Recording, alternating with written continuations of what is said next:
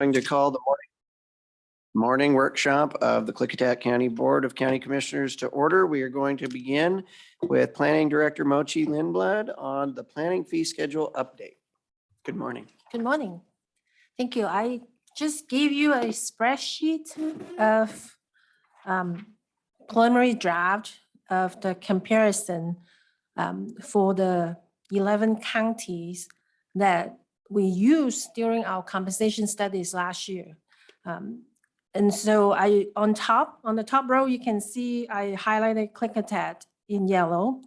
And then the rest of the counties, what we use, because the case types are different, they're not exactly the same as what we do. So the fee here that I pick out is I base on my best judgment to determine what of those case types are similar to what we have. And then next to the name of the county, I also put down the year when that fee schedule was last updated or the version that I use. And on the left-hand side, it showed the case types those are the ones that are currently on our fee schedules. Note that there are other services that planning department provided to the public that currently we do not charge them for. A couple examples are like shoreline exemption letters or addressing or request to change road names or legal lot determination and things like that. So I give you a couple minutes to look at those and then we can talk further.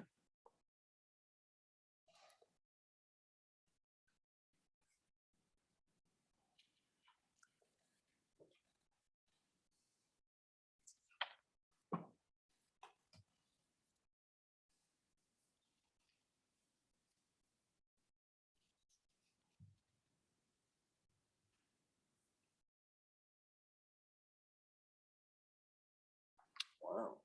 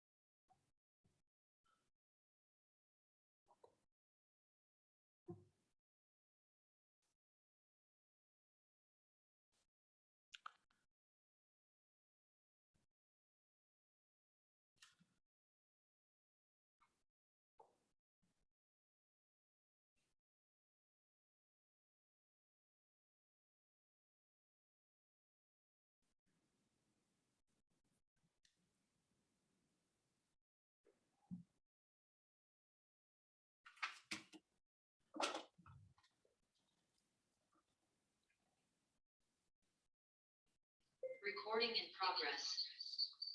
Sorry. Rookies. Somebody pilfered my highlighter. Thank you, man.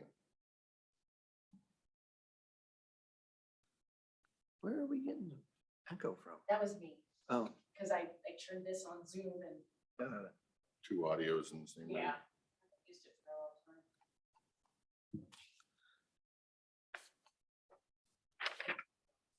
No, it's not as bad. The signature training we had last week, they couldn't figure that out. And there was people feedbacking constantly. They had to mute everybody for like the entire meeting.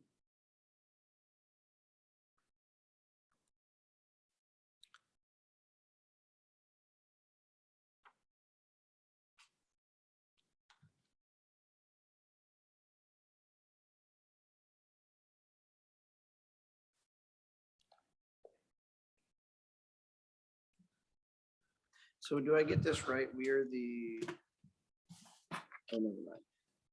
Never mind. I see the connection.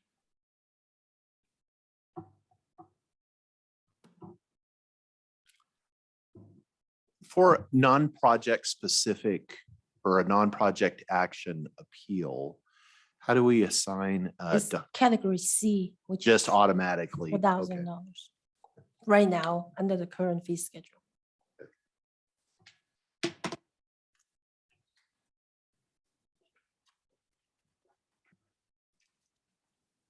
So have you had a chance to go through these and figure out about how many hours of work there are, like on average associated with one of these? I mean, your conditional use, that's a base fee, but it could be a conditional use that takes no time or one that takes a lot of time. So Yes. that's hard to do, but like with your short plats, your resource lands evaluations,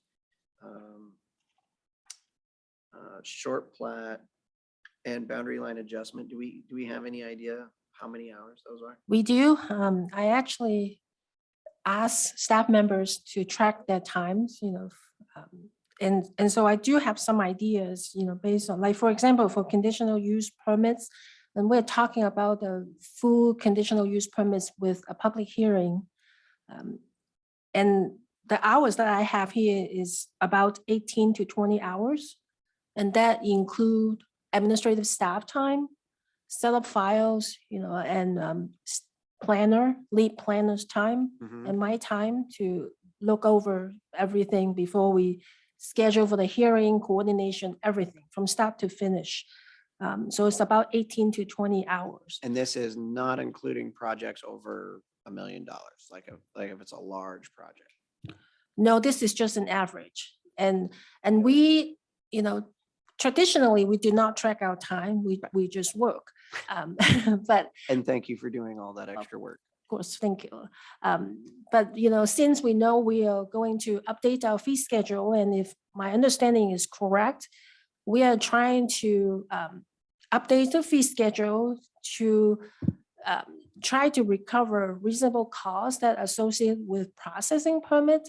So instead of the general fund subsidize, the planning department, because that's where most of our funding source coming from, we are trying to make our application fees a little bit more closer to get to cost recovery. It will never be full cost recovery, but at least get it closer to what it needs to be. And to me, for us to set like application fees, the best way to do it is probably to get like a minimum hours that we will work on certain case types. And then we set aside a hourly rate for planning staff, not position specific, but more like a average number that include direct labor costs, department overhead, and county overhead. What are those costs that really would constitute that hourly rate? Again, I check with other department, like building, for example, and environmental health. Right now, they charge $60 per hour for their hourly rate. Public Works, I'm also working with them to update the fee schedule, and they are here at 10, so you can ask them more, but I know they are working on that. Right now, their hourly rate is $47.50, but I'm sure that they're going to change because that's their rate since 2011 when we adopt the current fee schedule. And so my goal is continue to work on hours or a base fee in conjunction with the hourly rate. So we know what is the minimum we can charge and assign to certain case type. For example, a conditional use permit, if we say 18 hours is the minimum, and we can allocate that many staff time, based on the $60, if that's the fee we choose. Anything beyond that, then we'll bill the applicant for the time that we spend on it. So if I'm getting you correctly, and if I'm remembering the conversation we had months ago when we were talking about this, is figure out the minimum that would just be a basic, easy permit of 18 hours. She's got to figure out the dollar amount. And then it would be, the base fee would be whatever, let's say 18 hours times that hourly dollar amount. So it would be average dollar amount plus actual costs. And then if it got to be a bigger than 18 hours, they would have their base amount plus the whatever, 5 more hours that it took at the $60 an hour. So a base fee plus actual costs allows a bigger project that comes in at 40 hours, pays the base 18, and then they're going to end up owing another 22 at the hourly rate over the top of that. So what, in essence, what you're gonna be doing is tracking all time at all times, Yes, which adds time in and of itself. But that's one of the benefits of having a set hourly fee as opposed to a, if this person's doing the project, we're looking at their hourly rate versus if this person's doing the project, we're looking at their hourly rate. Because I would imagine whatever's happening here is also going to be what's happening down there.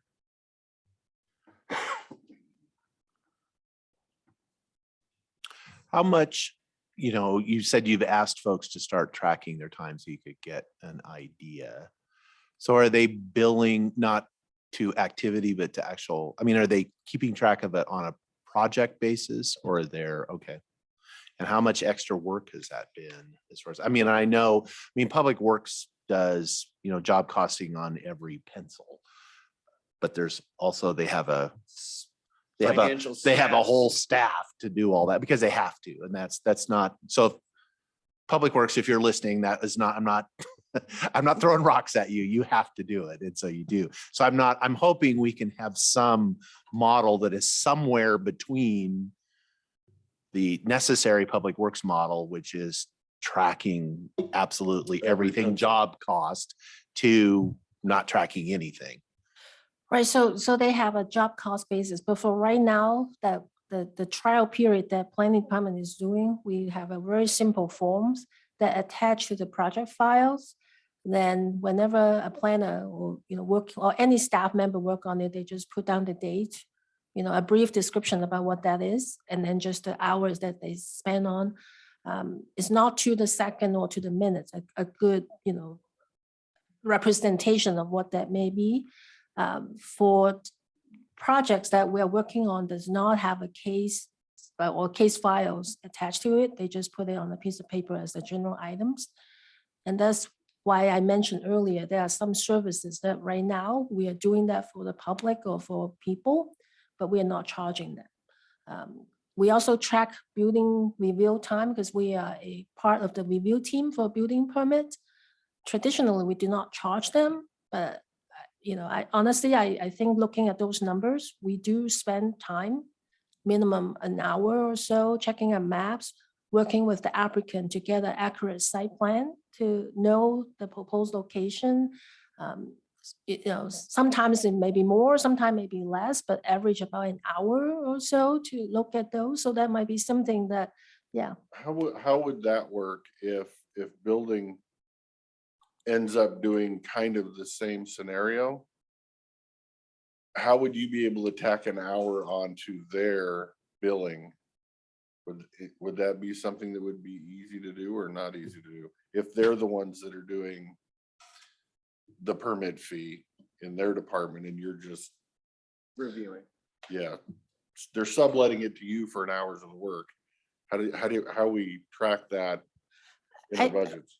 Because on most of the building permits, they do have the initial, can we issue the building permit stage, and then final building permit stage.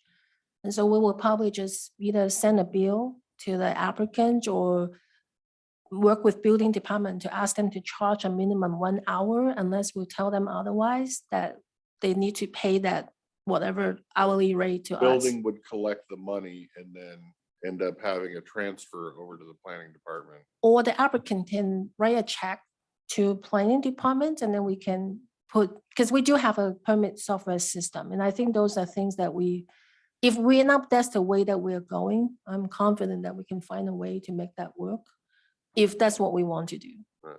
Because right now, like for example, when we're reviewing like a short plan or conditional use permit, we ask Public Works to review the project for us, and they do have a fee that they charge. We just let the applicant know, and they will need to pay those fees in conjunction with the review to Public Works directly. And they will manage to do that for years. And so I think that's a way that we can do it if that's the way we want to go.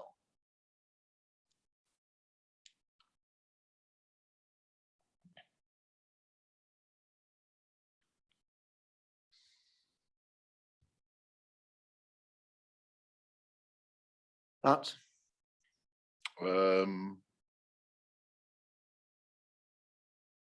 My thoughts are the same. Less subsidy, which would be the base number. Plus actual costs, which are determined by the number of hours spent over the base number. At the hourly rate. So if you say the average is 18 to 20, right? Base number needs to be 18 and then. But that's the average. That means half of those spend less time than that. So shouldn't the base rate be more like a third of I'm fine with that that too. or something? And then you pay per Because- hour above that? The closer we get the base to reality, the less we're surprising people. But then again, if the base is 200, but it's actual cost, when they come in to do the permit, she's gonna be able to tell them that this is probably a base plus 4 hours kind of a scenario. So it really doesn't matter what you set the base at. But yeah, the base should be down at an easy number, not an average number. That way you're not overcharging people on a base number. Right. I mean, because if we're not going to refund Right. money for if is again the average, then that base fee should be something that pretty much everybody is The going to easiest always going to permit. hit that. Yep. I mean, although when I look at these, yeah, because based on that, I mean, the bottom line is people are going to be paying more for services that we have not historically charged for. And I'm not saying that that's not the way we need to go. We just need to be aware that it's, if Well, you're, and- especially if it's, I'm a consumer of building permits. I use them and I know when I see the paperwork when it gets routed around, and every building permit, no matter what it is, goes to planning, it goes to public health, goes to public works, because they have to look at the things.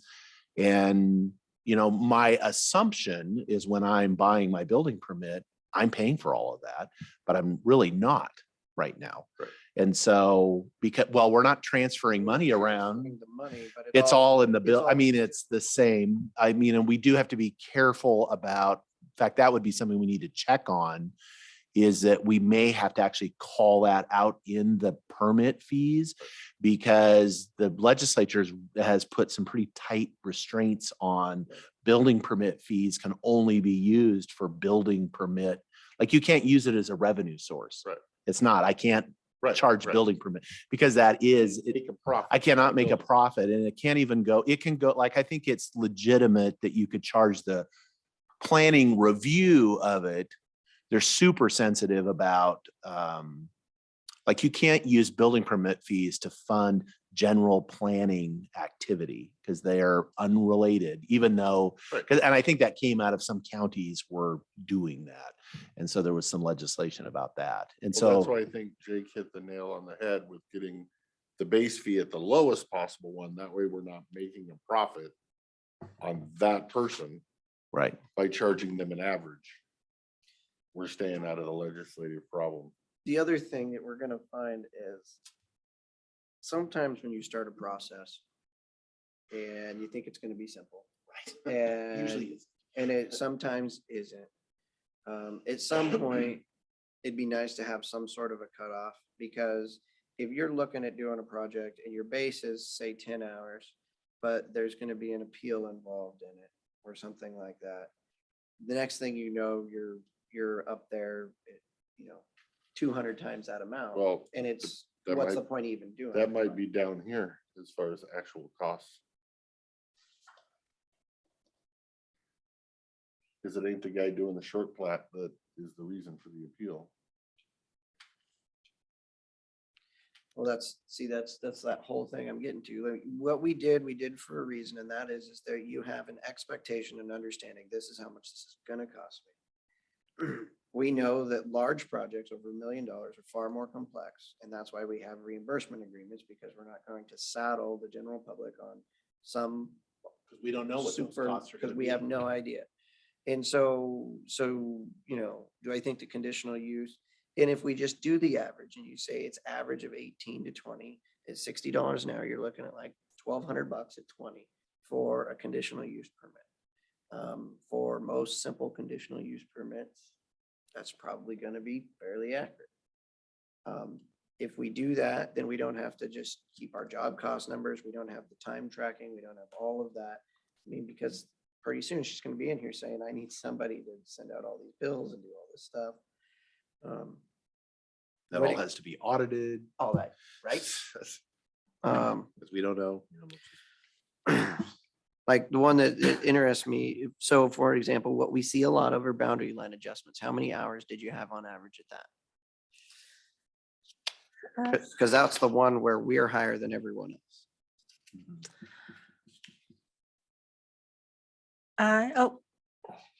It's about 14 to 16 hours. Well, that was a lot different than I was expecting. It's like, oh, it's nothing.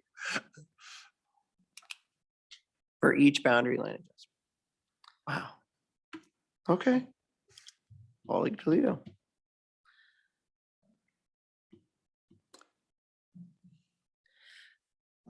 And a binding site plan? What'd you get there?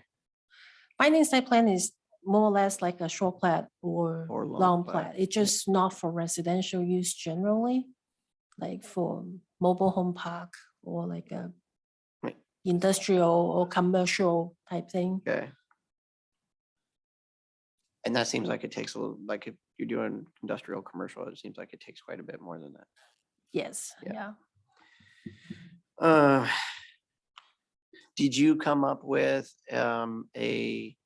based on the hours and your thoughts, what you would propose? No, not yet, because I don't want to, Waste time if we go in a right, different because I direction. do want to bring this to you to get your initial feedback before I continue to work on this. So the purpose for today's workshop is I want to share this with you. I want to see if the way that I'm proposing, use the minimum hours or every, whatever that you want me to do, and the $60 per hour fee is something that's acceptable, then I can go back and work on a proposed fee schedule for you to look at. I do want to point out, I was not able to find a lot for the renewable energy projects application fee. That's not really available, other than the AFSAC that they would ask for like a 50,000 deposit along with the application. Some other counties do have conditional use permit process, but they might have like a development agreement, which we don't really have that mechanism built into our code. And so even with the baseline, like for example, if there's a CUP for renewable projects, if we charge them for the base fee plus the additional fee, we could potentially put in the fee schedule to say that they will need to also submit a deposit and maintain a minimum balance for us to draw that, on, so we know that they'll pay whatever that may be. In case they If, step away or yeah, something. in the events that we need to hire outside help, such as like biologists, hearing examiner, legal counsel, whatever that might be. For those instances, they will need to pay cost for those individuals that we use. And so those are things that we can add on as like, for example, like a hearing examiner, they're not going to charge us $60 an hour. And so for those, we might need to make that clear that they will be billed at cost, for the charge. And that also circle back to the appeal that right now we have 3 classes based on the project value, we charge them differently. And I believe we're the only county who is doing that. And honestly, that's not easy to administer because there's always a question, how to make a determination on the project value.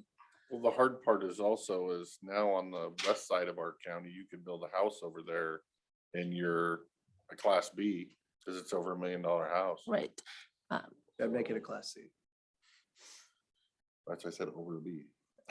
Yeah. And so that might be something we want to consider, to actually have just one base fee for appeal. and then to add on any actual costs in conjunction with the appeal. For the most part, the appeal would likely go before the Board of County Commissioners, and you're probably not going to charge for that. But if we end up have to hire a hearing examiner, then it'll be clear to the appellants that we will bill them for the cost. That's I- me. I don't necessarily want to charge somebody $4,000 if they're appealing their neighbor putting up a shed on their property.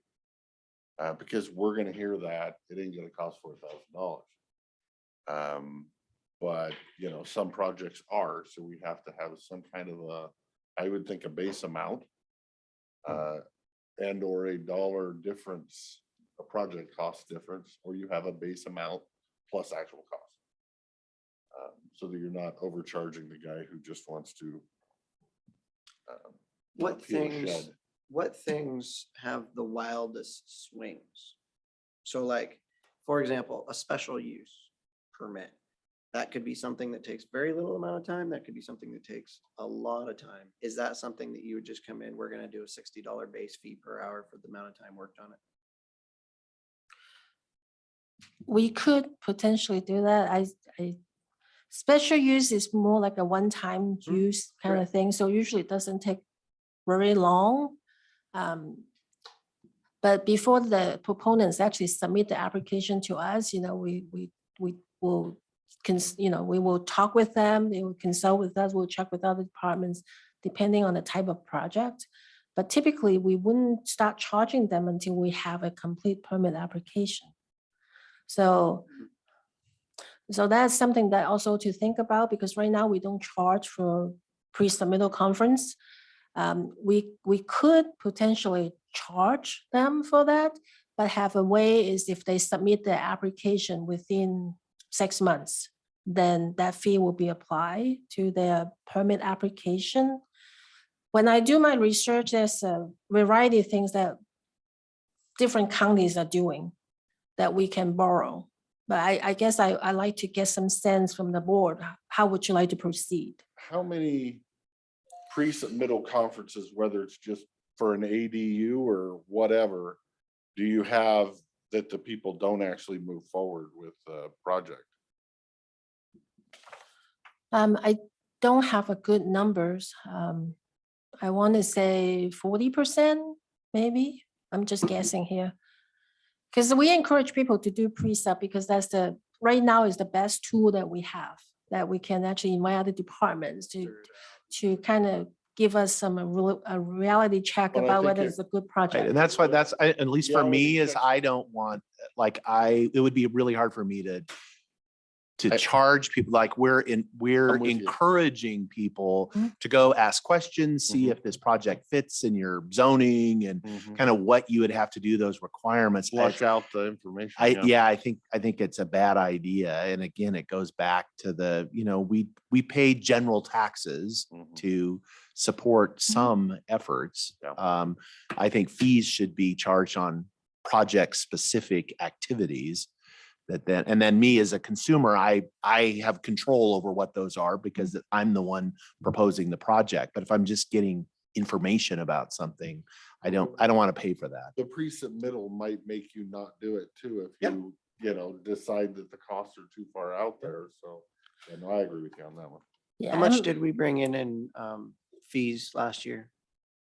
Was it 30,000 or something? Yeah, I didn't have that number, but not very much. And I'm not encouraging to charge for every single services. I'm just trying to tell you what we do and you let me know, or I can give you a proposal based on today's discussion for another workshop so we can look at those. Because the last thing we're here to serve the public, that I'm very clear on that. But I think the goal for this round of looking at the fee schedule is to make sure that the general fund is not subsidizing the planning department, fully. We can try to help recover some of the costs in conjunction with the actual permit application. Right. So just when you look at these numbers, and so like, for example, the conditional use was 500. If we figured 18 hours is the average, we're a little more than doubling it. So we're going from 30,000 to about $60,000 on average of what we're making on a $600,000 budget. Fees are not going to flatten this thing out, but it will make a difference, and I think it needs to. As for direction, because we're coming to the end of our time here, what is your guys' sense? Do you want to bill for every hour? Do you want to set the average? Or do you want to let her go back and find out what would work best in each situation and bring us recommendations? My personal opinion is set the base fee based on the base number of hours times 60. And then plus actual expenses above that, just like some of these other counties. And then the appeals fees, I would say we need to try to figure out a way to break them into two categories. Small projects that will be heard by the board and larger projects that majority won't be heard by the board. So that we can have two separate fee structures for there. That's just personal opinion. So there's not many counties that actually charge per hour for everything. So like you've got conditional use permit in Douglas and zone change in Douglas. But a lot of these are still base and not based on the plus. You've got, per lot, a final, but for the most part, there's only a couple counties. Yeah, I'd say my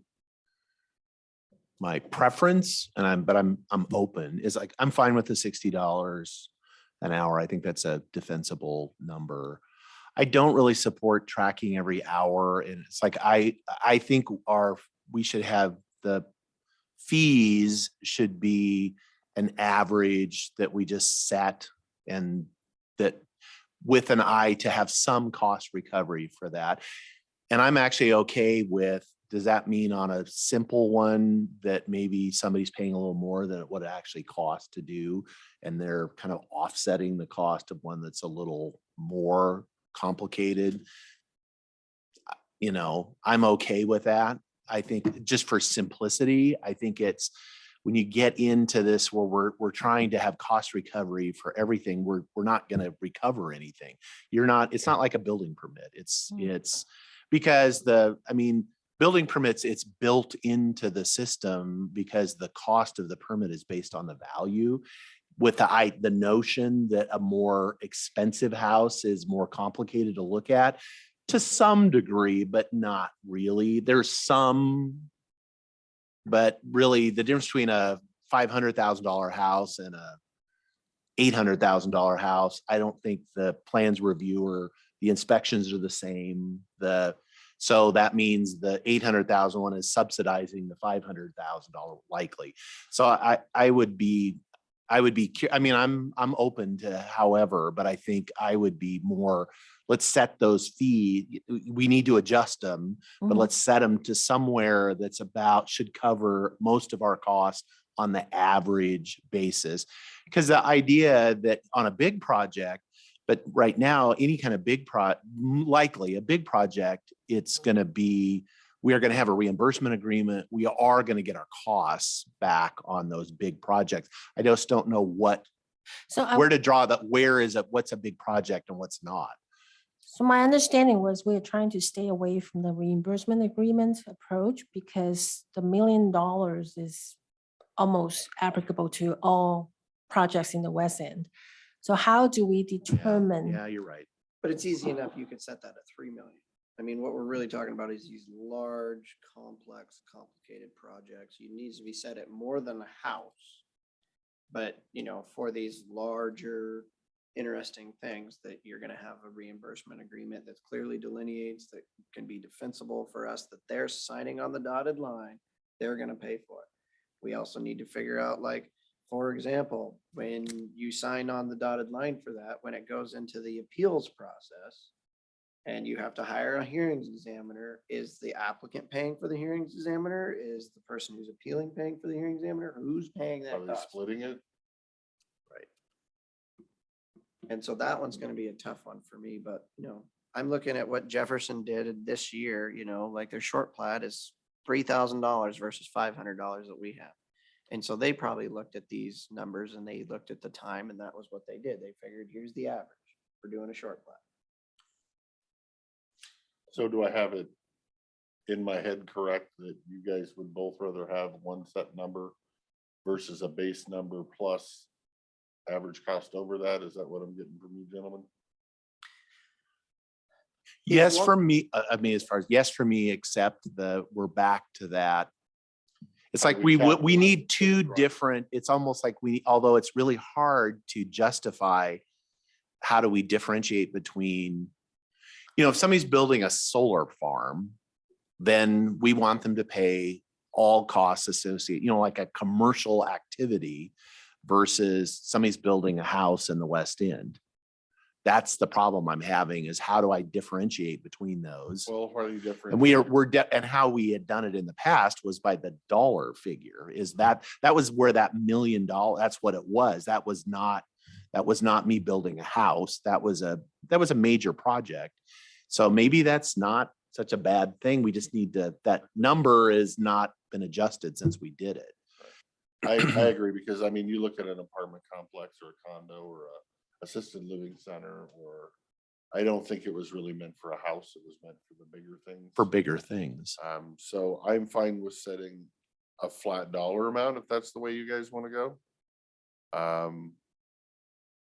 And then do the actual cost for things over a set dollar amount of whatever that number is. 2 million, So but then we have to figure out, we'll just go with that. And then when we're done with this conversation, we'll move down to appeals. Well, so my thing is I like the flat fee on most of it. I see that, Douglas County has actual expenses for a zone change, as well as San Juan, because they probably figured that could be very small or it could be very large, depending on what you're trying to do. Okay. Same thing with the shorelines conditional use, shoreline substantial. They have actual expenses and that they did this year under that.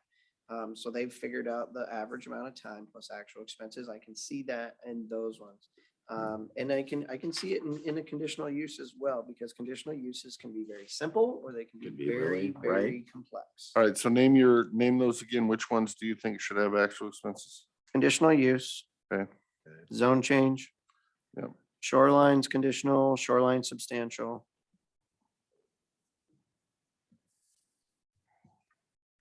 And then an amendment to the existing land use plans. Which have we even had anybody try to do that? A while back, but not recent. What was that? It's the sub-area plans update. Right, but we usually institute those. It could be, county would be, because when they approach us like a community council, for example, then we will take it on as a county project. So we don't ask them to pay for that.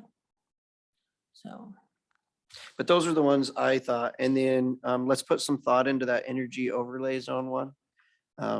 And how that's actually going to, is that just the review of the permit? I mean, where does that go?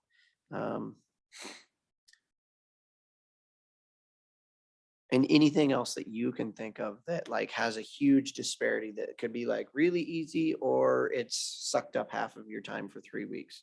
But those are the ones I could think of that I would be willing to go with the hourly on top of. That makes Yeah, sense. That yeah. makes sense to me. Because those I are mean, the more variable ones. okay. All right. And I will work on that. I'll bring it back for another review. You did a You great job. guys, do you Thank you guys for all the have a information. dollar amount you're thinking threshold for, Appeal fee? yeah, of breaking the appeal fee into 2 pieces? So what the other groups did up here, it says HE fees on a conditional use permit. So what they have is the hearings examiner, because like in Jefferson County, any conditional use permit is going to go through the hearing examiner. And so the applicant is paying for the hearings examiner in that instance, which I think like with the under canvas, the applicant pays for the hearings examiner, right? Because that was the direction that it went. And we know, how much did the hearing examiner send us a bill for? Many thousands of dollars. 25,000 or something. Yeah, so your $1,363 is not going to Right. fit that. Which that's why we need to have it clearly in there that, you know, if the conditional use is going to go through a hearings examiner, they will pay the actual fees.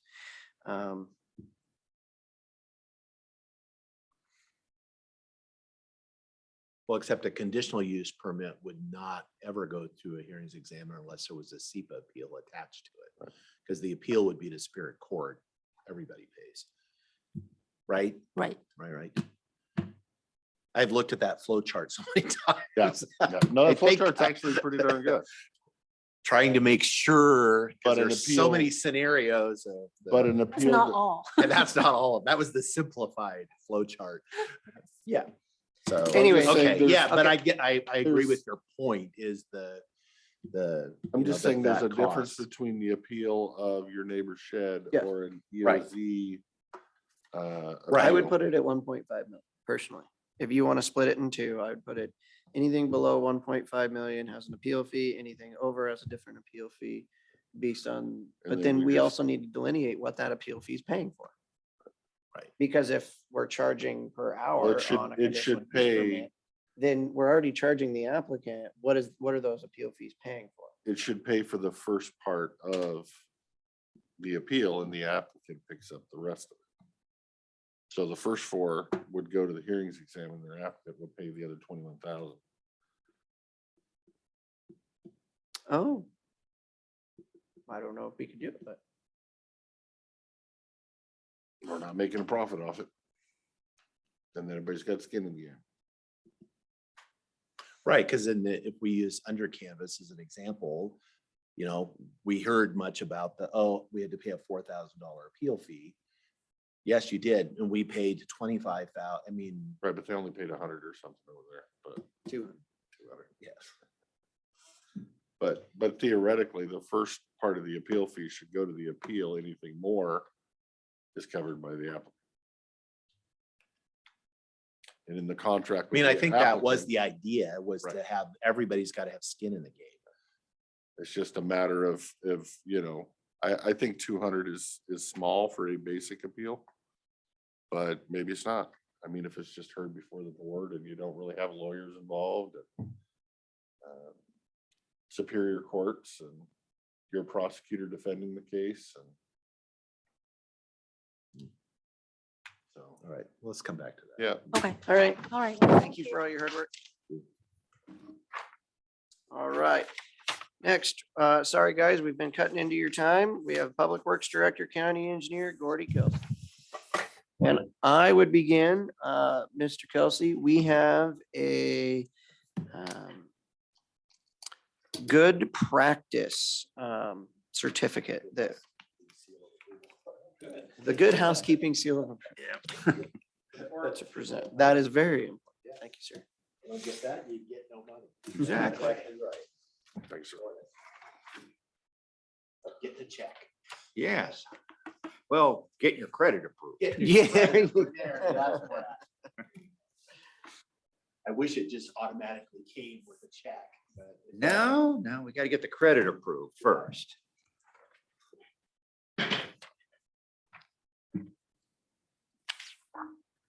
We'll be quick. I had a lot to catch up on after the last 3 weeks of not really working on normal things. So, but the reviews of the consultants for the Hood River Bridge is over, and I think there were some good applicants, and I think we'll see how what the port does with the recommended group. So, but I'm glad it's over because it was a lot of work. Thank you again. Yeah. You did a great job. And I heard really positive remarks from the other members of the committee about Gordy's professionalism, expertise, and being part of the team. So we need to find out a way to get him on that full time. Is that what you're No, I want to keep him. full-time. saying? He's over there about to cry. No. It's gonna be a good project when they get funded for it. Yeah, as Just- soon as it's a they start charging, when we enter into the negotiations for the, hourly rates, Gordy might just jump ship. Oh, no. All right, so I'll try and catch up and be brief. But we have one item on the consent agenda and it's a reimbursable agreement. So we have these with different agencies and fire districts and school districts for work that we might do for them over the course of time.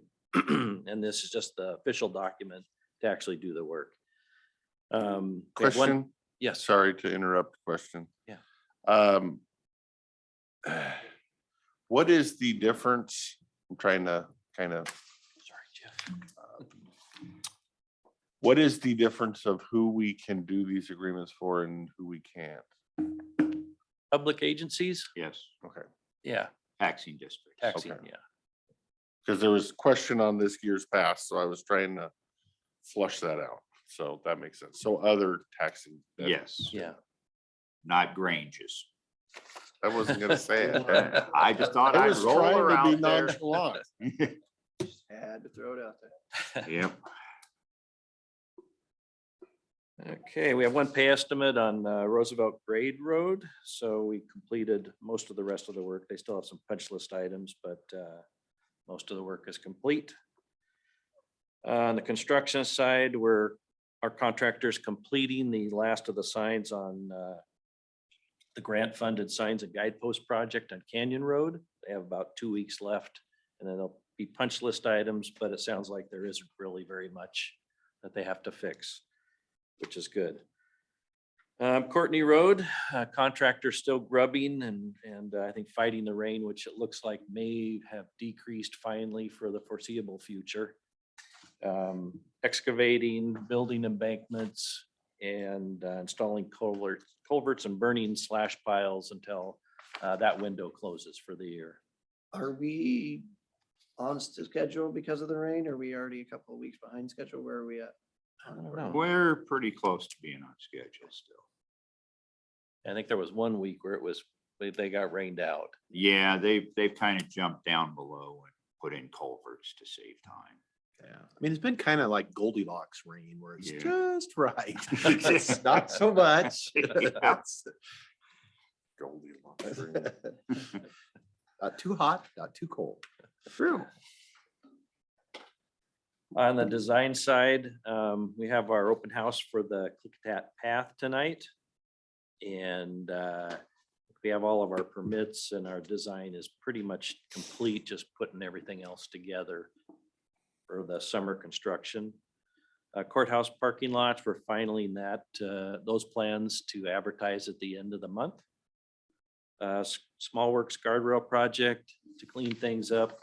That opens tomorrow. So we'll see. I know there are at least 2 bidders that have expressed interest and they're asking questions. And then we have our call for projects for federal funding for 100% federal funding for bridge work. And so we've submitted quite a few and we'll see how that turns out for us.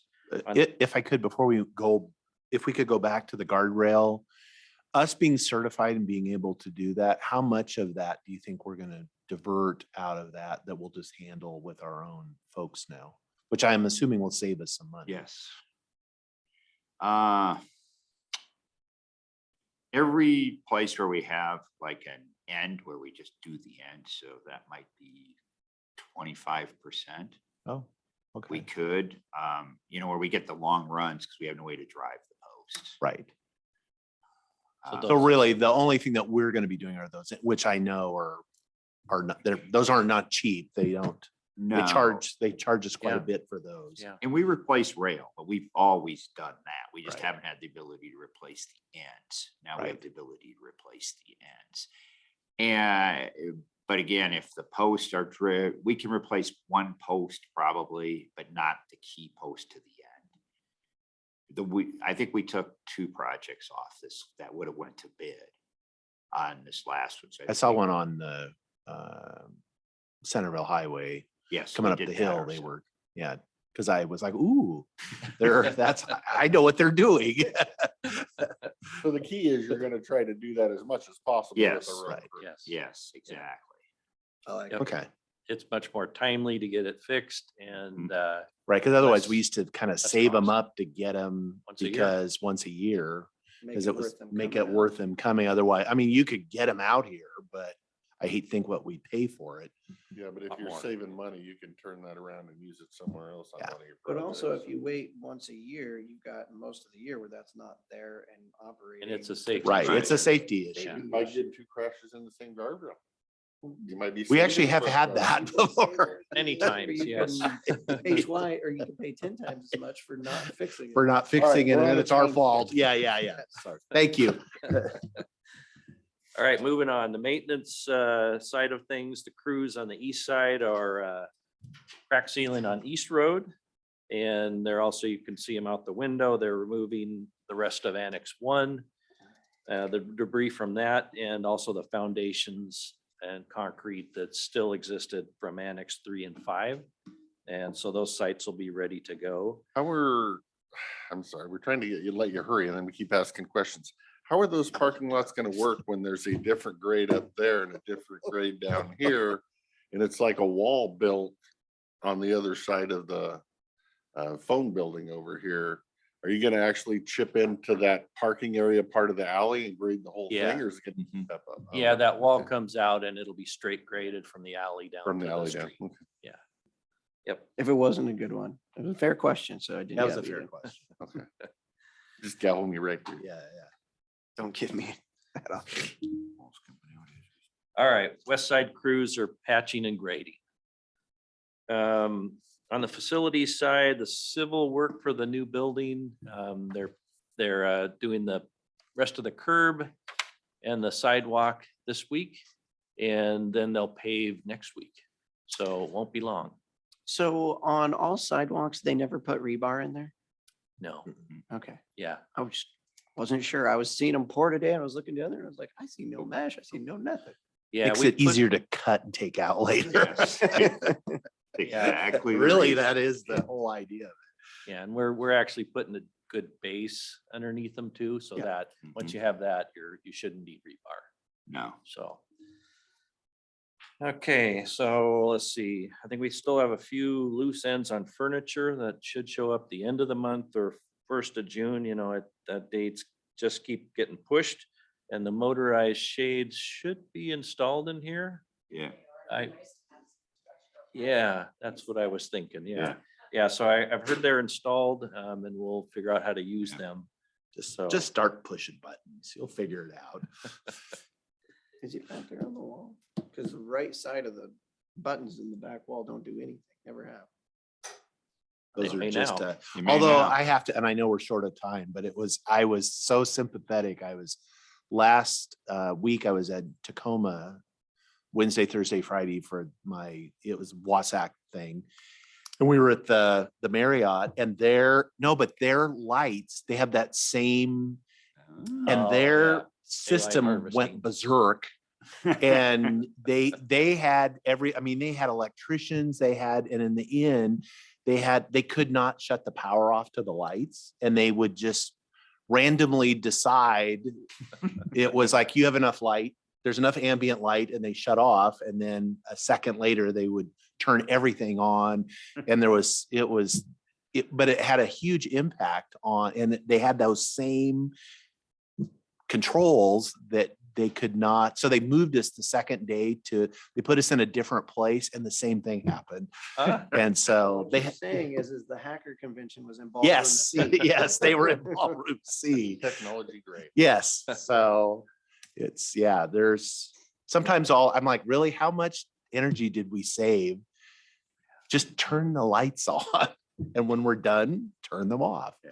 But so it was, Getting back to it. yes, thank you. all right, let's see. We still have work in HR and weed to get the door painted and the glass installed so Elizabeth can move into her office. We have a few minor items on the HVAC system left to determine a solution for. And I think just 5 locations left. And let's see, all the demo work for the annexes will be done this week. Our crews, we've talked about actually doing the work, the graveling work on Annex 1 site, get that ready for paving, and if, you know, we have time, we could pave that ourselves too. So we'll see how it goes. We don't want to miss our opportunity if we can get asphalt from CWA right across the highway. We want to be able to do that, at least for what we can. So we'll keep an eye on things. Yeah. Let's see. So dispatch insulation, sound insulation starts Wednesday night. So it's night work. And we'll get that in for Jeff's group. Jeff Hunter took me up to visit the radio site at Sadis yesterday. They had me convinced it was, you had to rappel and know how to climb to get up there, but it's not quite that bad. That's pretty good. Yeah, it's a pretty good path. Did you have to cut your way in? No, as long as you follow the trail, you're good. To lug his camera up the hill. But though. they are gonna cut it soon, like this week. They have to, the geotechs come in on Monday with their off-road vehicle, but it doesn't sit very high, so you gotta get the buck brush out of the way. Logs, a few And a logs. few logs. Yeah. So they'll go up this week and cut the brush on the one piece of it. All right, so we're not ready with Mochi this morning, so we'll have our recommendations for fees this week to you. Oregon Trail Rally happens on Saturday. So they have a few roads they're gonna run, and it's all set up to go. We also have a Friends of the Fair barrel race this Friday at the fairgrounds, and so things are moving. It's good to see the fairgrounds used again after the last 2 years. I have all sorts of questions, sir. Go I ahead. will try to be fast. There's only like 5 of them. Rally race, where all the people that need to be notified. Because I have one out by me that wasn't sure if they were moving cattle this week because they didn't know if there was a race or not. There is a race, and everybody that is involved should have been notified. That's what I Yes. thought. Yeah. Brick stacks at the building. I went and drove by it. The brick stacks, very small, very few bricks. Is that all there's going to be? No, there's bricks. So there's brick stacks kind of random places Yeah, around there- the sidewalk. And then behind where the, one of the pieces of equipment, there's a large stack of Okay. glass blocks and other bricks. And Glass block's then, very popular. 3, where are we at? Where are we at on vending machines in this building? Where are we at on picnic tables for the courthouse lawn? And where are we at for the public works building? Getting under contract to own that we talked about last budget season. So for Annex 4, Yeah, yeah, so we haven't done anything more with that while juveniles there. So we have, right. I was just under the hope that we would have that contract done. So the $1 million you got this year could have been applied to it. maybe I'm not following. The plan was for the county to eventually own the building. That was our discussion as opposed to Public Works owning the building. And we were going to be using the landfill fees that we give to start buying out the building. Okay, And then I along not with- sure I really had clear direction on that. Am I wrong on that? And I then think we we- were gonna have okay. you Yeah. lease this section to help pay off and buy out. That is the way I remember it, but maybe I'm wrong. We talked about several options, but we never really settled on any Okay, one thing. future but to be discussion. We'll have that when you have investigated. more time. Maybe we'll do that next Yeah. weekend. Vending machines, picnic tables, where are we at on those 2 things? So I was hoping to put in, because I need some kind of concrete pad for the picnic tables, and hoping that when we do the parking lots, we can do all that at the same time. Bingo. And vending machines, I don't have any vendors. We haven't started or looked for vendors to do something like that. Or contracted, is- advertised for that kind of Do we have service. to advertise? We can't just call the phone number that's on the vending machine over there and say, You should Put one in. advertise, so it give everybody an opportunity see. that wants to a fair chance. okay. Good enough. You know where I am. We'll have future talks. Okay. Questions?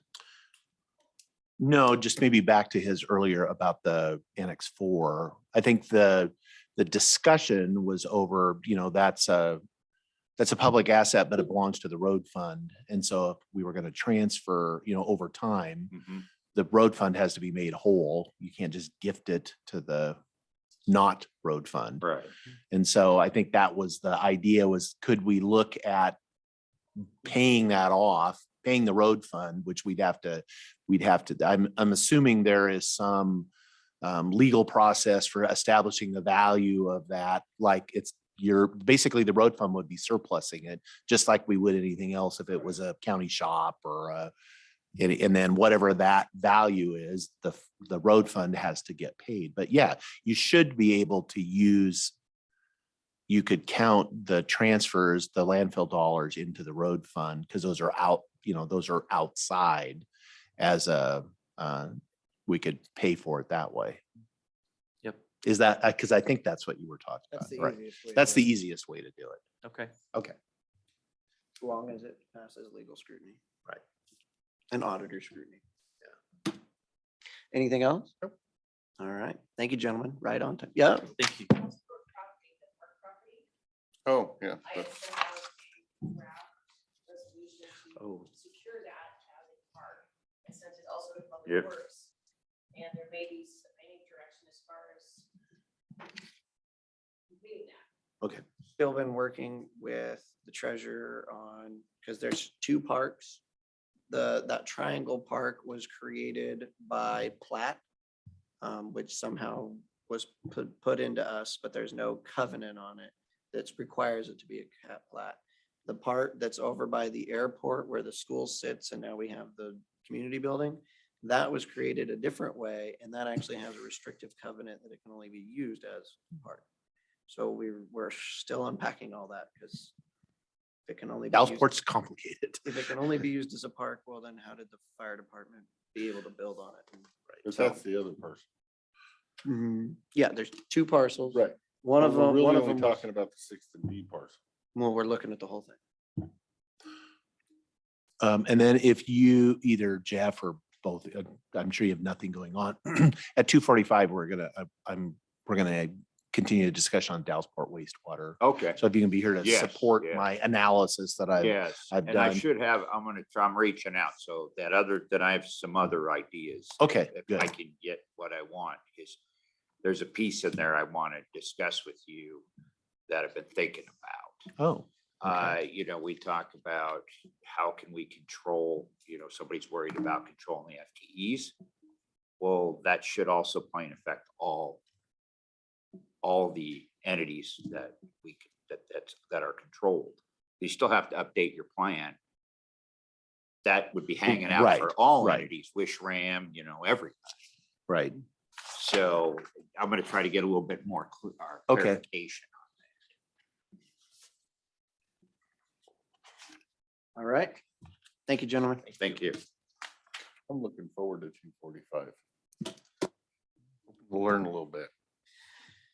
All right, next up, we are going to move on to a department update from Human Resources and Administrative Services Director Rob Van Cleve and Casey.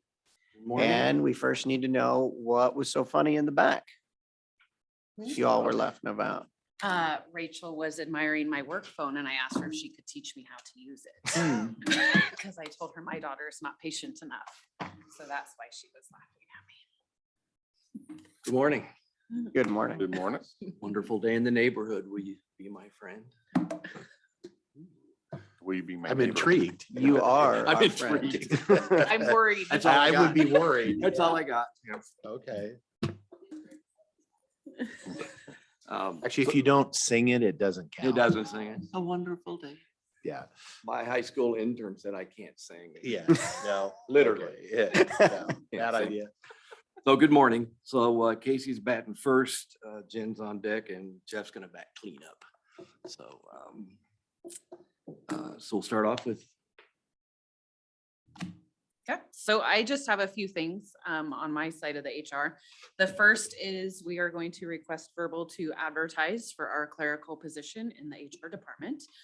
Sandy has submitted her resignation and will be transferring. as of June 1st. So we would like to advertise clerical 1 and 2, steps 1 through 3. Okay, Yes. Okay. very good. Thank For you. the I didn't give you a camera. thumbs up yet, but yeah, I was a little, so I was taking notes. Next on the list, coach compliance officer position was posted April 22nd. Actually, last week, into last week was the first review period. It's posted till open. We do have 6 applications, so I'm just checking in to see if you want to schedule a review of those in the executive session at some point. If you want to wait a little longer to get more than 6, just kind of check in to see where you're at in the process. I did send you the job description and the questions we used last time, just so you have those ahead of time. But Are they 6 good applications? Are they probably qualified? discuss. They're that. not good. That's an I'll say executive- qualified. That's an Probably executive Should question. discuss but that in executive I- session. I There's some think- that meet the minimum qualifications. I think we should look at them and decide whether there's enough or not enough and then go from there. Yeah, because if But there's, we could have a check-in and then keep it posted if you want to get a larger pool or more Okay. folks. Right. So I I don't think know. that would be best is to have a little check-in on them because I haven't reviewed any. So we haven't got those out to you yet. So next Tuesday, potentially a brief executive session to discuss. That sounds good. Okay, I will do that. Thank you. Insurance carrier transition. Lee's been doing an amazing job working with us to get all the information to the new insurance carriers so they can put their rates together. They're at that process for all of their other counties as well. So that's good timing. One thing that's come to our attention is, let's see if I don't confuse myself when I explain this. So the new carrier will not accept any claims prior to their taking coverage. So their claims are on a claims occurrence basis. Therefore, if it occurred before they were a carrier, they're not going to cover it. sure. The current carriers, a claims made. So we could get a claim after we're with the new carrier that they would not cover, that the current care would be under the current carrier. So it's not uncommon. And Jonathan is asked for a quote from our current carrier for a 3-year, basically gap coverage insurance. And Derek from the new carrier says it's not uncommon when people move from pool to pool to get that kind of coverage for employment type claims. So, and we don't want to go without insurance. So we'll get that quote and based on the potential savings, I don't anticipate that it'll be cost prohibitive, but we'll find out when we get that from them. So I that's got just, to apologize to you guys. When I was talking with the new carrier, he did mention that, and I totally forgot to bring it up to you guys when we made the final discussion. I don't think the dollar amount is very big, but it was a drop of the ball. so we'll bring that information forward to when we get that. Safety committee update, just wanted to let you know that the safety committee is working on putting together building evacuation drills, fire drills with the new building and employees now being basically in 2 buildings here and then the Pioneer Center. We need to have an evacuation plan, not just for fire, and then actually execute that, practice it, assign roles. And so Troy and Jeff and Sandy and I are working on that. And it'll take us a while to get a policy in place and a procedure in place. And, you know, when the alarms go off, people actually have to. I'm assuming when you get Building. farther along on that process, you will bring in Goldendale Fire. Yeah, we've Consultant. talked to Gordy about that as well. Being a new building, it's probably worth having fire walk through the building again, have Goldendale PD walk through the building again. It's not uncommon for police agencies. I would like to see Goldendale PD also, or Goldendale Fire also have a blueprint of this building and that building, including the jail, in a 3-ring binder for their office. In case there is something, they can grab the binder, bring it with them, have blueprints on site, especially getting through that lower jail. I know the Dalles, they do that electronically and they can pull it up in the fire engine as they're responding to a fire, and get the floor plan of a building. I don't know if their horse and buggy will do that. So, and by the way, Carmen's working on that well, because evacuating a jail in a fire or other situation is complicated. process. And so she's working with her association and to help us put together a practice on how they would handle that in the sheriff's office. So working on a lot of things before we start with the new carrier that were pointed out when we did the survey, things that we needed to do, we should be doing, and this gives us a chance to get all this done before we actually start with the new carrier, which may have a positive impact on our premium. Casey's going to now talk to you about overtime report that we talked about a couple meetings ago. So I did not use crayons, but I did get some. I saw they were color coded. It's just, the graph is just totals of, overtime, and it's just strict overtime from 2015 to 2021. And then you actually, on the second page, you have department totals. Jake, I did email those numbers to you, so you have them electronically. That was great. Thank you. Yeah, you're welcome. And so if you guys have any questions regarding any of this, and then if you would like to start seeing the quarterly totals again with a breakdown of individuals within the department, that was always provided years ago, but this kind of gives you an idea of annual totals and department totals for the last couple of years. You know, looking at it, trying to see if there's a trend. If you take 2020 out because of COVID, it did look like it was 366 and 18, 413 and 19, 2020 dropped to 276. 2021 was almost $400,000. So 2022, and I know some departments are having a lot of overtime. So I suspect, I'm not sure you can contribute it all to increased wages, though that'll have a big impact because we made significant wage increases for the represented employees, which are the ones that typically incur a lot of overtime. So that will have effect. Whether they're incurring more hours of overtime or not, it's a different discussion. I mean, the nature of overtime typically is due to an emergency. So it's hard to, from year to year, to forecast other than looking at past history. But the departments are probably better suited to discuss that if there's questions. So when I ran the numbers, you know, it was 393,000 for 2021. If you subtract out, you know, emergency management, jail and patrol, there's only 88,000 that's left over. Just food for thought on how you're thinking about it, which knowing, you know, the changes that we made to emergency management, you know, they had 89,000 of overtime and we made significant changes and they're still short staffed. That's going to be a whole nother big bump. I think it's also interesting that there's, you know, we just went through a pandemic and you look at public health, there was basically no overtime through that, which is interesting that.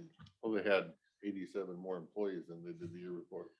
Yeah, I mean, and they had a lot of volunteers, but it's still, you would expect there would have been some extra. You would have thought 2020 there would have. Yeah, been, it would have you know, been with the emergency operations center, but Mhm. you know, All the that people stuff. that were staffing a lot of that are exempt employees. Right. Exactly, the nurses. A lot of hours were put. in. Yeah, They just because I didn't- know the hours got worked. We And just then, didn't and pay for then it. some of the temporary casual positions that were added were done through resolution and would still be, they weren't getting the overtime, they were Right. just getting the flat rates, but it was in addition to the regular FTEs.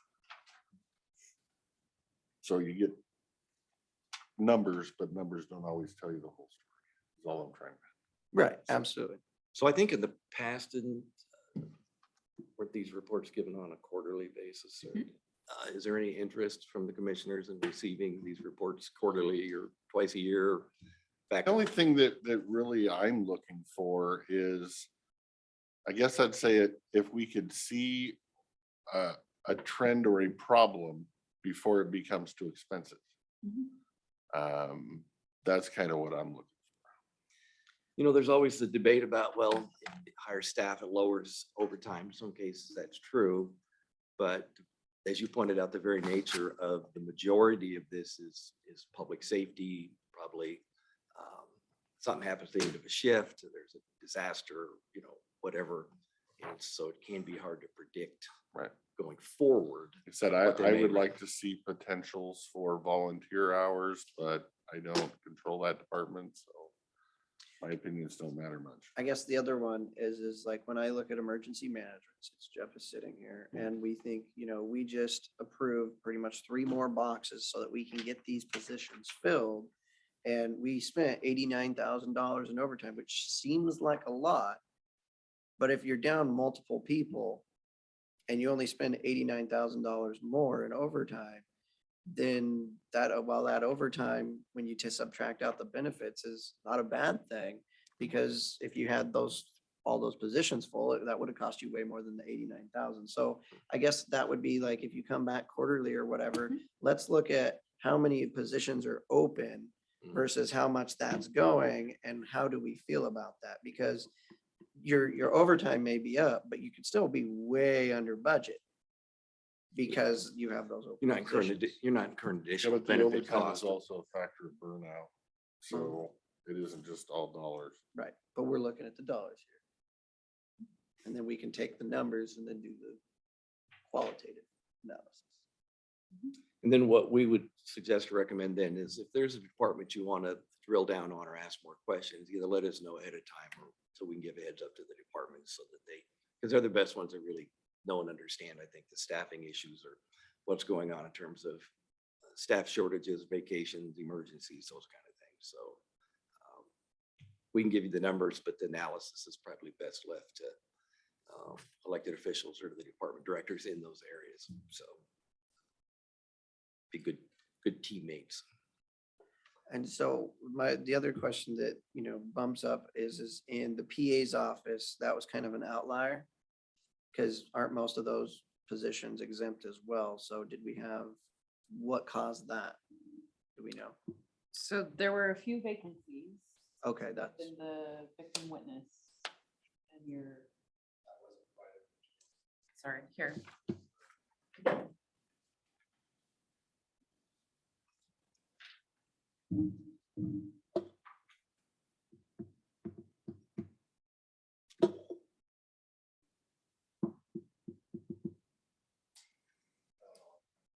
okay, not a big deal. I was just wondering, it was just an outlier, so, and I wouldn't expect them.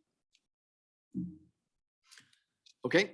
Okay. So we'll bring that back quarterly. Thank you. So I want to kind of just give you an overview of where we're at on the overall salary work that we're doing, the project work. So last week you approved moving 10 positions up a grade to the same step. Calculate the approximate cost of that was about $30,000. We're working on the additional positions. So that was from the study. Those positions were from the study. Then, as you recall, I brought forward positions that we had internal data, recruitment, retention issues, the deputy PAs and the PA, we'll talk more about that later. Chief accountant in the auditor's office, senior accountant 2, which there's one in there's auditor has one in the treasurer's office has one, senior accountant 1 has what? Senior accountant 2, there's only one and it's in the auditor. The senior accountant 1, there's both in Brenda and Greg's departments or offices. Fiscal manager, which is in my department. Senior planner, I'm working with Mochi, and administrative and division manager, public health, I'm working with Aaron on that. So these are all the PAs is the farthest down the track, and the other ones are being currently worked on with all of the appropriate department directors and elected officials. Have you had any department heads or electeds come to you with a request of somebody that was 92% according to the salary survey that they want looked at? No, not yet. And that leads me to so once we get done with this group, the other group I may look at and bring forward is, as you recall in the study, it was 110% and above, they figured was outside the market, and 85% below. So it was 10, 15. So I'm just curious, and there was some discussion at the workshop, who's in that 85 to 90? I think it's actually 85 to 88. What positions are in there?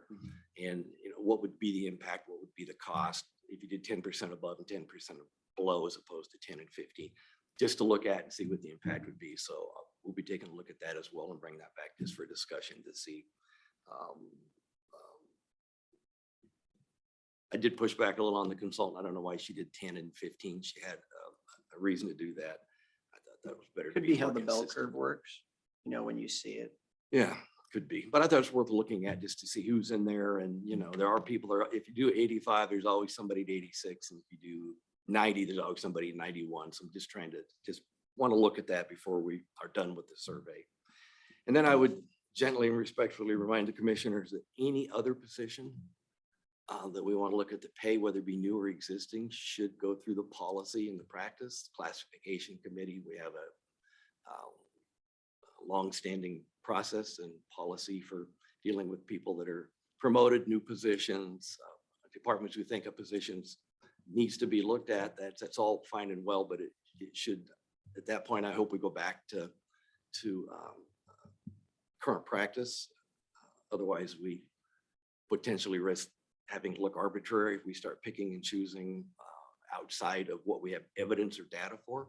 But I also don't want to close the door for departments to, or elected offices to come forward and if they believe a position is, you know, not funded. In that case, we would ask you run that through the classification process and we would take a look at that. So, but I think the ones I've given you are the ones that we have either study evidence or internal evidence. And I'm not saying there may not be others. It's just less apparent based on our data. Right. And my thinking was, you know, we have a lot of positions that aren't in that salary survey. So there's people that might have fell through the cracks of our searching. Right. And department heads or electeds might know who they are. Exactly. And a department head and an elected official always have the right or opportunity to come forward to the commissioners and ask. That's the way it's been for a long time. So anyway, So with the 10 positions we moved in that 30, so it averaged out to about $3,000 per position. yeah, some were higher paid, so they cost a little more, but yeah, roughly $3,000 Okay. a position. So, and some of the other ones we're looking at, for instance, we've talked about when Aaron was here. We don't think the pay is necessarily the issue there. We think the title is wrong, the job description is wrong, that we're fishing in the wrong pool. Applicants are pretty savvy about doing job searches for certain jobs they're looking at. And if they search for this title and they're wrong, you know, so we just need to make sure that, so her and I are going to look at that. So some of them may not be a pay issue initially. It may just be, we need to make sure that we have the right title and the right duties and it's reflective of what we're trying to attract, the type candidate we're trying to attract. So not all of these, I don't think will have a cost or a significant cost. Are you guys So- going to start using the new Washington Association of Counties job posting website thing that they just created? Is that going to be standard protocol for this county now? Just in Yeah, our we haven't fishing decided we're gonna post all expositions? jobs there, because if you look at it, there's certain jobs, I mean, we any one time post a lot of jobs. I mean, At yes, least our unicorn jobs anyway. some of our jobs, local market is the best market. That's where we get. But for some that we have to search wider and farther for a unique skill set, that's a good website to use. So. Anything else? I think that does it for HR. Jen? Thank you, Casey. Thank you, Casey.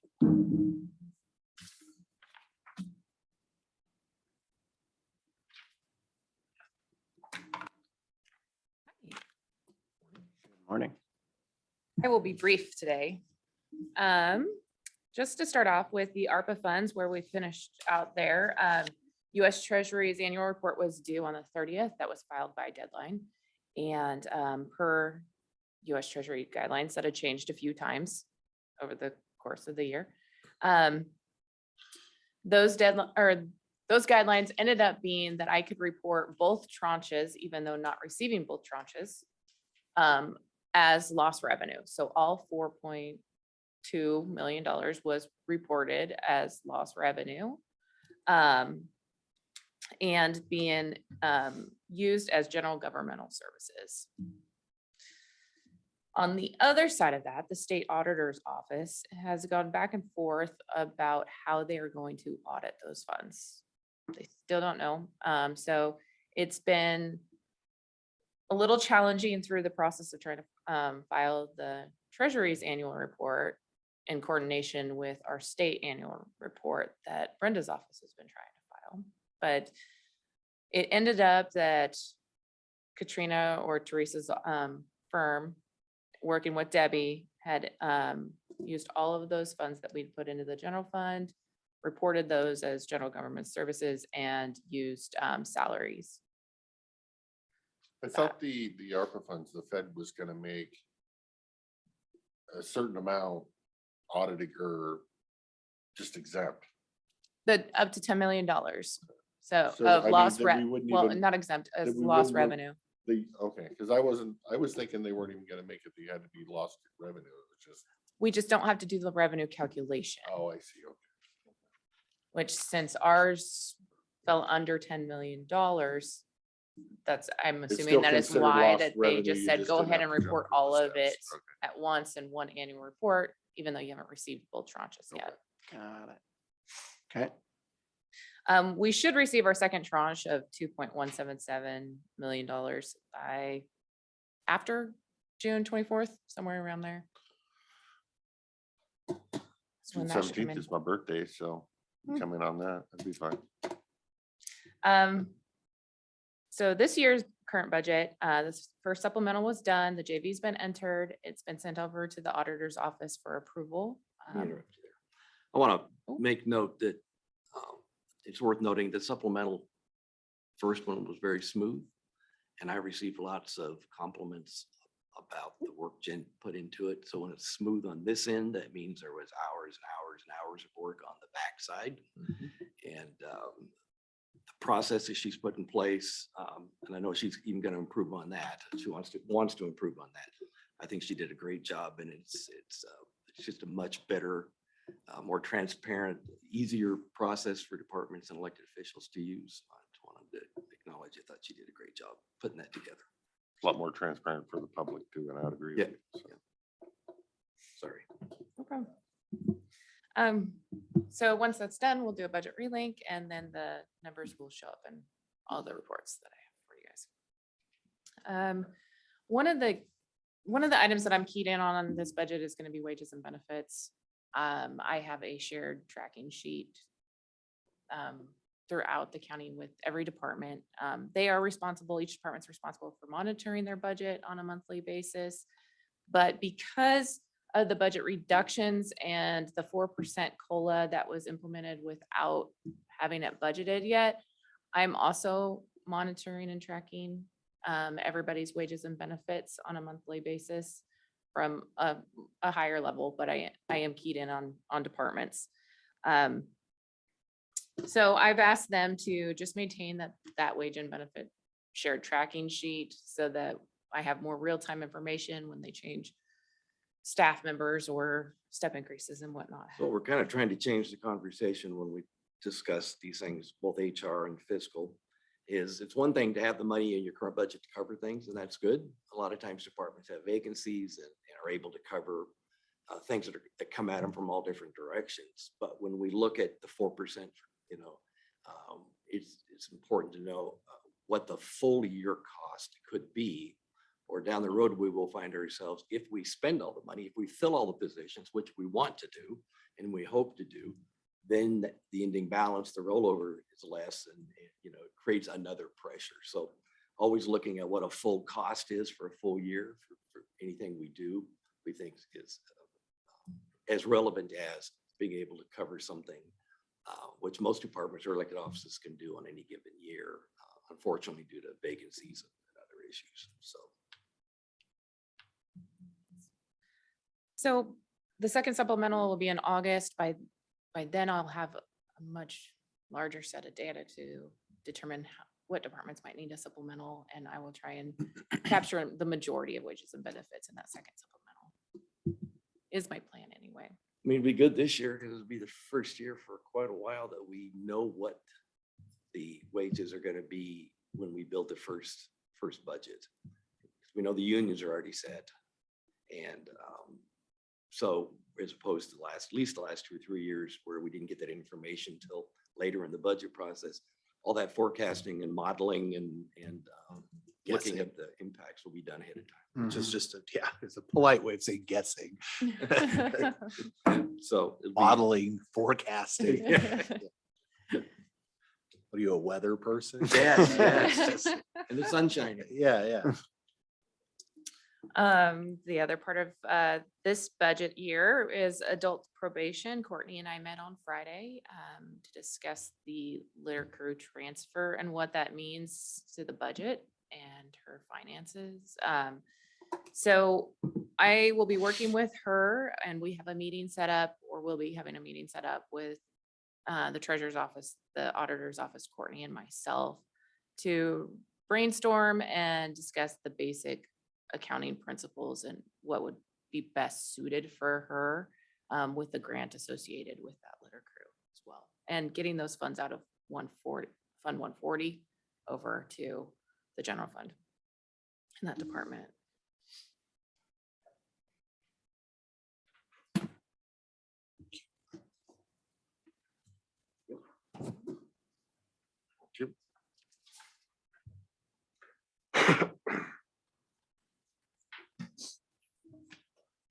We received the second quarter landfill payment. It came in at 2.163. So I mean, right now we're trending at about 46% of budget, so pretty close to halfway there. I don't see an issue going forward with that.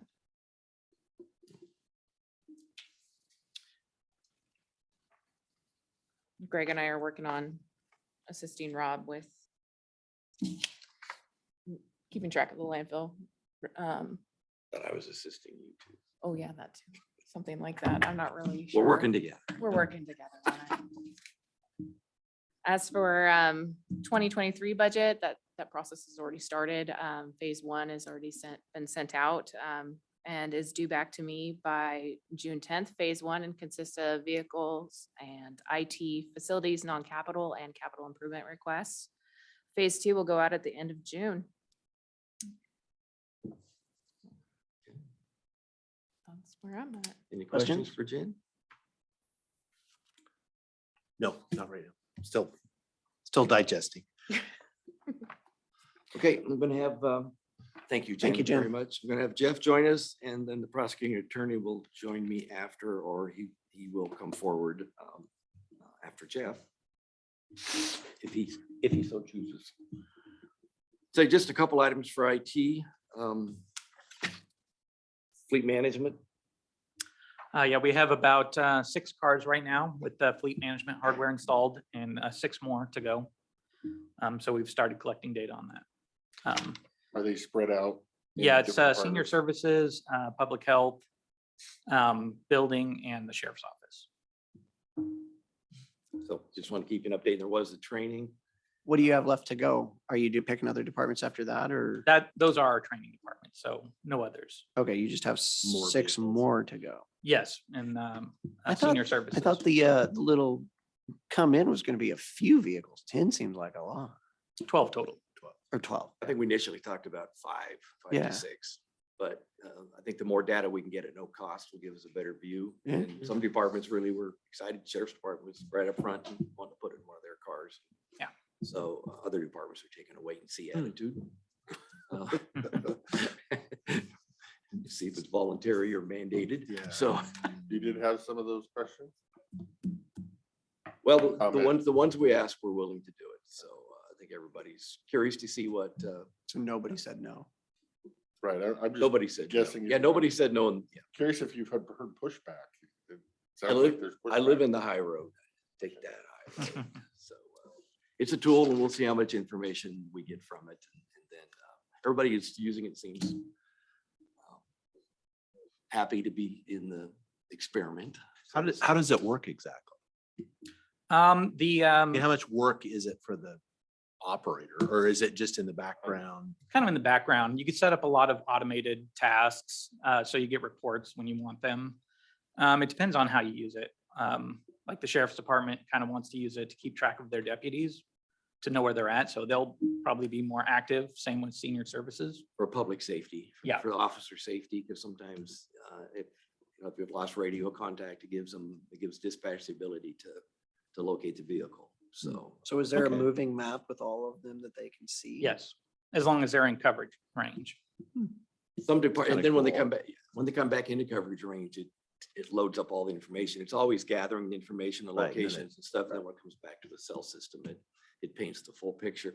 Some departments do a really good job of maintenance, oil changes and things, and so they may not use that feature initially, but engine hours and mileage and those kind of fuel, it'll tell you how much fuel's in there. I think one of them said it was driving them nuts because you can set to get a notification if the fuel's a half tank, quarter tank, you know, and they didn't realize every time you turn the car on, it sends you the same notice. So Yeah. I was like, okay, I just need to know Feel- once, Feel free to turn that one off, right? you know. But, you know, so yeah, unless you're the one that gets in the car and have to be somewhere and it's a quarter tank and it's a long trip to go where you're going in the middle of the night. So public safety, they're just seeing, we're gonna see what features are usable and bring us information. Some like the maintenance function because it reminds them that, you know, you get busy, you forget a car's needs an oil change then there's, you know, senior services has one. I think Sharon's pretty excited about. Yeah, she's wanting to be able to know where the buses are. So when people call in, they can tell them, you know, an ETA and, Oh, I never thought of that one either. yeah, cameras for safety of the passengers and the bus driver. Yeah, some wanted cameras, some didn't want cameras. So just hopefully with up to 12 vehicles, we get some or all the features used by some so we can see the value of it. So with regards to like the sheriffs, and you can see where that is and you can visualize that, is there a way, and then like, you know, the sheriffs that are like just road deputy patrollers, can we visualize that to see if they are honing in on certain areas or if the entire county is getting a good set of coverage of miles driven? Yeah, you could see history. So you'll see lines of where they've been in current days or on specific days. Does this one have the geofence function? Yes. Some other agencies, I was talking to Gordy, another county uses it in public works because they can, somebody says you haven't plowed my road in 3 months or graded my road, they can pull up a history and say, well, you know, they put a geofence around a neighborhood and say, we were in that zone 8 times over the last 3 months, you know, so it does provide that as well. And then in terms of safety, they used animal control as an example of a city or county. If they know someone's going alone into an area that it may be codes and compliance.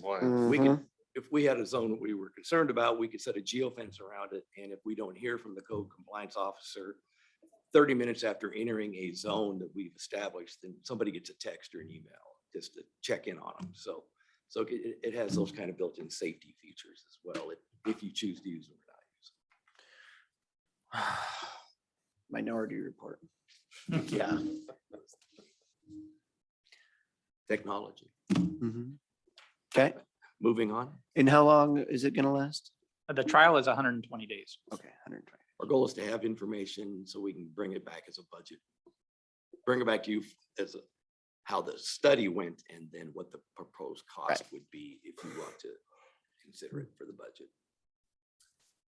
And then copier lease, the Canon copier lease is 3-year leases up. We told you during the budget is up this year. June, I believe. And so we're gathering information from Canon on color copiers versus black and white. 99% of the departments wanted color. I think one office just wanted black and white. The departments can control, the color copies are more expensive, but you know, they can control that.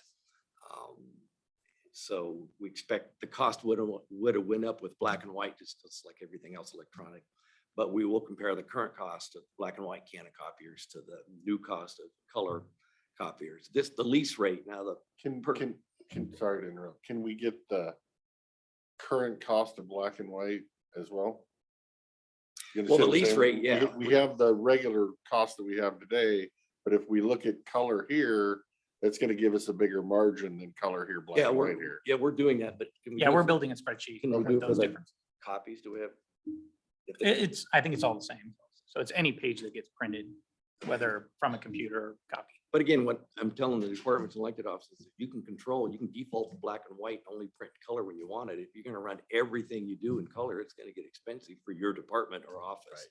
But the cost of the machine itself, HR and the commissioner's office are already on a 3-year lease when we moved over here. So that's already in the system. And Canon copiers are on the state purchase program, so makes that a lot easier process. So we'll get that information, bring forward to you. And then Jeff wants to talk about the on-base. As you know, in the past, we've had multiple discussions about the use of on-base in the county and various departments. Yeah, so currently, we're testing with Public Works, and if they choose to move forward, it will change our licensing. The clerks currently pay for licensing. We bought the licenses several years ago on a perpetual model, and they pay about $12,000 a year in maintenance fees. We want to move to a subscription model because that's kind of how everything is going these days, and it will give us a feature needed for Public Works. And so that will change the price from 12,000 to roughly 15,000 a year. When we make the decision to go ahead, we'll need to get the okay to pay the difference or know who's going to pay the difference. My thought was that IT would pay for it, as we were hoping after Public Works to move to planning and then building. So we didn't have to split up the bill amongst multiple departments. Which is a trend we have with the phone bill now is centralized in IT.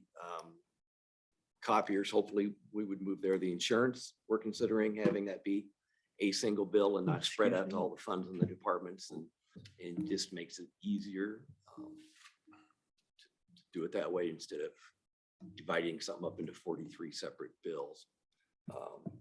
But at this point in the year, we don't know if we'll end up with the fund 5,000. Is that what you?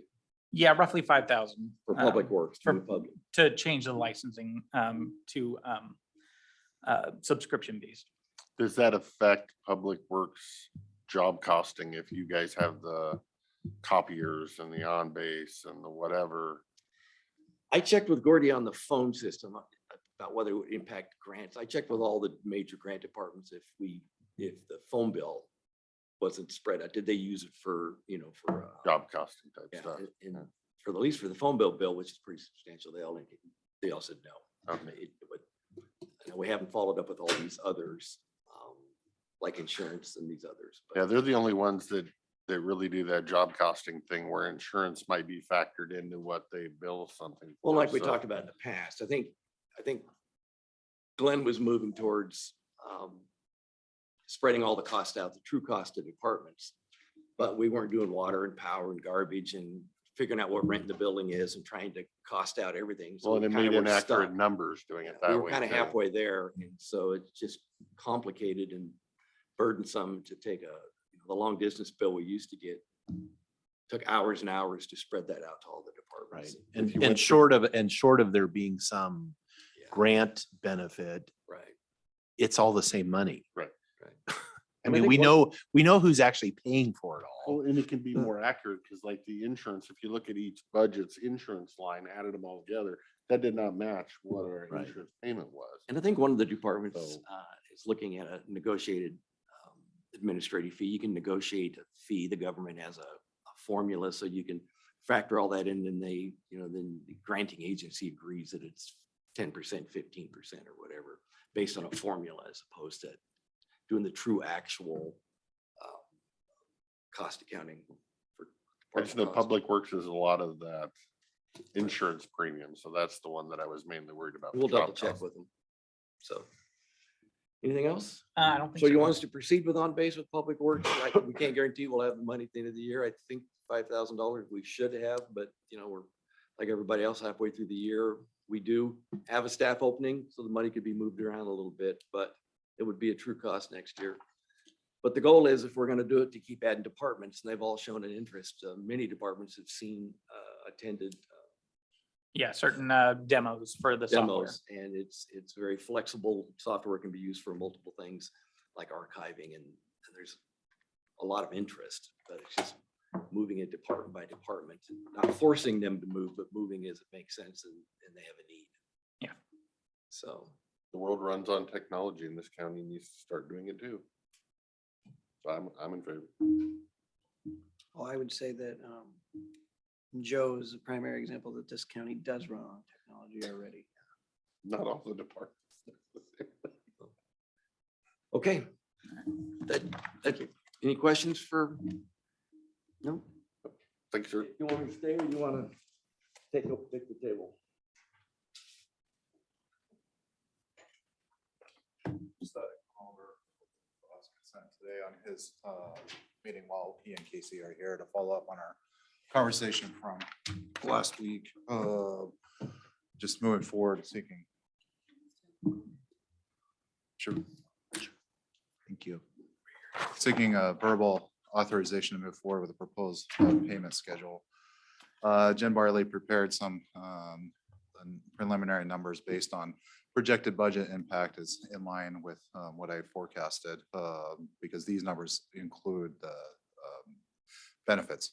So that essential difference does not look like it would be lead to any request for any supplementals this year. There'd be a possible impact if fully staffed and fully functioning for the full year next year, which is unlikely, but in the event that would occur with benefits coming in at that 150 number, which is consistent with my understanding that the calculations that were discussed before did not include any of the costs of benefits, which is generally about a third. In your department, Office. in your office, yes. Others, it's more like 40 plus. But, well, it could be 40 plus, but right. Yeah, I worked out 30 for the 4 positions, $37,651 total of the benefits addition. Mhm. So So it's consistent with the understanding I had moving forward to the board. I was very explicit that the numbers that the concrete numbers that were provided were salary only. Right. So. yeah.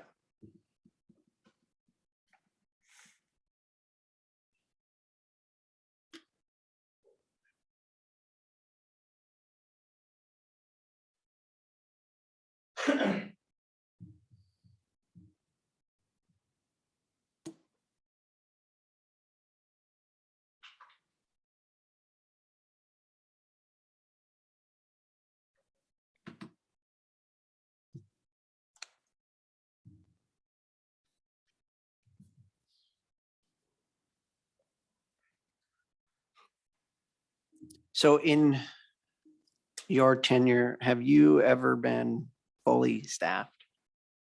And if so, how long? Fully staffed, including attorneys and support staff. I don't believe so. I think we are full attorney staffing for maybe 6 months. at one 6 point. months. Right. I'm just looking, between like, if you're down one, PA one or deputy PA one next year, which filling them all would be pretty amazing, right? But if you're down one between, the wages and the benefits, you're not too far off of the budget, your increase is 118, you down one, you're really kind of right there. So If spread out over the year, if there was one opening on the DPA one, it would be almost cost neutral as to the current budgetary Budget. numbers, right? But again, it is we've never, The goal. we've never hit our budget. Aspiration. Right. We've never hit our budget. Right. So except for the first year of my tenure where I inherited a budget that was purposely 30% under salary cost, which that's the only supplemental I've done. mhm. Mm-hmm. And let's be clear, when you say you've never hit your budget, meaning you haven't hit the expenditures, The allotted. like, it's like, oh, I blew that budget, but pass. I don't want there to be a misunderstanding sometimes. I've never gone over the budget. Exactly. That's the over your budget. Right. You've always been under your budget. Well, that's the goal. Right. Well, and I would, I guess, add to that and that from as long as I've been paying attention anyway, I don't see even non-employee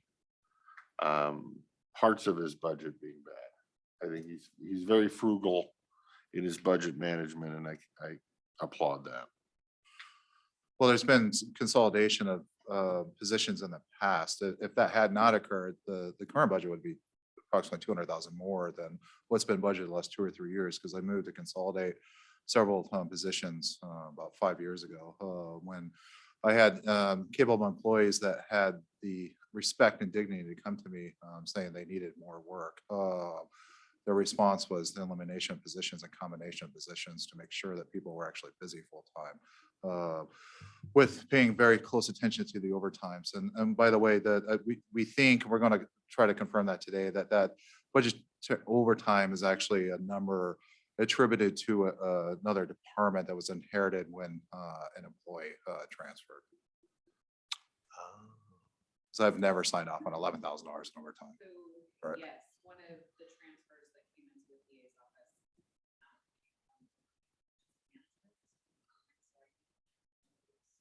It pulled theirs into his. So I will go and check those numbers and send you guys.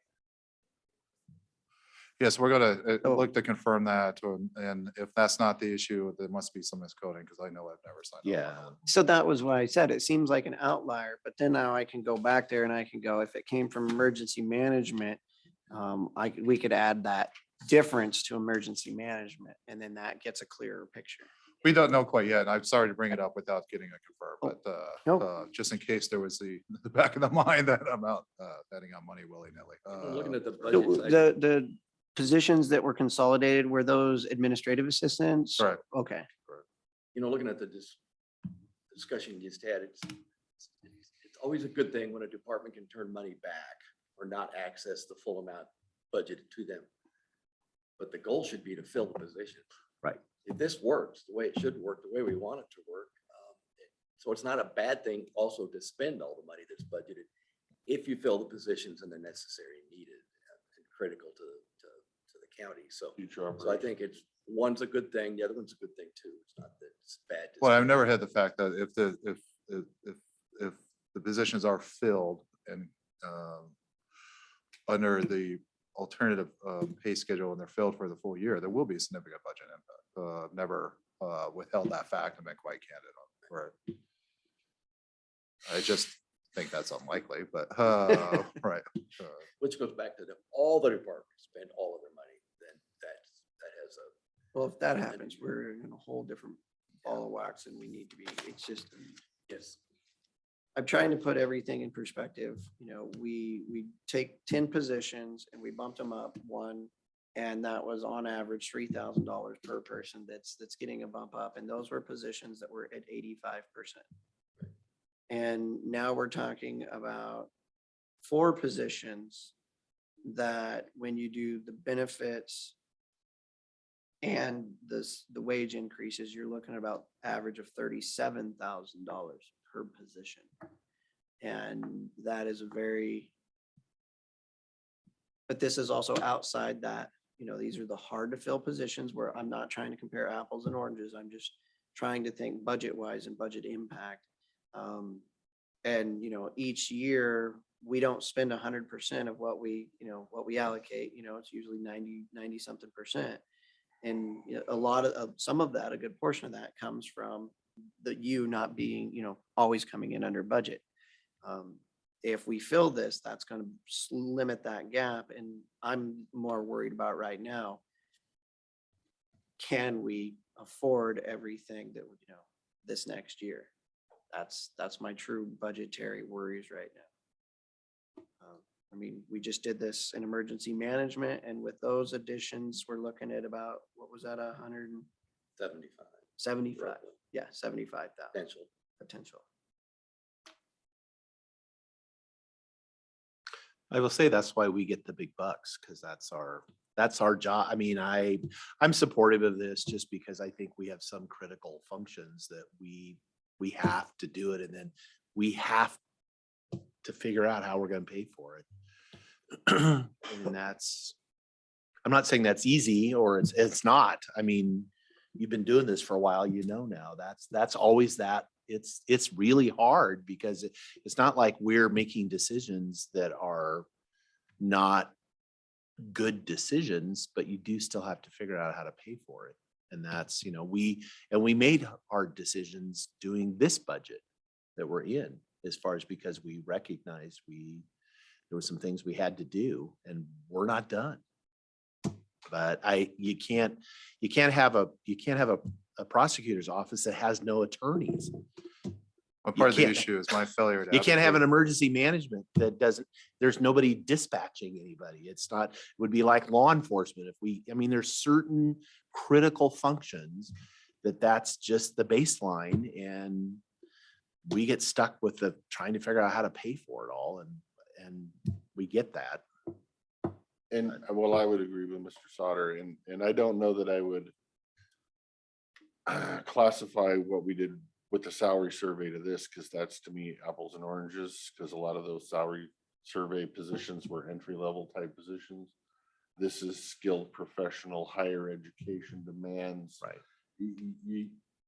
You pay for what you get, which is why I think the positions are open right now, because we're not paying for what we want to get.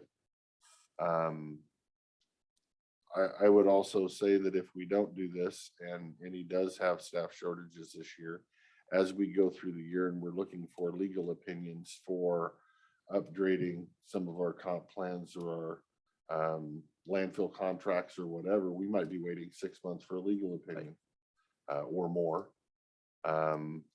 That could then be a detriment to the county. So no, I'm in favor of this proposal. I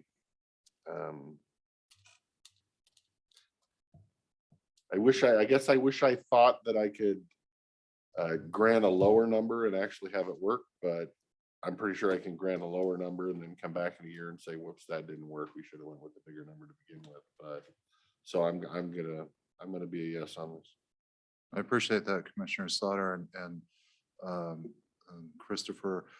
You know, I think a lot of the situation we're in is based on my failure to fiercely advocate for, and my predecessor's failure to fiercely advocate for a reevaluation of the placement of these positions within our current classification process. I think I've been on the classification committee for years. I think it's a vast majority of time, it's a great process when implemented pursuant to protocols and so forth. But our classification process gives no way whatsoever to the advanced skill set and education that is relevant to these positions.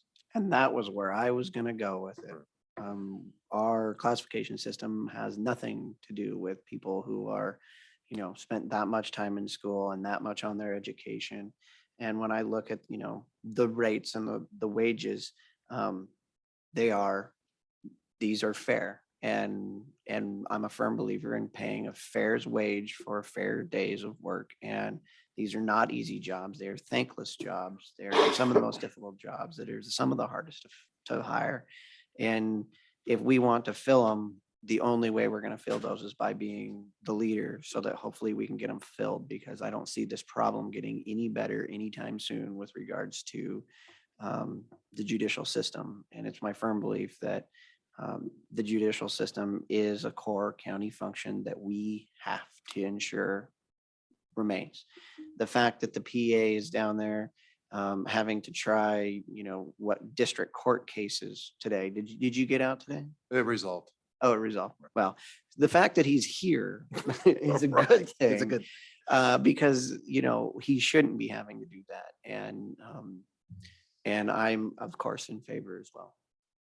All right, thank you, gentlemen. So as I understand it, there's 3 that are firm, at least verbally at this point, to move forward with hopefully effective June 1st on the new proposed pay schedule.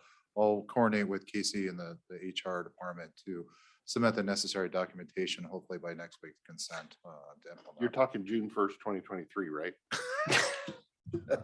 I made him laugh. Look. This is the first time for everything. Yeah.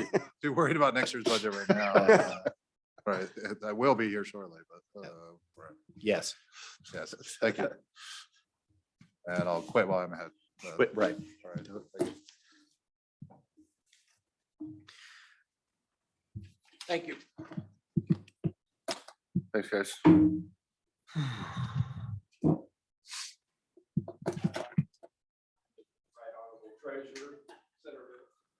Holy crap, it's already 11:28. All right. Reminder, you used up 12 minutes of his. Yeah, I know. Next up, Greg Gallagher, Office and Financial Committee update. Good morning. Good morning. So I here to just give the update from the finance committee. We met last Friday. We discussed, had a discussion about the video. We did go to, during COVID, we went to having the video, the televised video. We're using that for staff now. So if people can't be there at the meeting, so we're using it for that. We talked a little bit about banking. We have not heard yet which, again, we bank at Columbia and Umpqua. They're supposedly merging. We haven't heard anything new from either one of them. So, but I just wanted, that's just kind of where things are at. We're waiting to hear back from them as to, are they going to merge, how this is going to work. We don't know anything yet, but it was just seemed to be the time to kind of give an update on that. So we don't know anything. We're waiting. Per the bank, they were waiting for some FCC regulations and or SEC, some federal stuff. So, but hopefully we'll know some more as we're going into the middle of the year and kind of figuring out costs and things. Jen gave a report on the ARPA funds. She filed the report on April 30th. We appreciated that. The group thanked her for her time doing that. We are going to go back and revisit the electronic signature. That is on our next agenda. I think it was supposed to be on this agenda. It got missed. So we're going back and picking that up. We had a discussion about that. So hopefully we will have something for that. Let's see. And the reports from the group, we were working on the auditor and the treasurer were working on the annual report. That's here at the end of the month. And we will not be having our next meeting will be June 24th, due to scheduling with the Memorial Day weekend that's coming up. And then having some pieces at the first, I think Golden Bill's graduation is the 10th, which is the first day. So there was some scheduling challenges. And so we moved the next meeting to June 24th. We didn't really, it was a pretty brief meeting. We didn't really have much else going. It was, I mean, there wasn't really, most of the thing that to make sure we brought up was the e-signature is coming. We're trying to get that continuing. I think it got dropped from agenda, so we're getting it back out there. Does anybody have anything additional to add that I missed? I don't know, Brenda. Did I? And as far as the treasurer's office, we are done with tax collection. We collected I think we were at just short of 60%, which is standard where we are this time of the year. So we're moving on to summer and trying to just work through with our staffing folks. We're hope to have Tanya back the 1st of June, which she had a baby here a while back, and we'll be missing Stephanie here in June to July. So, but I don't really have much to add. It's kind of a busy time. We're focused on getting the annual report done and pretty much about the extent. Are there any questions? No questions. No. All right. Thank you, sir. Thank you. Okay. Anybody like to make a motion? Is there anything you would like to discuss? No, it'll wait. Yeah. I'll wait till board pending as well. Yep. Okay. Mr. Chairman, I move that we adjourn for lunch, come back at 1 o'clock. Second. There's a motion and a second to recess. Recess. That's what That's what I meant. meant. Yeah. That's what I heard. All those in favor signify by saying aye. Aye. Aye. Aye. Motion carries. We will see everyone at 1 o'clock.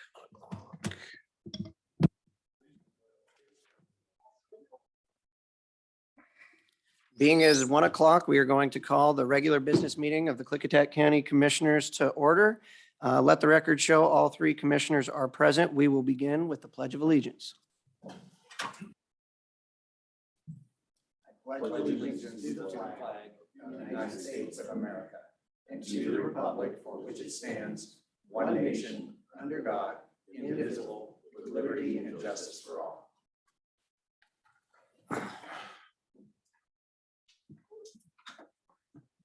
Okay, Mr. Chair, I'd make a motion to approve the business agenda as presented.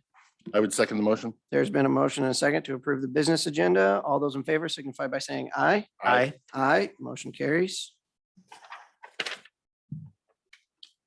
Minutes. And you received everybody's Yep. comments. Mr. Chair, I would make a motion to approve the meeting minutes for April 19th and April 26th. I would second that motion. There's been a motion and a second to approve the minutes. All those in favor signify by saying aye. Aye. Aye, motion carries. We are now going to move into citizen comment. Comments will be limited to 3 minutes per individual. We will have until 1:25, and then if any commissioners want to respond, we will do it that way.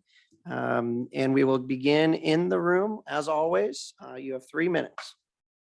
Please come forward. Let me. Thank you, Commissioners. I'm W.J. Morris, Dallasport, Washington, voter resident. With me today is Rhett Howard, Fire Chief for Klickitat County Fire District 6. And if I may approach to hand you paperwork. Of course. We're not judges. It's okay.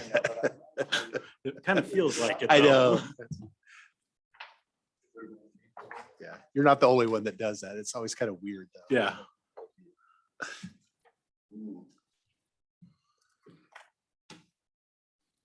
May 9th, 2022, Klickitat County Board of County Commissioners.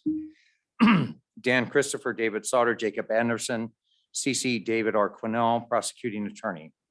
On August 4th, 2020, Klickitat County Fire District 6 ran a proposition for a levy lid lift for the Fire District 6. This proposition passed with 50.32% of voter approval.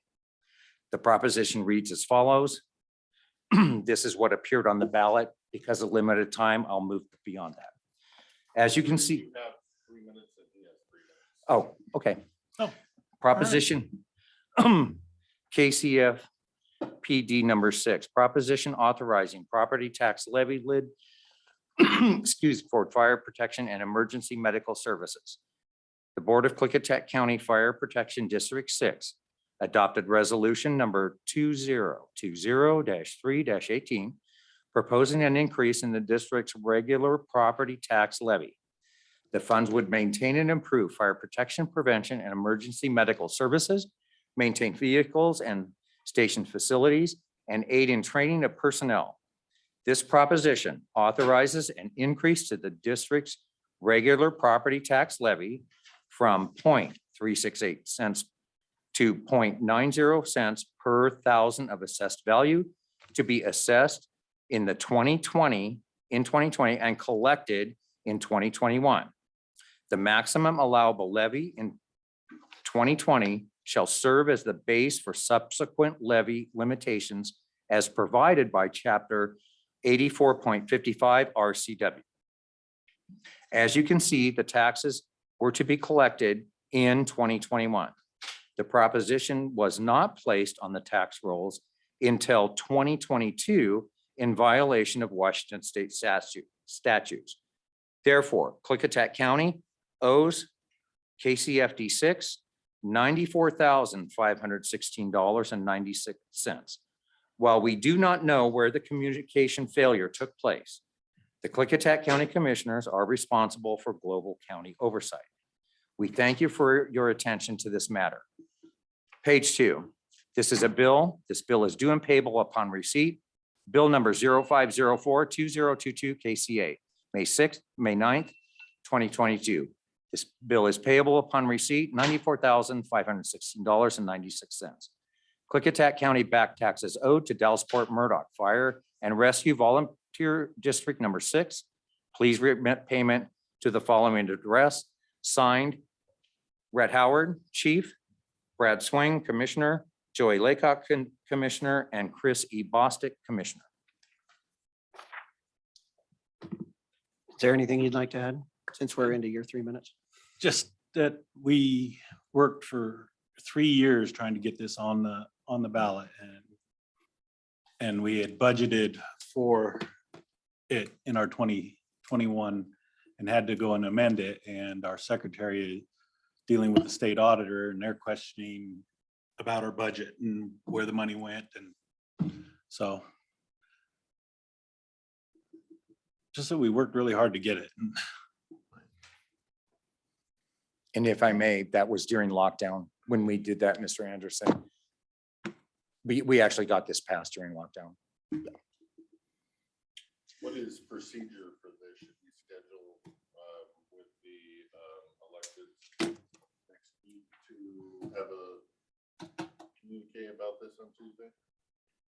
Clerk of the board. I believe the assessor staff is on Zoom. I don't know if that, I mean, they're just receiving the information too. I don't know. that- I think what we're gonna have to do is we're gonna have to look into this. This is kind of a big, potentially a big deal. So we will add time next week for sure to respond to you, but I am positive that you will hear something from the assessors or the auditor's office before that, or the treasurer, somebody. And if I may, if you would prefer, I can actually deliver copies this to each of those three offices or leave them. It's up to you how you want me to deliver this. You're welcome to. I'm sure if you go over there, you can probably have a conversation and figure out what's going on. Wouldn't hurt. All right? Okay. Thank you. Oh, hold on.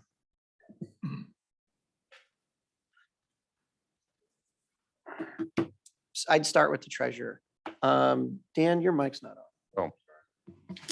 Okay, next up, we will go online. If you would like to provide public comment, please unmute yourself, raise your hand, *6 if you're on your phone, and we will call on you.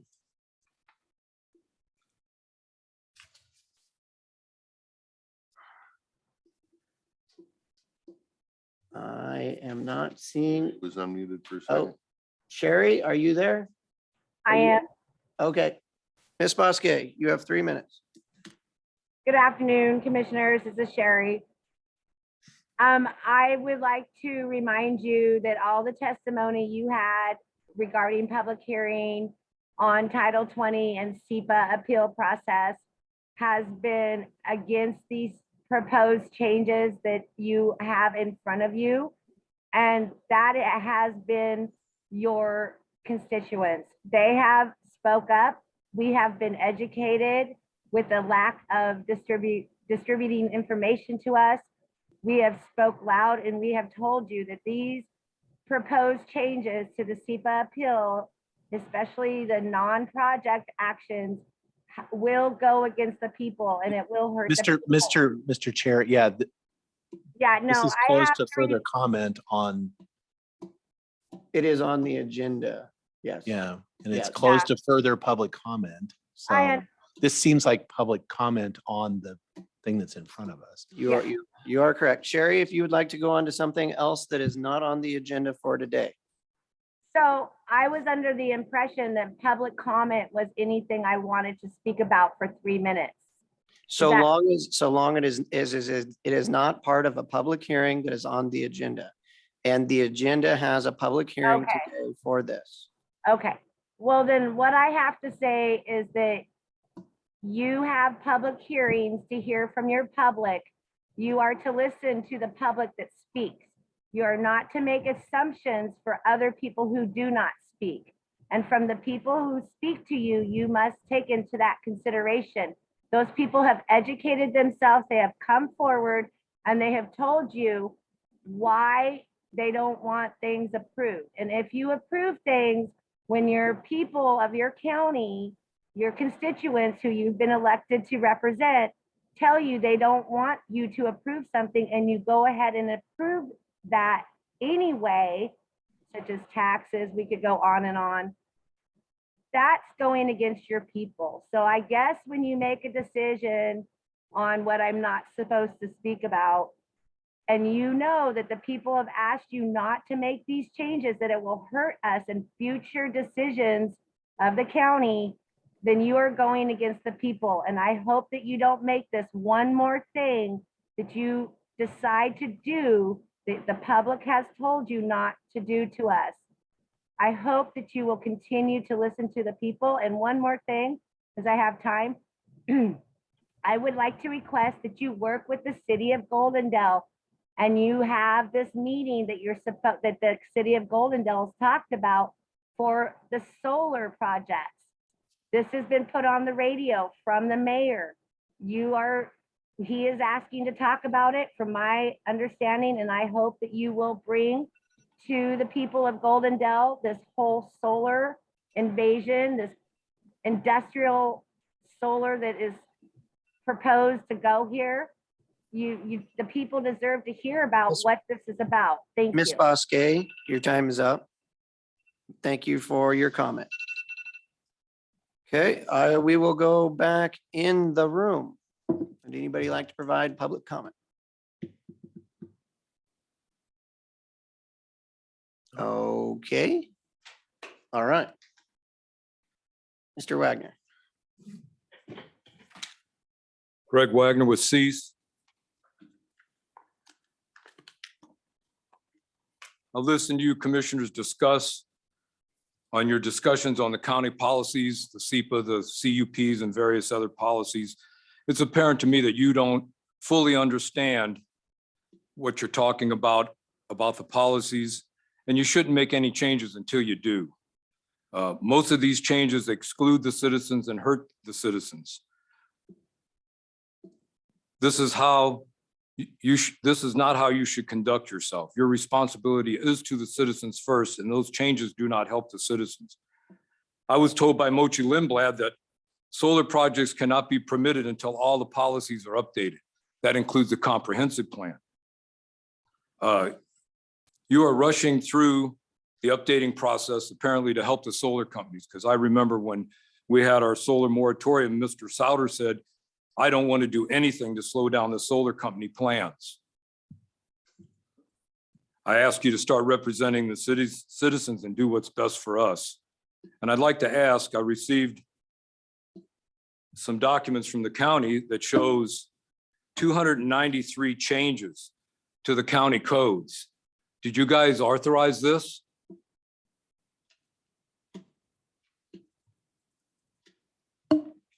It's various changes to all the different codes in the county here. And a lot of those changes are totally eliminating ordinances and everything else. So I wonder why that's being done on top of the other changes that you're going to discuss later in the public hearing. They all go against the citizens. You guys are citizens too. One day you'll have a problem on your property and want to appeal something, and you won't be able to do it either, nor will your family. So thank you for your time. Thank you, Mr. Wagner. We will go back online. Is there anybody who would like to provide public comment? *6, turn your camera on, raise your hand.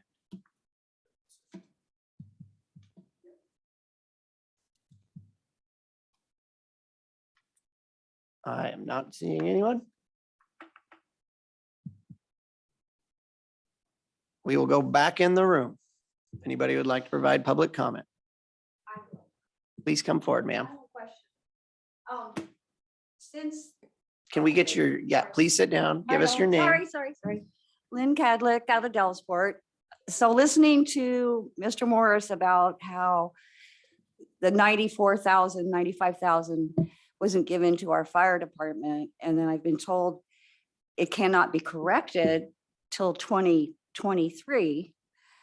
Wouldn't that mean that you guys would owe $180,000 to the fire department in Dellsport? That's just my question. Anybody know? This is probably going to be a treasurer, auditor, assessor.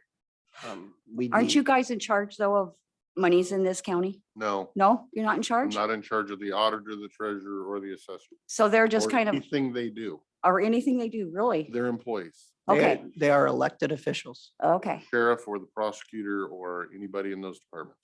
okay, so no dollar stops here. I know I end up getting to pay, but I don't get to go over there and write the checks for them or do the work for them. Okay. And then the other thing I want to say is we finally managed to find out where the property on 6th and D Street came from. And it was donated to the county in 1946 for a county park.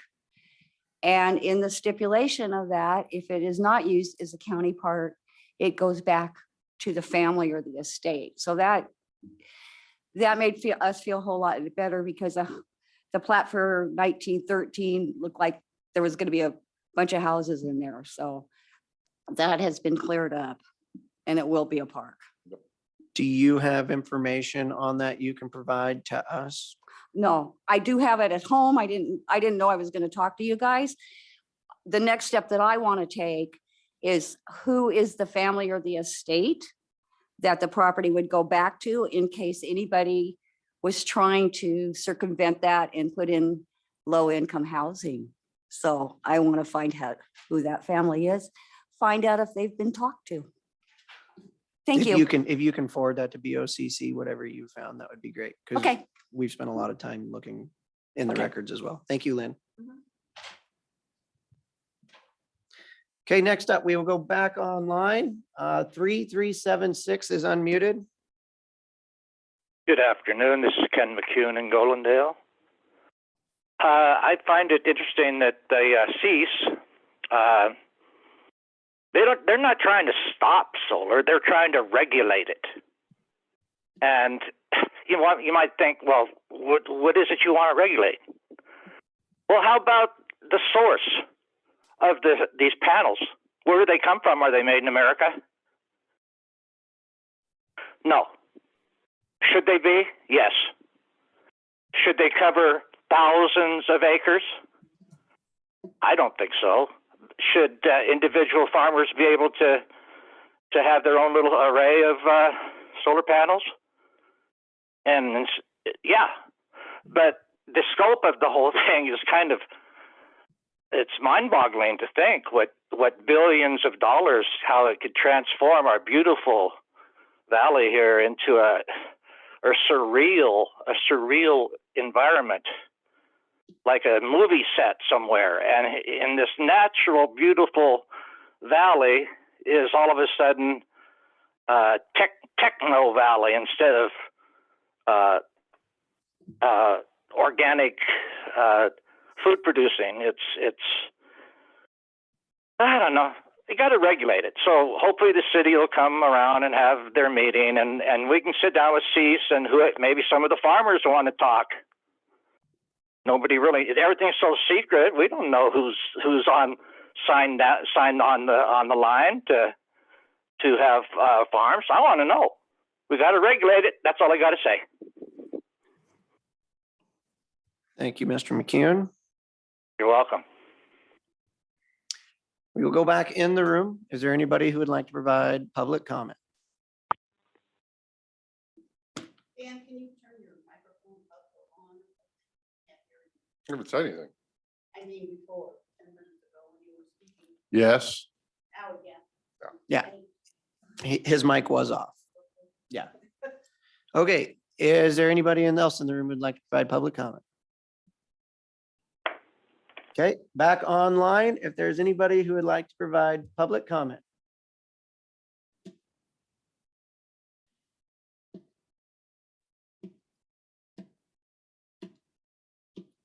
Okay, I will open it up for everyone.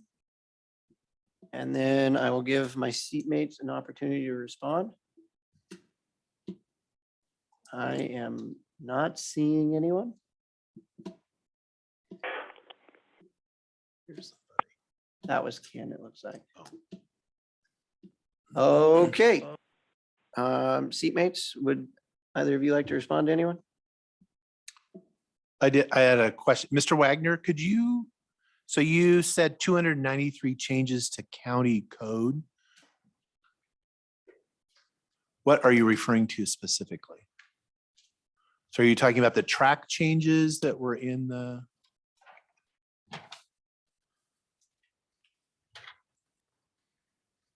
Oh. Are those current or are those? from some These time are what I suspect, and I don't want to speak out of turn since I'm just seeing this. So I'm going to make an honest attempt. I think our things have been changed over the years, and the code has not been updated on this format. It was on the books. And so we really realized that during the last couple of appeals where people were trying to search and find the most current, whatever the code or the ordinance is. And that's when we really kind of discovered that the online version of all this stuff was Municode was out of date and it didn't have the most up-to-date changes that really going back for several years. And so this was let's get everything cleaned up.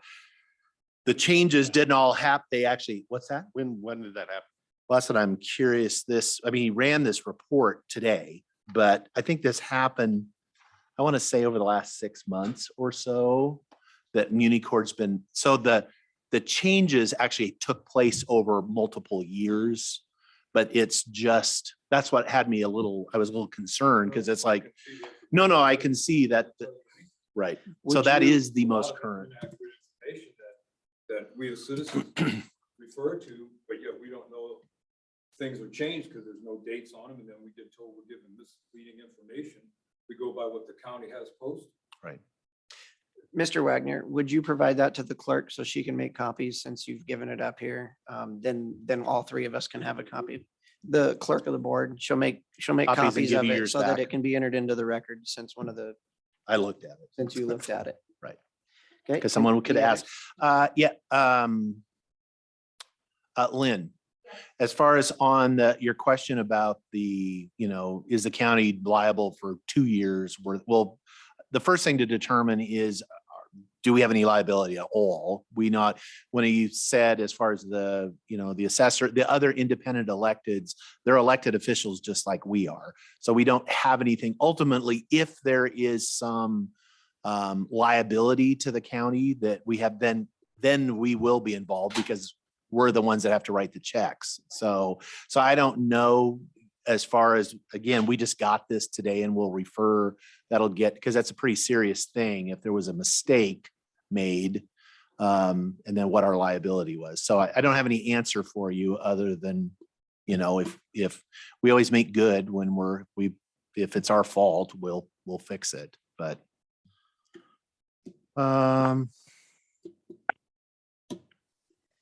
actually I think that's all I have. Commissioner Christopher? Yeah, I guess I would just say the same kind of what Mr. Sauter said. Don't know what elected office might have made this mistake, if it was a mistake. And I'm sure between those elected officials and the prosecutor, this will get figured out. And then if there is liability from the county, again, we're the ones that write the check. So we'll give it over to them and see what they come up with. I guess to Sherry's statement that there was a handful of people that testified, and we should listen to our citizens. I will remind her that there's 24,000 people in this county, and 12,001 is half. 10 is not half. And Mr. McCune, asking for regulations on solar and more ordinances on solar. I 100% agree, but we live in a nation of laws, and anything we do must be done in accordance with law. We don't get a bypass law to hurry things up. We don't get a bypass law because it fits your, mine, or anybody else's personal opinion. As soon as I can get solar ordinances made, I will be happy to make them. But I'm not going to violate the law and go to jail to do so. That's all I have. Thank you, Commissioner Christopher. Well, you guys hit on just about everything. I will say that we are coming off of 2 years of COVID. We are all sitting here in the room again. We are all having respectful, diligent, good communication, and I thank you all for that. We have a multitude of ordinances to update. You are looking at one of them, or we're having a public hearing on one of them, closed hearing today, and that is a good step. I think everyone is learning from this that whenever you update these codes and these ordinances, it can become very complex. It can become very tricky. Lots and lots and lots of hours go into updating these codes and ordinances. Creating new codes and new ordinances takes a lot of time as well. I remember back when the EOZ was created in the first place, that was a multi-year process.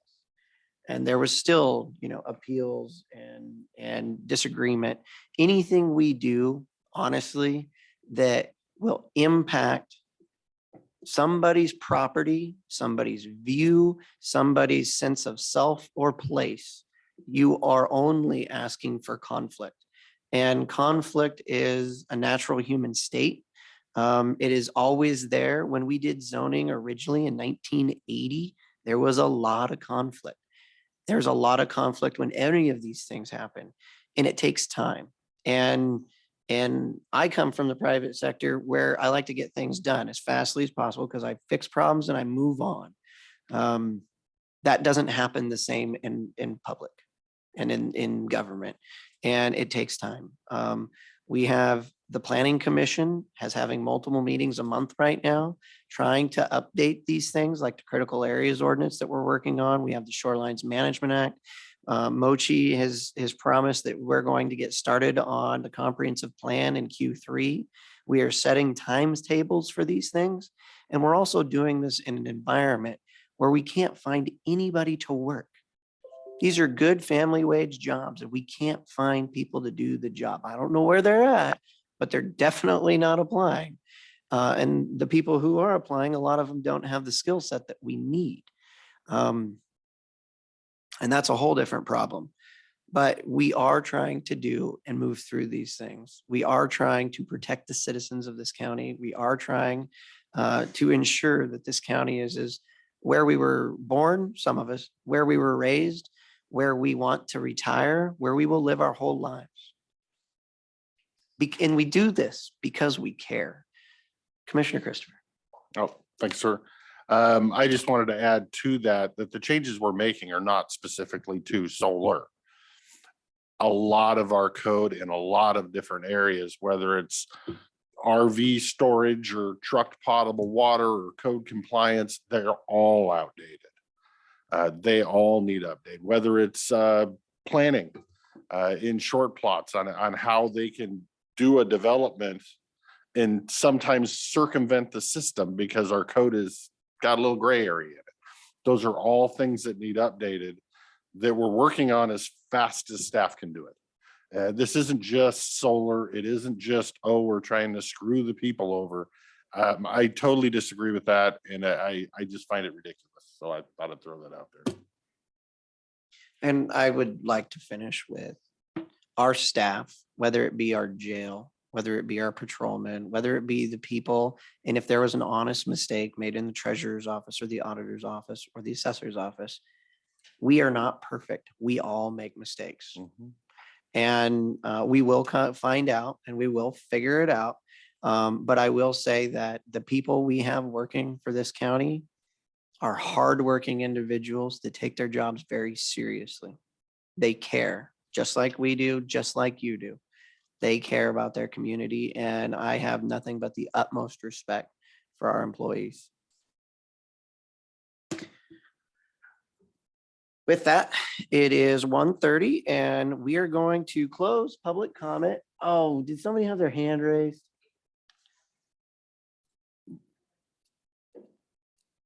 Lynn Mason, I'm going to give you 3 minutes because I took up too long.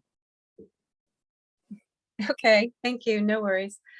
This is Lynn Mason from White Salmon. I just wanted to respond to your comment, Commissioner Anderson, about where are the employees to apply for these jobs.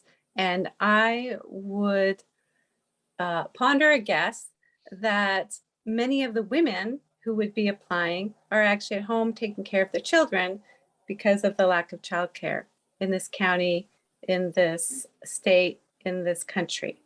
So to bring the issue of childcare again to the commissioners and to the forefront so that we can keep this conversation going about this critical need right now to to advance our economic development and also get 50% of the population back to work. Thank you. Thank you, Ms. Mason. Okay, we are going to move on for a public meeting for the consideration of the approval of short plat SPL 2021-12. I'm not going to read the parcel number. Applicant is Donald Larson. Staff report. Okay. Okay, short plat SPL 2021-12 is a proposal to create two lots from parcel 0515-1113-170100 located in the Goldendale vicinity off of Boss Road. The administrative review of the short plat has been completed. Signatures have been obtained from the Road, Health, and Planning departments, including the Treasurer's Office. All conditions attached to preliminary approval have been met. If the board finds that it's in the public interest to approve this short plat, a motion needs to be made granting final approval of SPL 2021-12 applicant Donald Larson. Is Boss Road a county road? Boss is a county road. Okay, I just saw Boss CO and I was like, is that a county? Boss Who County named Road. that? North of Cedar Valley. Yeah, I Or see it. off I of just Cedar Valley, never, headed never north. been out there. Any questions? I've been out there. I almost bought property out there, but no questions. Questions? All right. I looked it over. It looked as simple can get anymore. About as basic, yeah. Okay. I would entertain a motion. Mr. Chair, I would make a motion to grant final approval of short plat SPL 2021-12 applicant Donald Larson. I would second the motion. There's been a motion and a second to approve SPL 2021-12. Any further discussion? Hearing none, all those in favor signify by saying aye. Aye. Aye, motion carries. Do we want to do all these at one time? Sure, I was gonna that say. sounds like a good It's idea. apparently running a it's- special. Yeah. I might have questions on the next one. No, I meant like Unfortunately, I before didn't do she this brings it one, but I'll around. Got to take it. a sign. swing Okay, at it. got it. Got it. Yeah, no, Next. we can't come back to- No, bad. Yeah, no, that would be bad. Unilaterally, I'm like, whoa. Consideration for approval of SUB 2021-1 is a subdivision alteration. And that is in the Goldendale vicinity from Michael Herron. Okay, sub 2021-01 is a proposal to vacate the community park that was created through the old plat of Old American Way on lot 5 of parcel 04162853000500. They're doing a replat to change that, remove that park and create a development lot out of it. Run it through the process. Everybody got that? Okay, it's in the Goldendale vicinity, of course, off of South Columbus. The administrative review of this subdivision has been completed. Signatures have been obtained from the Road, Health, and Planning departments, including the Treasurer's Office. All conditions attached to preliminary approval have been met. If the board finds it's in the public's interest to approve this short plat, this plat alt for a subdivision, a motion needs to be made granting final approval of sub 2021-01 applicant Michael Herron. Discussion, Questions? questions. Do we have somewhere in our statute, sorry, I'm going out of building now. Do we have somewhere in our statute that, I know they do in Goldendale, that if there's so many properties, that must include a community park?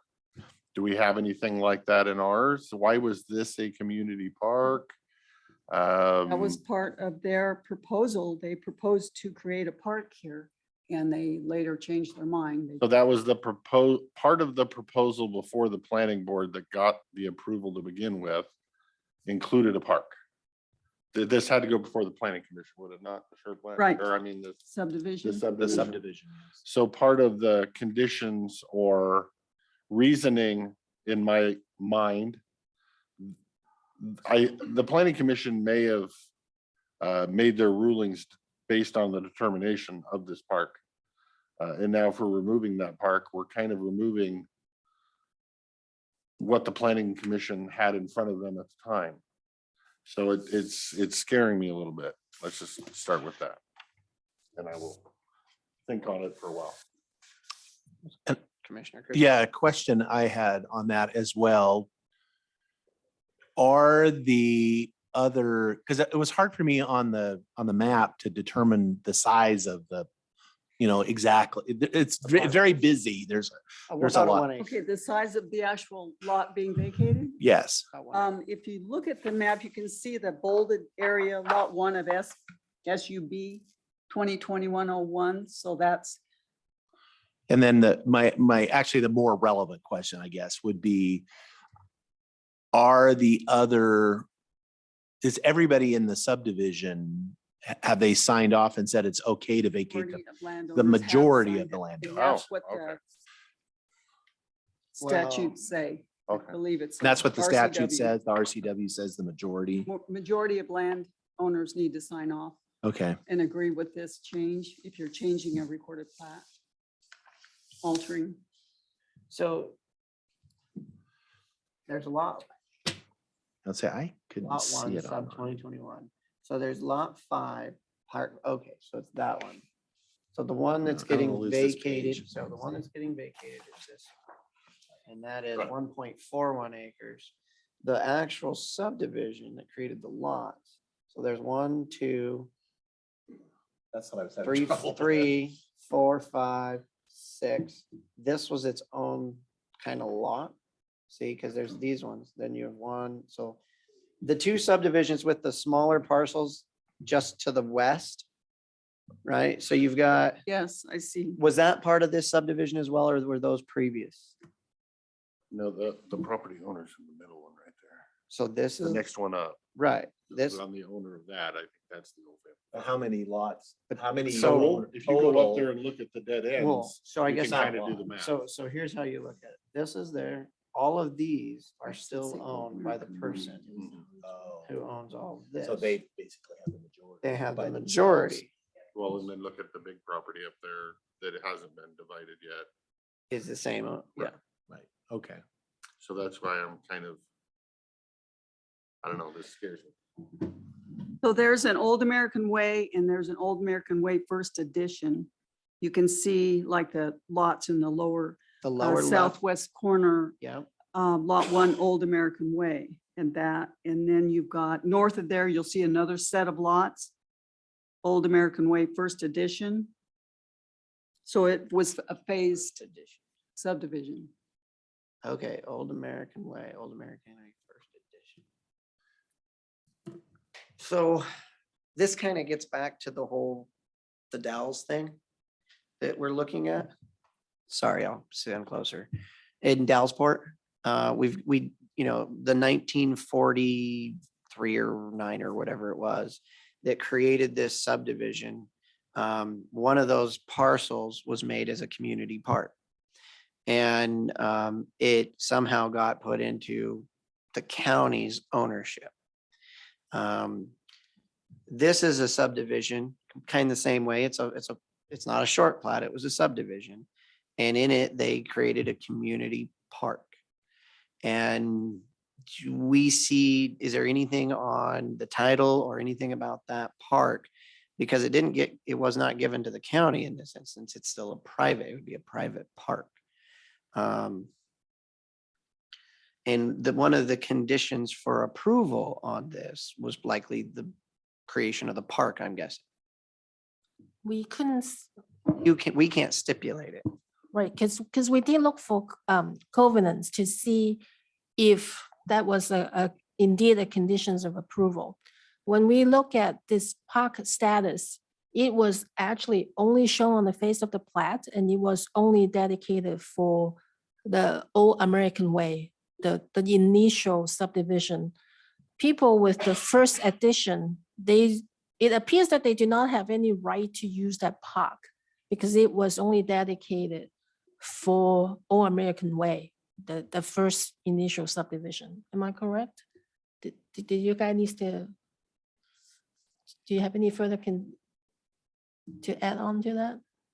No, I do know that, yeah, when we looked into this initially, that we couldn't find anything besides on here about that park designating what the conditions were for that park. You have copies of paperwork from when you did the original planning commission meetings? I mean, I can't imagine you minutes, keep all something. that. Yeah, we did look for those, and we also comes with the title report to show the status for this lot. So there's nothing more other than a label on the plat to say this is a park. So for that, if the landowners, the majority of the landowners within the subdivision want to go through a plat alteration process, we follow the state requirement. Now, 15, yeah. next question for me is, did the majority of the landowners, is that really the majority of the landowners, or is that Within the one guy subdivision. owns most of the properties and he's in favor of it? So Is it the majority of the property owners, or because one guy has a majority, that's enough? No, it was a No, majority of no, property okay. owners. Yeah. And that's only on the Old American Way, not including the Old American Way addition 1. right? correct. First edition. Yeah. So it's the people there along the south. I'm Yes. saying, Old American Way. Those people were in favor of vacating the plat. how many properties was that, do you know? There were 6, it looks like 6. Who One, who two, are they three, four. vacating it to? The park is owned by an individual. The developer. The park is. It's Heron, Right, yeah. And so they are just vacating the status or the use. as a part, the Yeah. use of They the were not park. using Okay. it as a park. It's a and- bizarre, It is, the that's whole why I thing was said set up I in a just- strange. Yeah. That's why I needed to verify and ask Okay. questions before I could. Okay, I think I'm okay unless. Yeah, someone has a I think couple I'm of questions. okay. I still, since this was a subdivision, it went through the planning commission. That's where I'm at. And the planning commission must have given a recommendation forward to the county commissioners. You're not required in the county code to create a park when you're doing a 6-lot subdivision. So that was something they were offering. Likely because he was planning on developing this much larger area and wanted to have a park as part of that. Would be my guess. Again, that's assumption. I wasn't on the planning commission when this came in front of us. I still have questions. It's just, Okay. I let's agree, defer then. because even if he's gonna divide this whole property, why would you have the park on the very far outside? If you don't own the property to the Yep. south where you're gonna develop again and put this park, it's just weird. Oh, does he have the property? in the No. city? No, that's Forney Brooks. I mean, that's a, So I don't know what, I mean, I guess a part of me would feel more comfortable sending this to the planning commission for a recommendation, but I don't know if that's even. They couldn't have the old information from when it was ruled on originally, because the information's just not there, so I don't know what they could do with it. when was Or if Old that's even American something, Way so. done in the first place? Because we have some longstanding members on the. planning commission.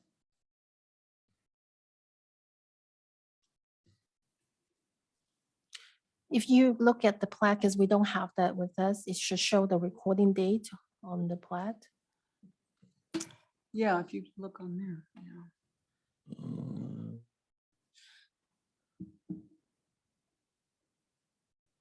Well, there was a boundary line adjustment in 94. Oh, Wait a minute. Yeah, good luck finding documents. maybe it for might that. be on looking. here. It'll be Was scribbled on BLA tablet and for stone back references. So then. when was this originally done? So it had to be. before. 2002, sub 2002-02, auditor file number 1077983. And that's for number This is- one, not the addition. Yeah, this, there's Old American Way, and then there's the addition. So the Old American Way, I have an auditor file number. They didn't give me a number on here for references. And then there's a subdivision 2002-02. Okay. I'm looking on the. Well, I references would now. certainly, I would be willing to defer until we at least get more information about the park, because this is a very unusual circumstance when, why would you, I mean, normally if there's a park, it's, either dedicated to the public, and that's why when you're vacating it, where is it going? But in this case, they just had a lot that they designated and they called it a park on the plat, but nowhere else. I'm wondering if they got a And- tax benefit for doing Well, that's that. what I'm wondering. And yeah, how much of an issue was it? Because I'm less concerned about the making an alteration to a plat that has to go back to the planning. It's like we make that's and every time you're going to do an alteration on a plat, we could send it back to the planning, but This was just weird. but this one is weird as far as just to understand what was the point of the park and did it serve some purpose then that was part of the reason they did it, and we don't have any of that Or information. part of the reason some of these people bought the lot is because Could the be. park's gonna be next door. So I guess two things. I wouldn't mind it going back to the planning commission. I would also not mind if Mr. Heron came and gave us an explanation. And so why don't we defer it to the next meeting if Mr. Heron wants to show up and the other people who signed off? Or we can send it to the planning commission for their recommendation, which he still has to show up for. I just don't want to have the planning commission have to have an extra meeting. Right. and But that's are what you I'm- having another meeting coming up soon? For planning commission, we are going to have a workshop on June 21st, Tuesday. So that's a month. Yeah, I'd rather get And- this. and Like if he can for- answer the Yeah, let's just questions, bring then him in. we're good. If We we just don't can. know. Yeah. Because what we are processing is in accordance with the procedure for plat alteration or vacation. So right. why don't we have the applicant come in and provide some background? Right. Okay, Okay. All right. perfect.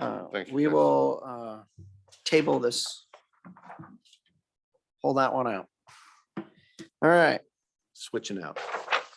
Next, we'll have a public meeting for the approval of short plat SPL 2022-01.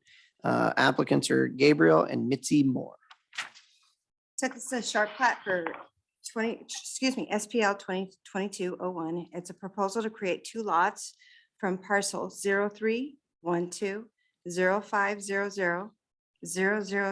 0312-0500-000200.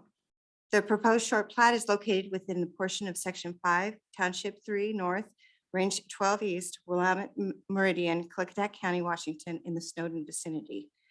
The administrative review of this short plat has been completed. Signatures have been obtained from the road, health, and planning departments, including the treasurer's office. All conditions attached to the preliminary approval have been met. And if the board finds that it is in the public's interest to approve this short plat, a motion needs to be made granting final approval of short plat 2022-01. Any questions? No, this one was easier. Yeah. Just a smidge. Yeah. There are no questions. Okay. Any discussion? No, if you're I ready would for a entertain motion. a motion. Mr. Chairman, I would make a motion to grant final approval to short plat 2022-01. The applicants are Gabriel and Mitzi Moore. I would second that motion. There's a motion and a second to approve short plat SPL 2022-01. All those in favor signify by saying aye. Aye. Aye, motion carries. All right, next we are going to move for public meeting for the consideration for approval of boundary line adjustment BLA 2022-01 again. BLA 2022-01 is a proposal to adjust the common property line between parcels 0213-2856-010400 and 0213-2856-010500 off of Elm Drive. The proposed boundary line adjustment is located within a portion of section 28, township 2 north, range 13 east, Willamette Meridian, Klickitat County, Washington, in Dallasport vicinity. The administrative review of this boundary line adjustment has been completed. Signatures have been obtained from the road, health, and planning departments, including the treasurer's office. All conditions attached to the preliminary approval have been met. If the board finds that it's in the public's interest to approve this boundary line adjustment, a motion will be needed to grant final approval for BLA 2022-01. Questions? No, oh, go ahead. Is the house like literally right on the old boundary line? Yes, this boundary line Like an adjustment is to encroachment. fix the encroachment. Okay, so it How did they says, ever get the permit to build on the property line? Oh, That was predates zoning and building code. It was built before those times. Okay, good answer. and the lot lines back then can be a lot different than they are now with GPS. You own all of your property back then? Well, you own where the fence was. right. Yeah, really. Sometimes more, sometimes less. So does it, I'm trying, it's not clear on here. It says adjusted line. It looks like a 3 feet off the south wall. Is it really 5 feet? They just want to adjust that for 3 feet because it's already a legal non-conforming lot size. And they have the neighbor participate to facilitate for this boundary line adjustment to meet the underlying zoning. And so that is the area that they can exchange. Any more than that, it cuts into the neighbor's driveway. And that's why we have a note on page 2. Um, Basically, is saying that we're just trying to facilitate to no more encroachment. Right. Any further redevelopment of this lot need to meet zoning code and building code Probably requirement. that little boundary line goes over and then kind of up and then diagonal is to try to save as much of the neighbor's driveway as possible. Well, no, I think it goes up and over so that he's gaining some and the other guy's gaining Right, they're some. So it's, trading. they're trading, is that's how it looks to me. 3 feet's tight, but Better than 0 it's feet. better than the wall. In that driveway, to the other house that comes in, the BLA #1, the north lot doesn't use that at all, do they? No. Okay, so it is. I'm 3 feet's not much, but if that's It makes it private. more compliant. Yeah, private's Or fine. less non-compliant. Except on the other boundary line, but anyway. I would entertain a motion if you guys want. Mr. Chairman, I'd make a motion for approval of boundary line adjustment BLA 2022-01. The applicants are Mary Lee Holloway, Ernesto Rodriguez, and Maria Herrera. I would second the motion. There's a motion and a second to approve boundary line BLA 2022-01. All those in favor signify by saying aye. Aye. Aye, motion carries. All right, That's why a don't we lot. do all these signings now? Get 'em done. And if somebody needs a minute or so, now is your time.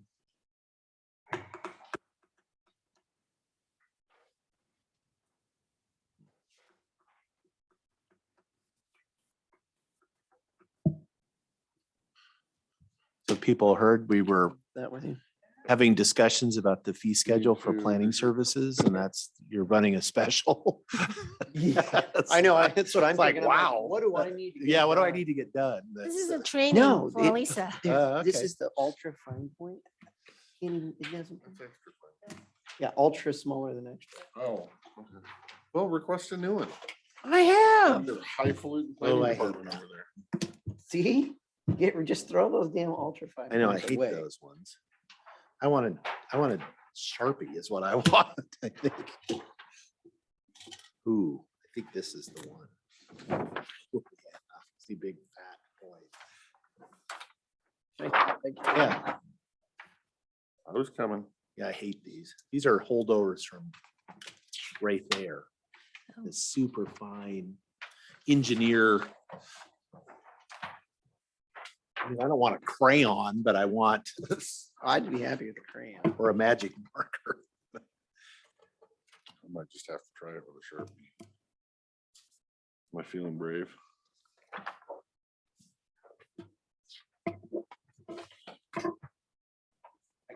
Oh, you stole his. He ain't getting it back now.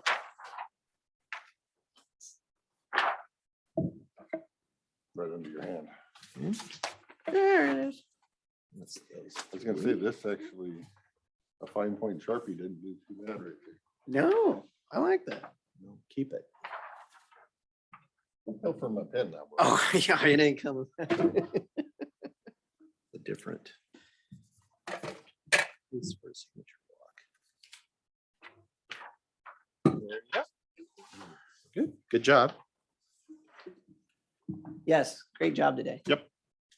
All right, next up, we are moving into the public hearing, which is to continue the close to further public comment to consider the proposed amendments to the Klickitat County Environmental Ordinance number 121084 under the State Environmental Policy Act, SEPA, RCW 4321C 120, and the SEPA rules WAC 197-11-904. This ordinance contains this county's SEPA procedures and policy. The SEPA rules, chapter 197-11 WAC, must be used in conjunction with this ordinance.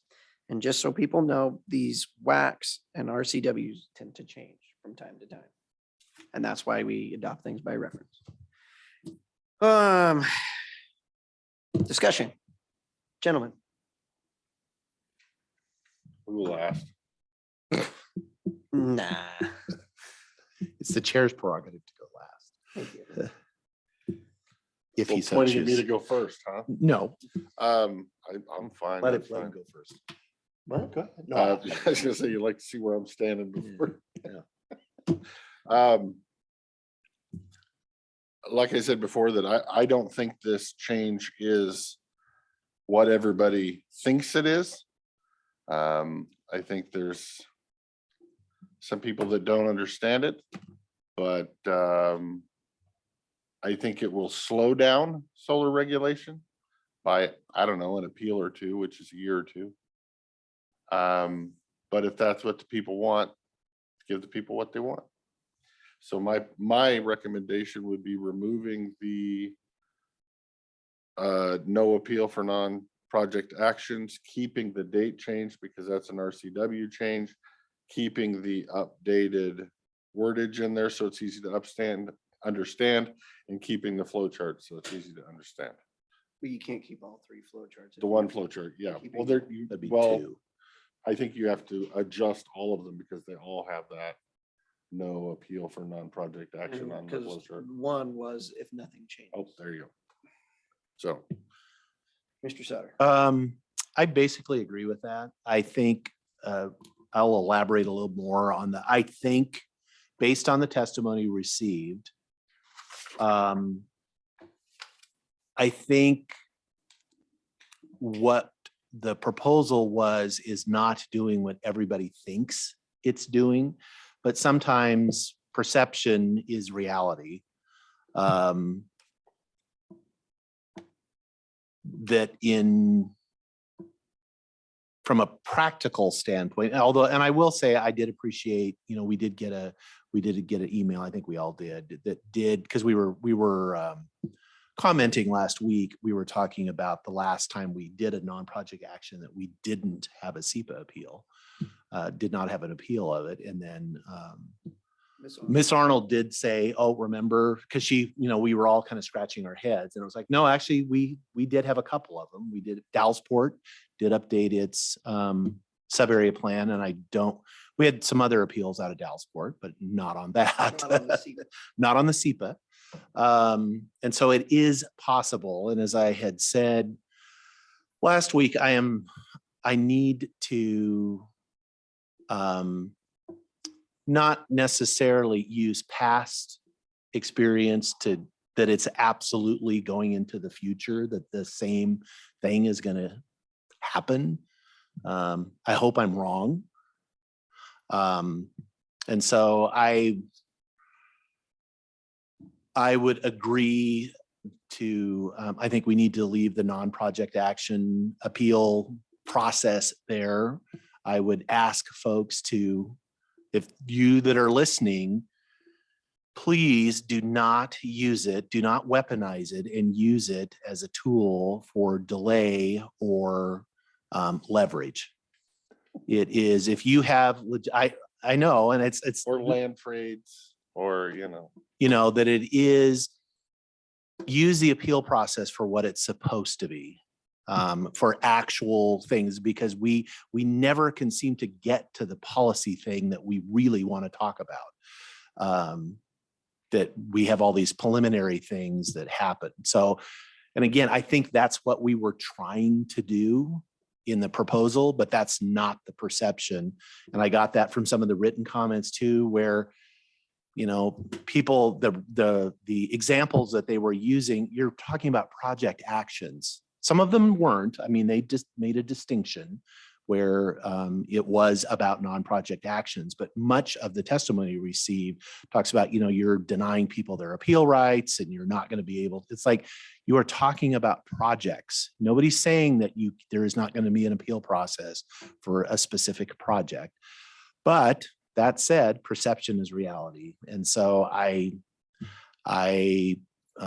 think I would support that. And I would keep the other changes because I think those are the timelines. The other stuff is really just cleaning up, clarifying what we're basically already doing and removing the contradictory language and updating and make sure we're referencing the right RCWs and all the other. I know it looks confusing with all the track changes, like there's a bunch of stuff, but it's basically not. It is just cleaning there. It's housekeeping. It's nothing substantive. The most substantive issue was are you going to allow administrative SEPA appeals for non-project actions, and then changing the date as far as the times to just clean that up. So I would support it with that revision.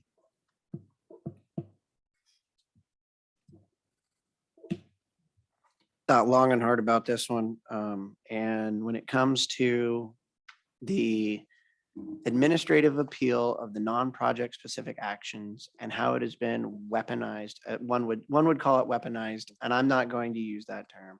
I would say how it has been used in the past in reality is we all try to get in one of these rezones, right? You want to get, whether you want nothing to occur or whether you want change or you're somewhere in between, you want to get what you want. And you go through the process and here's where it lands, somewhere probably in the middle. And what you do is you appeal that project, that non-project specific action, you appeal it to the board. And in that you say, if you change this, and this, I'll drop my appeal. Right. And so what you're doing is you're then moving that center, which I think through the public process, the center is where we want to be. That would be called extortion, sir. And yes, you're correct. I'm trying to use appropriate terms here. What you do is you move it one way or the other based on who the person appealing is. And then what you end up doing is you get, because one group that's on one side, there's always two sides, at least two. Then the other side's going to appeal it as well, so that they're at least at the table during those settlement negotiations. And that isn't a good way in my mind of finding the center, because if you know that if your goal is, the center, but yet one side's going to appeal, or like in the instance of Houston BZ, you had two appeals from one side. And we went into the settlement negotiations and we worked out the appeal with the Yakimas, and that got settled. And I'm talking about how we got to an ugly place with the Yakimas. And then there was another appeal from another group that was not able to be settled, which then went into the process of the judicial system. And we went all the way to the Court of Appeals on that one. And then we're like, Is that on the project action or the SEPA? that is on the appeal of the Houston BZ rezone on that SEPA. On the SEPA. So you never even got to the meat and potatoes. We did. No, we combined. Oh, combined. Yeah. They were combined. But it was on the SEPA where they appealed. They appealed the SEPA, which they could have appealed just the plan.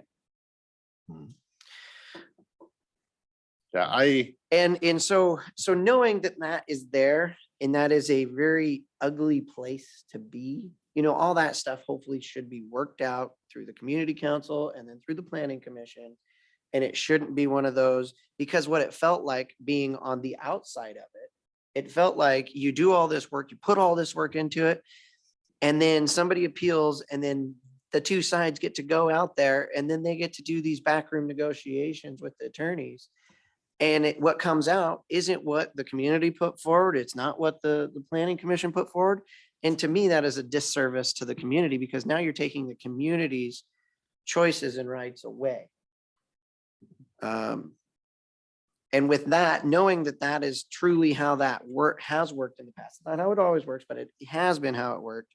That would be the reason that I would be in favor of removing that, because then it's strictly, you know, this is what's put forward. We're not gonna start horse trading now at the end and changing the plan and doing a bunch of things that nobody in the community ever heard about, nobody was a part of.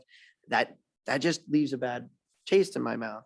My thought coming into this is the people who get affected in that instance is the planning commission, because they put all this time into volunteering, building this rezone. And then in the end, it's just horse trading between the appealers and the county behind closed doors. And then they don't feel good at the end of it. So my thought would have been to take that one section and to send it back to the planning commission for their recommendation, while saying that we will agree with everything else. That would be my thought. I know there are other instances of non-project specific SEPAs, such as like the 6-year road plan has to do a non-project specific SEPA, and a couple others that we have. But the one that's always going to be the bear in the room is always going to be those rezones. And this is what we're going into. If we're going to start planning again, if we're really going to start pushing these sub area plans, that needs to be understood, that if somebody wants to play the game, you're just going to appeal the SEPA, and knowing that somebody's going to, you're going to appeal on the other side, so that at least you're sitting in the same room when the negotiations take place. It irks me to no degree. If we want to keep it, and that is the decision of my seatmates, I fully support it, and I will support your decision as always.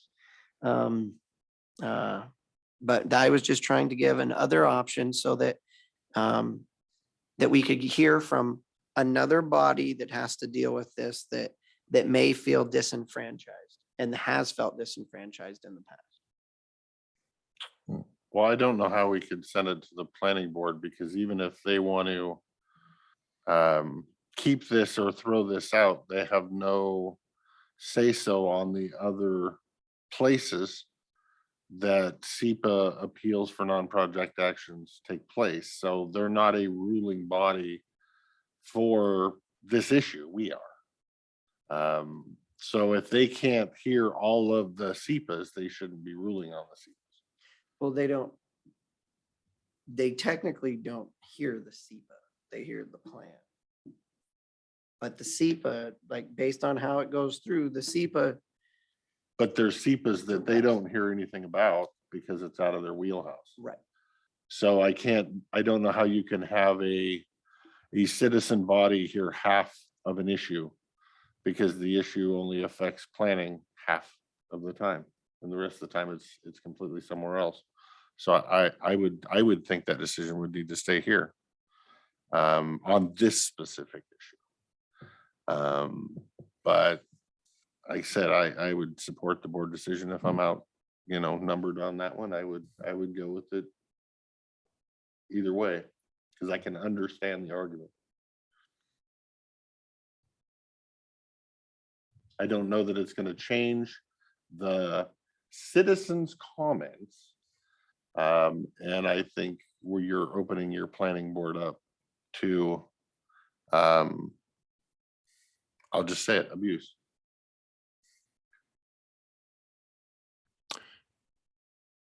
Yeah, I think I gotta go. I think the decision, I think it needs to stay here. I'm not sure again, the SEPA portion of it, it's not really appropriate to as Commissioner Christopher said, either, believe me, I'd love to send. Can it off. Go ahead. This is all yours. Have fun with that. But that's not the job. I think the SEPA, I mean, I guess the other way, another thing we could look at is we have like typically how it works, and correct me, all of us.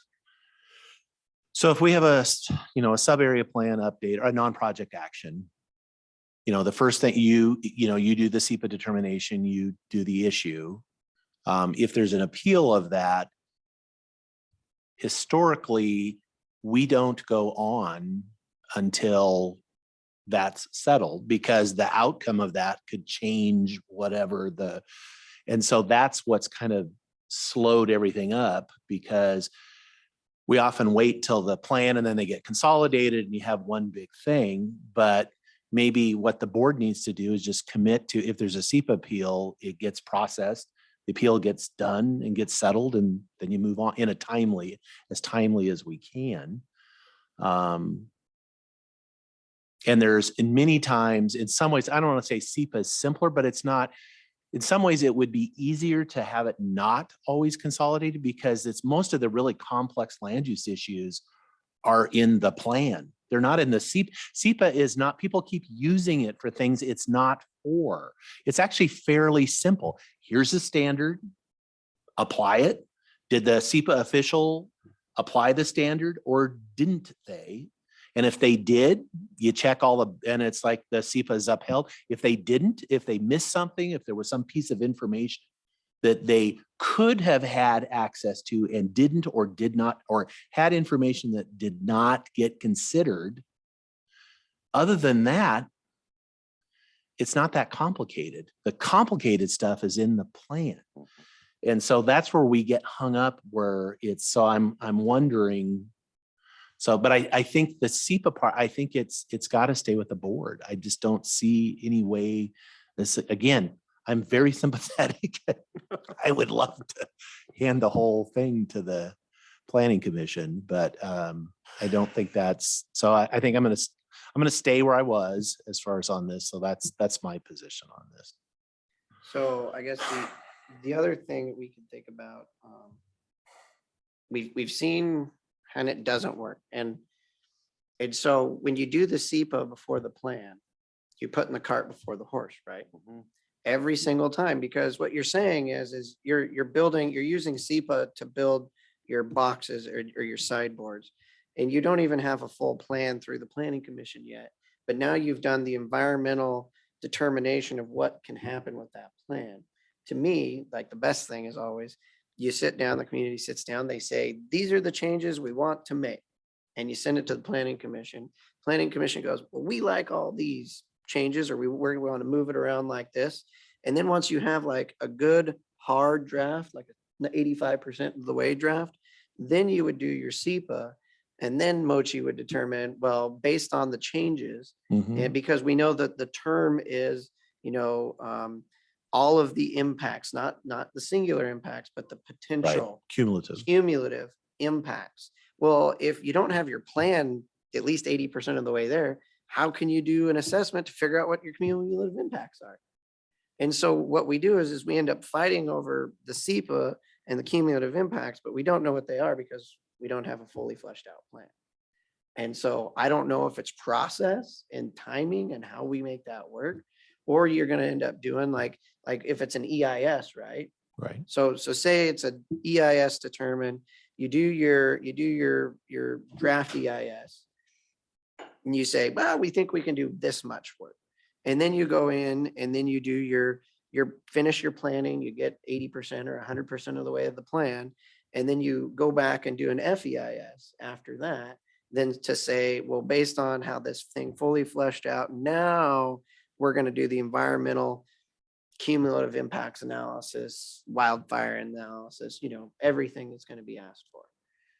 And then you actually take all that together. But for me, it's always seemed backwards when we do a SEPA before we know what the plan's going to be. Well, do we though? I mean, don't you have to have some preliminary, because that's what you're doing the SEPA on, is the proposed. Right. I mean, and that is not fully fleshed out. So we do need to have some kind of SEPA determination and before we can take that to the planning commission. But like, for example, for the critical areas update we do right now, I issue a preliminary SEPA determination. It's not the final. Send it out for the public to comment. And then when we are ready, because we did receive the comments, the comment can provide some input that I might change the SEPA determination or I may not. So what I plan to do is before I schedule the planning commission public hearing on the ordinance, I will issue a final SEPA determination and take both before the planning commission. If anyone wants to appeal the SEPA threshold determination, they may, but I would recommend to consolidate the SEPA appeal with the planning commission's recommendation. Because it is a non-project action, the board has an option to consolidate or not. But to me, it makes sense to address Commissioner Anderson's concern is to actually consolidate the SEPA appeal with the planning commission's recommendation, and that it in itself can be appealed as well. Yep. Because it's written in the zoning code. And then both the SEPA appeal and the planning commission recommendation, whether that's appeal or not, will go before the county commissioner for a consolidated hearing. It will be a closed record appeal because we already have a public hearing occur before the planning commission. So anything that the board can choose to hear the SEPA appeal first and then to think about the planning commission recommendation and whether you want to have your own public hearing or not in one consolidated hearing. Okay, I get that, but I do want to go back to Commissioner Anderson's, like, it does seem like the process. So you do a SEPA determination on a plan that has not even been developed yet. Right, so it's basically it's for the action for the plan. The plan is not site specific. So for cumulative impact, it's really difficult to address You don't know until where you is can- it, You don't know where you can put a yurt until you know where the squirrel is. You have to know where you can build and where Right. you can't build. So you have to do the SEPA first. And I understand Commissioner Anderson's worried about putting the cart before the horse. But if you've been listening to testimony for the last year, they want the cart before the horse.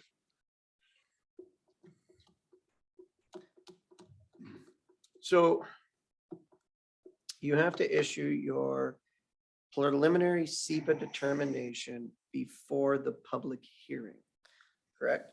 yes. It's But actually you in can code. have, but correct me if I'm wrong, say you're doing a sub-area plan. You can have 30 workshops Right. before that SEPA determination is issued.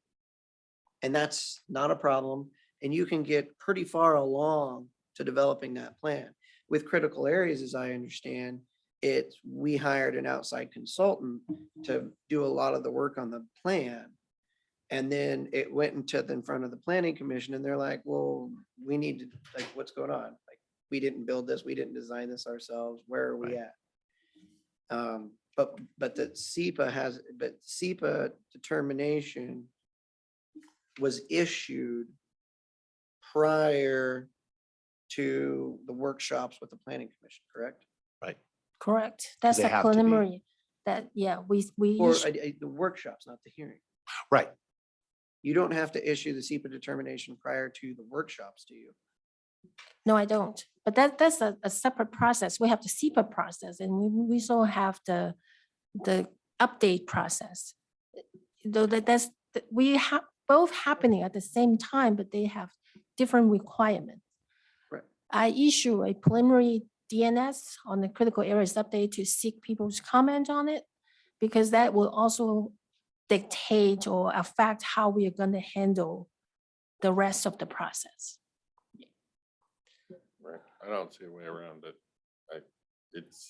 I don't see how changing it is gonna make it better. How we do it, I think she's doing it the right way to me. Because I don't know how you could plan something if you don't know where you're allowed to plan something. You have to know the SEPA first.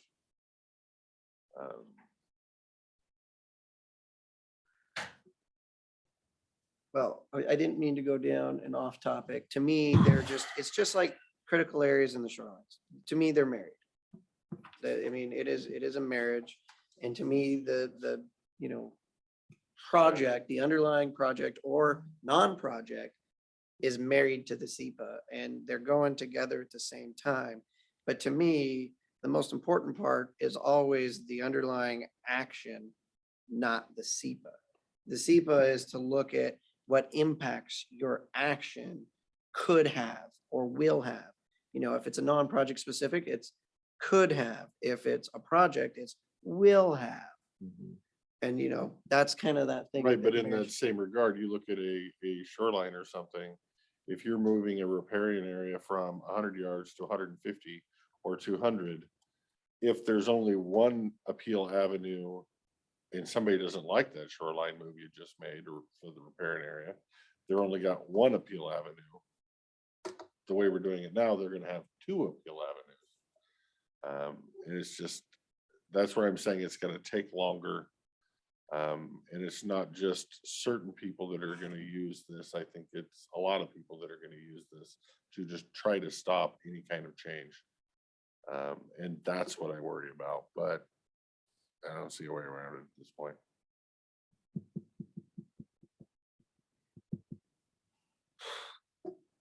All right, well, I think I know where both of you Yeah. gentlemen are, and I would entertain a motion, or if you'd like to direct staff to make the changes and present it in a final form before us so that we can see it at next week's meeting, I would be fine with that as well. I think that's what we should do. So what the motion we're making is crystal clear to the public in what is delivered to us Direction. next week of not having the SEPA appeal part of this in our agenda next week, and then we'll approve that. So would be the current proposal, let me clarify, striking the non-project action, or I guess the SEPA appeal removal, so leaving it in there, but everything else consistent with the proposal. Okay, so I will work on those language, present a clean copy. So for you to Yes, please review. clean, not and- track changes. And if you approve, then I will seek the prosecutor's approve as to form before we can have an ordinance for you to sign. Correct. Yes. Okay, I will work on the clean copy then. Perfect. And get it sent over to him as well. Yes, okay. And then yes, Madam Clerk. Chairman, would it be okay if we went out 2 weeks during kind of a time crunch? Since we're not making Yeah. huge changes No. here, so 2 weeks is completely fine. I think she's just looking for us to say yes, so that she can go off. Yeah, she knows what she needs Yeah, to I do, think we're and it fine. gives our prosecutor more time to review. I think that's fine. Whatever works. I appeal but- your decision. So the question is we've given direction. The hearing is still open. It's still going to be considered a public hearing, correct? Correct. And what we are doing is, okay, got it. All right. And I suspect, now that we think about this, if we are, so we have the proposal in front of us, I don't know if we don't accept it, if we modify it, does that change have to go back through a Public process? hearing process if we change it. Thoughts? We'll find out.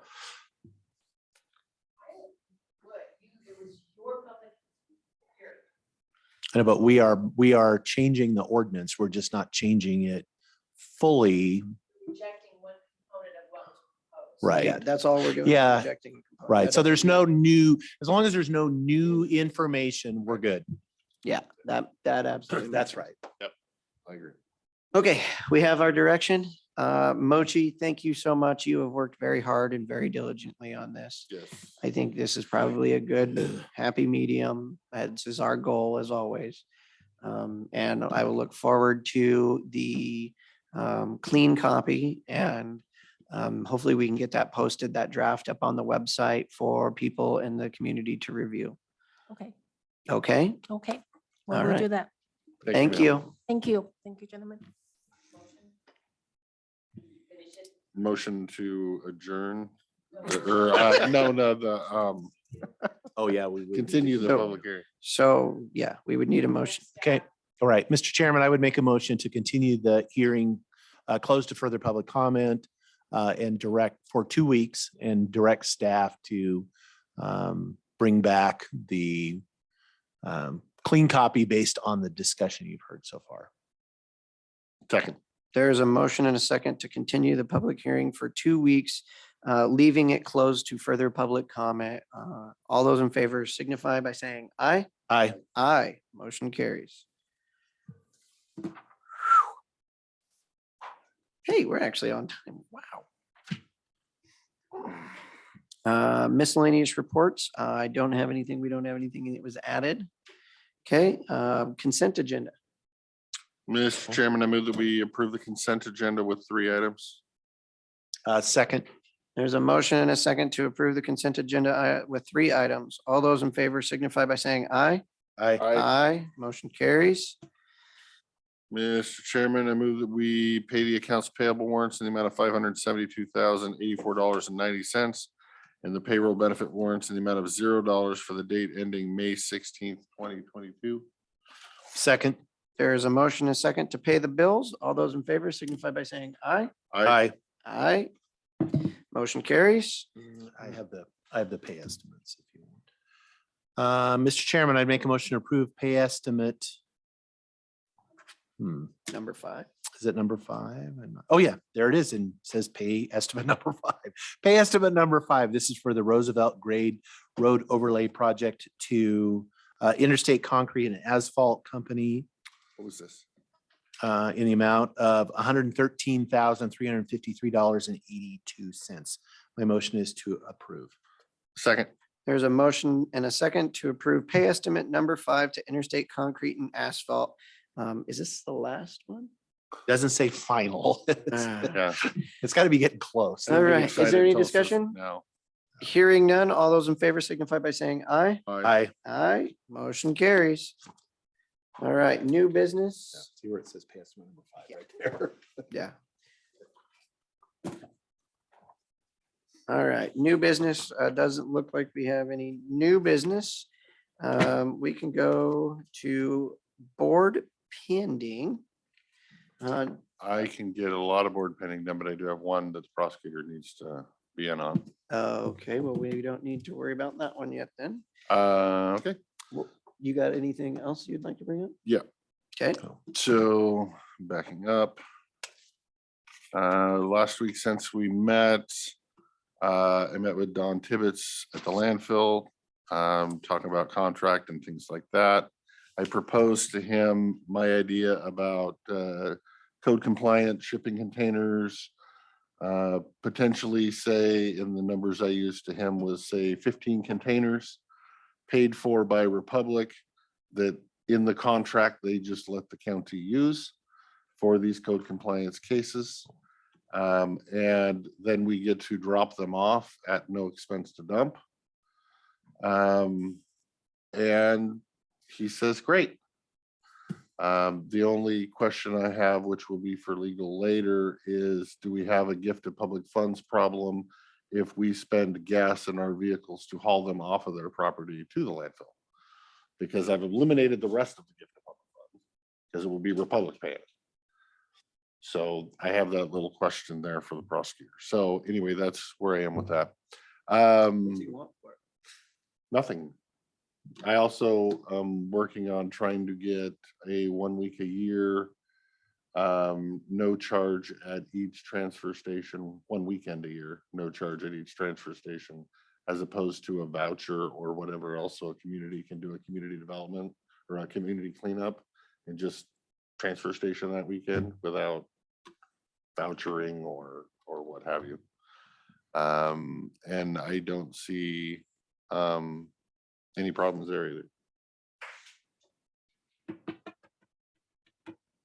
His only concern wanna with the be shipping in- containers was he was worried that we might make habitual offenders.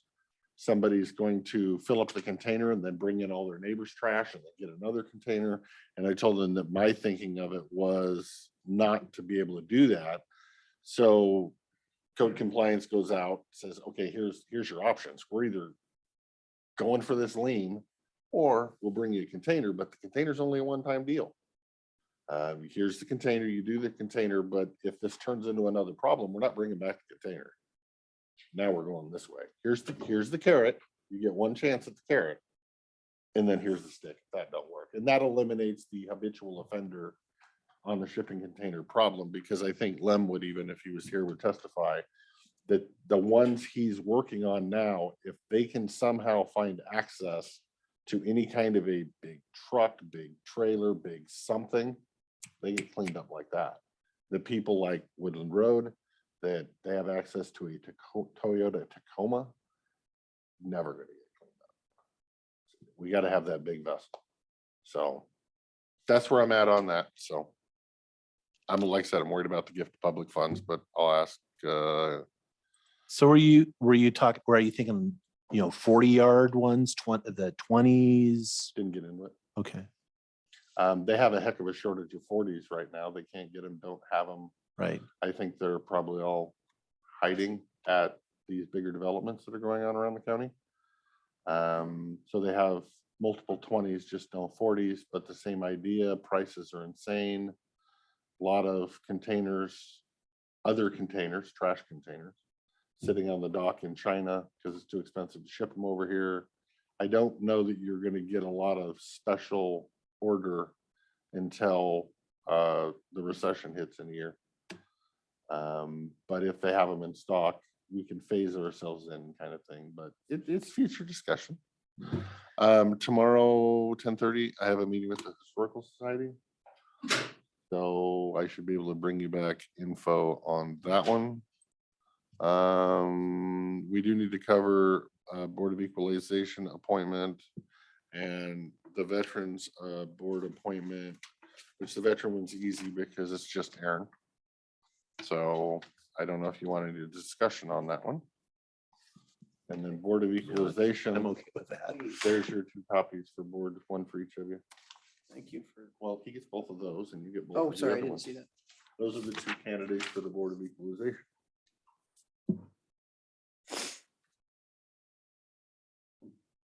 I just thought we should have at least comment to the public before we put veterans on the agenda, even though there is only one applicant. And I didn't know if you wanted to discuss this today, but Lee needs to know what's going on so that she can get people scheduled for training.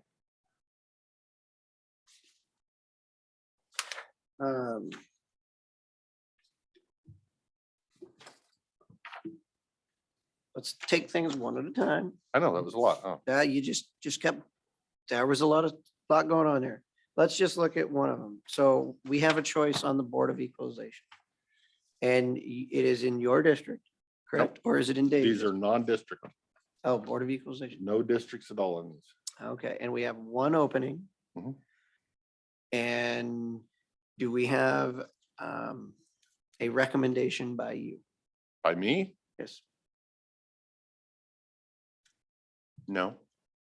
Okay. Do you have a recommendation? Well, given one of them is the current member, so is the incumbent, if I'm reading Yep. this right. Is there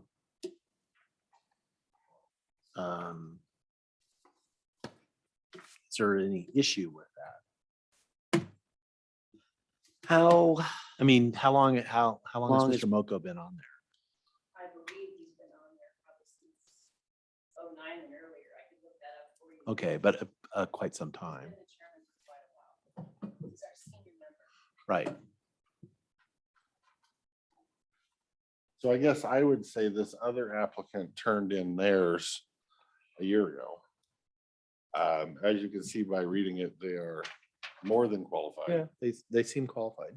My only, I guess I would say concern is the other 2 applicants are darn near brand new.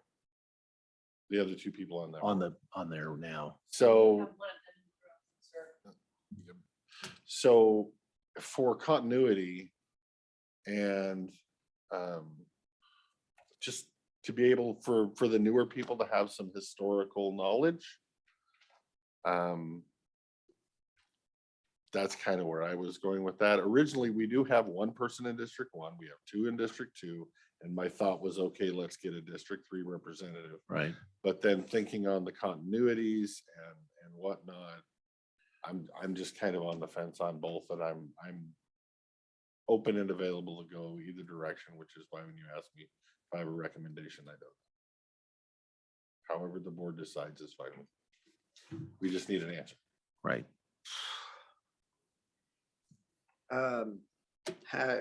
Being in a position about to lose a whole lot of historical knowledge and experience and all of that, and the fear that I have with that, with you.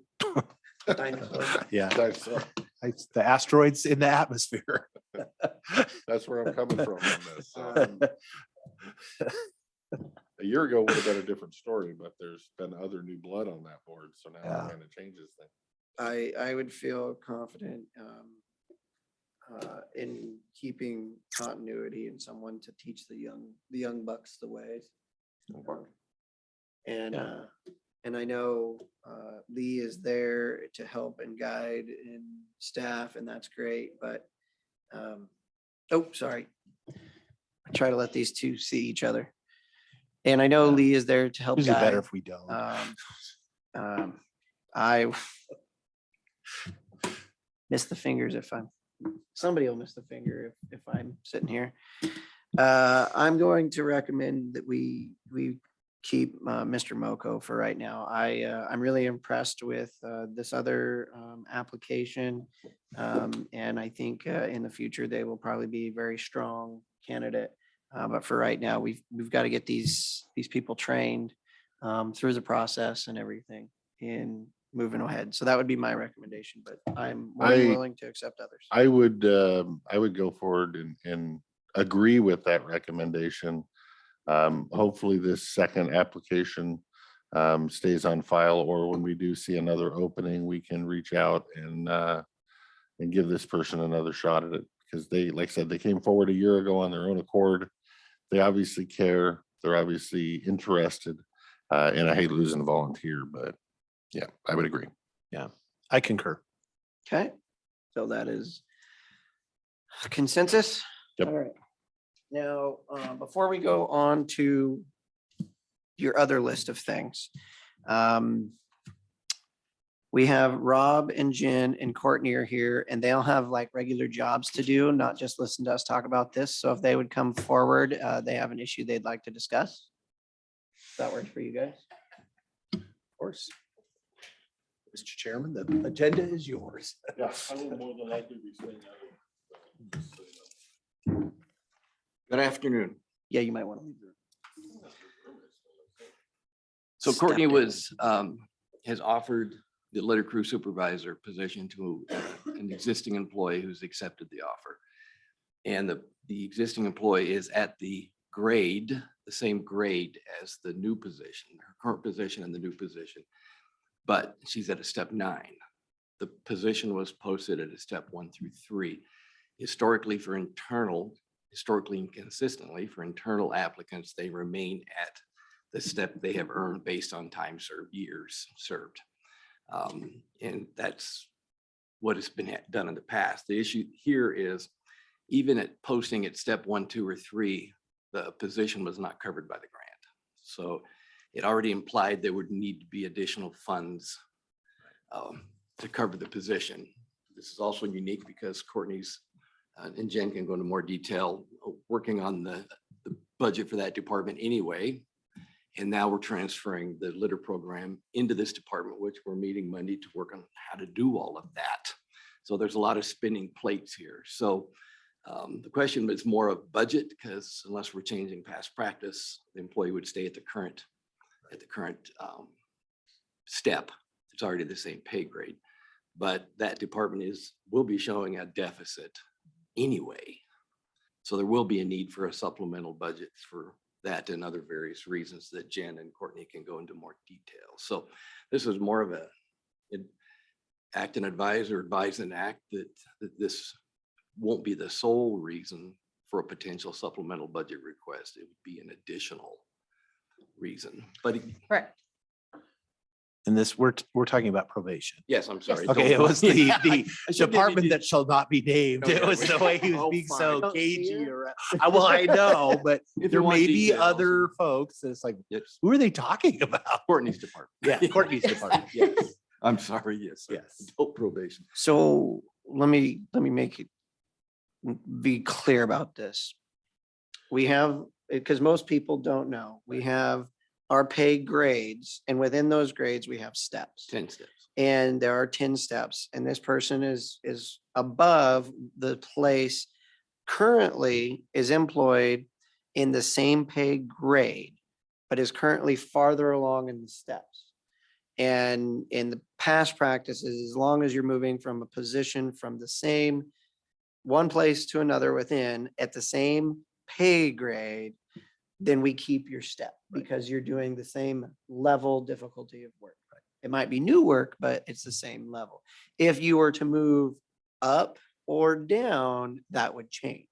And there may be examples of where they were at a higher grade, but they came in at the same pay. I mean, I can't say that it's always been the same pay grade, but we wouldn't put somebody at 76 to a grade 36 and expect the department to absorb that big. Usually they're within the same pay grade or close enough Right. that they can adjust the steps. The person does not take a pay cut to move to another department. Oh, yes, he does. Or did. Other than that one person. So, so historically, this is dealt with. They're in a supplemental. Departments can usually cover it because they have an open position or vacant while. position, and there's a dozen other reasons. And is that I mean, the issues with the department were all, I mean, we already knew we had some issues with, when moving that we were gonna have to sort out as far as the budget. That's correct. So this is not creating the problem, it's just adding to It's just adding to it. Yes, it's an additional budget concern. But even if we advertised it at a 3, we are still, or even if we accepted somebody else at a 3, we were still gonna have the same problem. Right. Even at a level, at step one. Letter -5. It would take a -5 to. Normally, we solve- come to you and solve say that it may or may not be a budget issue because of existing funds in the department. We can't say that in this case. We don't know that right now, and that's also okay, but we also know that this position previously was being subsidized with landfill dollars from that solid waste side through the administration part, is how I understood it.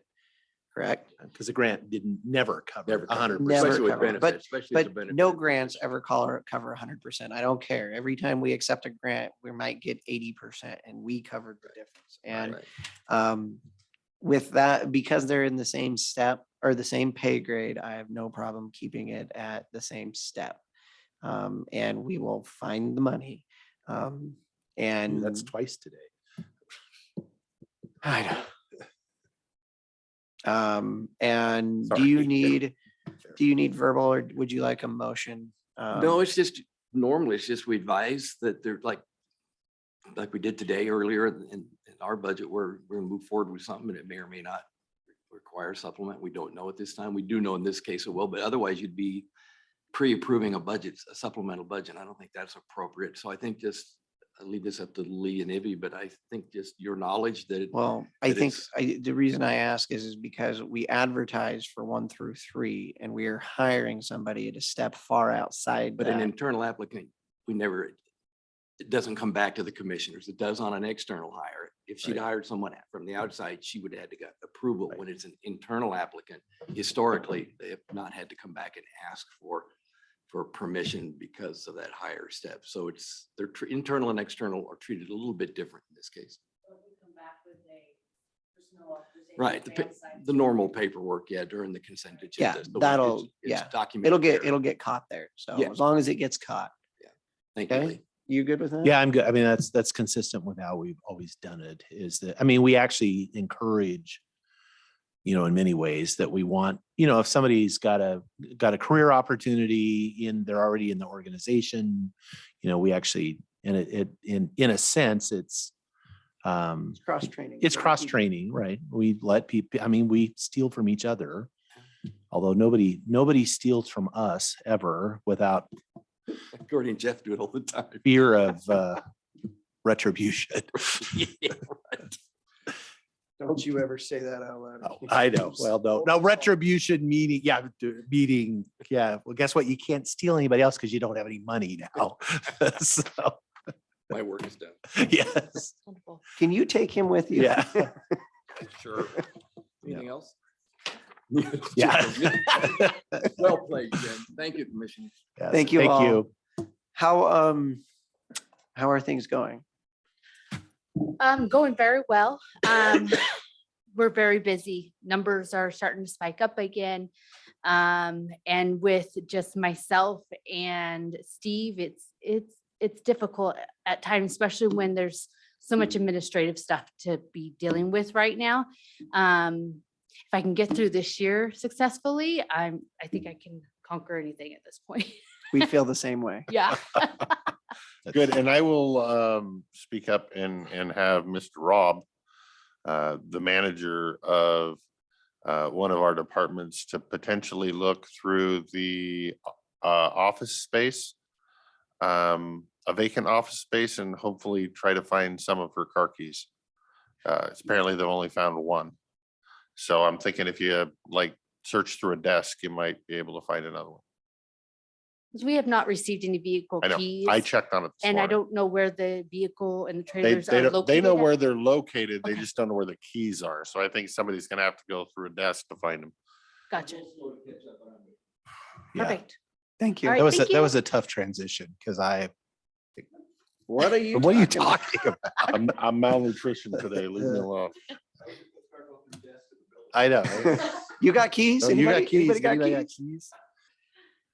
Thank you. Thank you. Okay, back to board pending. You have anything else? Nope. You had one else, and that was the appointment of Historical Society, Don Tibbetts meeting, Board of Equalization appointments, and Veterans appointment. veterans. We didn't do anything on the veterans side. We only have one applicant. It's a very qualified applicant. It's our health director who Yeah. mentioned that she was very interested. And I know we, by policy, are supposed to bring two. We don't have to. And it's been open for how long? Was open for about 3 days. Because she had told me that morning that she wanted to sit on the board, and then we heard later Oh, that that day day that it that was Jerry- open. And I'm like, how convenient was that? But I don't have Great any problem appointment. with I it. have no. I've got no problems Yeah. with the appointment. And they signed off on it. So yeah, I think we're okay there too. So good enough. Okay. I just wanted a public record that we had that discussion Absolutely. in front of the people. Do you have anything for board pending? The only thing I would be, and it would be at what level you folks wanted. I can give you the stuff. I did attend the Wasac Board of Directors meeting, and the big planning was the spring to set legislative priorities for next year. This is them or what we started with. You can get these if you want. They're in 5 categories. It was a 2-day exhaustive event as far as, and what that grew out of was, and I think some of us, I know Commissioner Christopher definitely participated, where they kind of had a call for what do you think? Well, they collated that all into one. The staff went through it, divided everything into what they felt. No idea was not debated, Okay. but they did take it, and they took their first cut and said, these issues that were raised that are already, they're consistent with our existing policy, they go on this pile. These, they could be, and then these are totally new ideas. And so then we went through and for the most part, I don't think anything that was already an existing, that fit the existing kind of policy, those just moved forward. The second category, there was a bunch of those we chose to, this is good, we'll elevate that. Others we like, this shouldn't be us leading this effort. It should be, this is really more the cities or the treasurers associate. This is really more specific to them. We'll support you. There are political items in there that shouldn't be for a. There was unified in category 3. Category Yes, 3. category 3 had thing, and for the most part, we had a couple things out of category 3 that after discussion, the group vote, and we had Survey Monkey on, and but we did it for every single item. So we had a sheet or a book, I recycled it this morning, so it was, 1A, 1B. And the question was always, should this be moved forward? And it was like live voting. Live voting. And so it worked really well. Say that sounds technology kind of cool. Yeah, no, it worked really good, but you're like, which one are we? Oh, we're on 37A, question 3. And so that's what we did for 2 days is we voted, and we gave you got about 30 seconds to vote. And then the results were, and we're like, huh, not what I thought. And then, cause it's, it's all anonymous, no people's priorities. And so we did, so I have all of those, what the priorities will be. All the ones that passed. not All the ones that they- passed and the ones I made, I will, as I said, you can see my notes. So can we get My that notes. copied? Yeah, and that's why I said I will clean it up and then if you, Oh, that no, I way wanna you'll see it know. I wanna see with the the Public record. I think that's okay. So, So I guess my only real question is, the big one that was on top of my mind was, we talked about you going up there trying to create a committee for yes. the renewable, trying to get it set up more like the you know, Timber caucus. Yes, and that did, that actually was in category 2, not because it was not important, but the criteria for sorting was, will this affect all or most counties in the state? It had a huge impact, but it was primarily us and a few other counties. I spoke at length on that. I was, I guess, persuasive because the group, it was overwhelmingly that yes, so that is a priority. Also and there were several other counties had raised the issue about sales tax,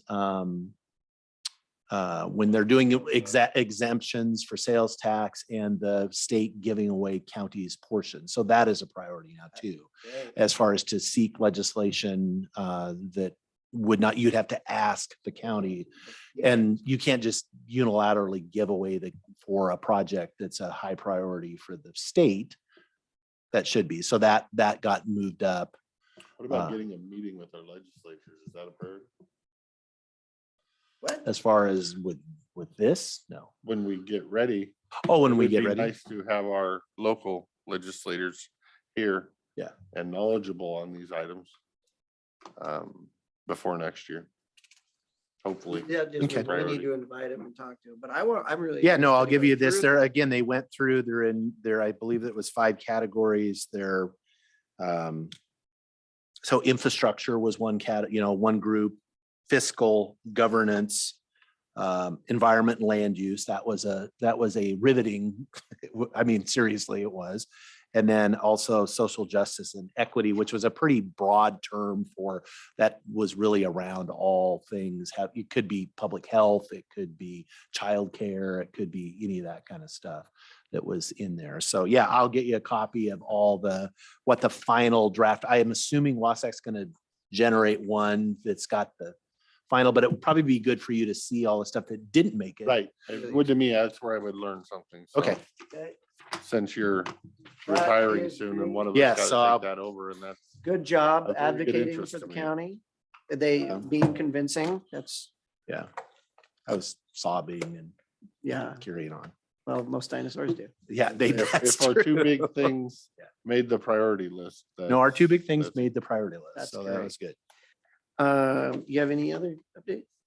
Okay, mine is with the Hood River Bridge. We are putting in an application for $195 million for the federal big infrastructure package.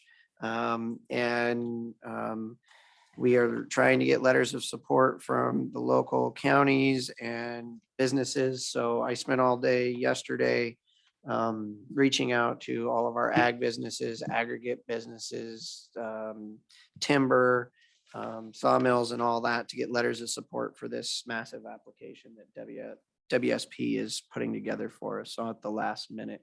And Lee worked up a letter of support that hopefully we have somewhere around here to sign. It's in the sign folder, and I just wanted to make sure you guys are aware of that, if we were to get this, that completely changes the timeline and the ball game for getting this bridge built. We would hopefully shave years off of 2 to 3 years off of the length of time before we can finish construction, which would save us millions and millions of dollars just in the inflator cost index of that. So if you have any questions, I'd be happy to answer them. Okay. When will, I mean, I know there's no crystal ball, but when When is So- when are the feds So the thinking plan they'll? is, we get this done. Our lobbyists are getting letters of support from our legislators. And then in July, we're gonna go back for a few days to DC and lobby for it and work with our legislators back there. And then hopefully August, September.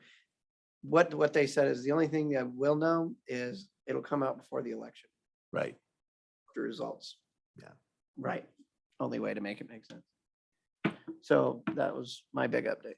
Okay, I did have one item and I want to be respectful of Public Works time, but I did want to I don't want an answer. I just want you thinking about it because I don't necessarily have an answer either.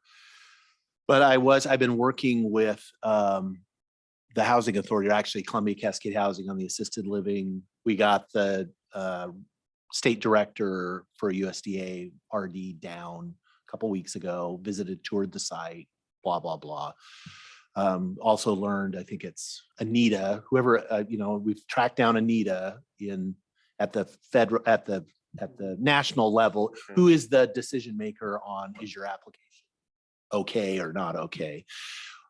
One of the issues that they raised is that, so the county bought that property for that assisted living. For 660,000. Yeah, 650,000 Sorry. plus probably closing costs. But we retained it, we leased it to them for this project for, I think it's 99 years. USDA is asking, and the whole point of why we didn't just give it to them was because we want to make sure the project happens. Oh, right. And that's potentially one of the stumbling blocks for the funding. And so they had asked, would the county entertain transferring it, but only at closing of the whole project, of the construction of the project, because even though leasehold interest is a viable property right. 99-year lease. Exactly. But that's one of the stumbling blocks potentially. And so I said I would raise the issue. Would that be something for us to think about? There would be the transfer would only happen at closing for the project, which is what we were always with. We didn't want to turn it over because what happens if it doesn't happen? And then we just gave away A lot of land. Yeah, but same scenario. I thought this was gonna be hey, we want more money. And this ain't a hey, we want more No, money. this is not, hey, we want more Better than money. that. Yeah. You just don't have ownership rights to the land, which really we're gonna have for 99 years. Right. Anyway, Right. And do you want to So- repo an assisted living facility? I would chew on it, entertain- but I don't. I would entertain the idea. Okay. I mean, I'm just think about it. I was just said I would introduce it. I mean, we've already spent the money and we've got nothing for it yet. Did anybody say what their funding gap is now? Is it still getting bigger? Is it getting smaller? I don't want to. No, I don't know. I think USDA I think they're trying to make the gap smaller, like there's some other programs and different things potentially. So they loved the project. I mean, the director loved it. And it helped that it was a really nice day when we stayed out of the poison oak. Anything else? No. Okay, we are going to move on to our unfinished business, which is the discussion and update on the Dallasport wastewater plant. Okay. Do you guys want to come up just in case I want to ask you questions? People can hear you.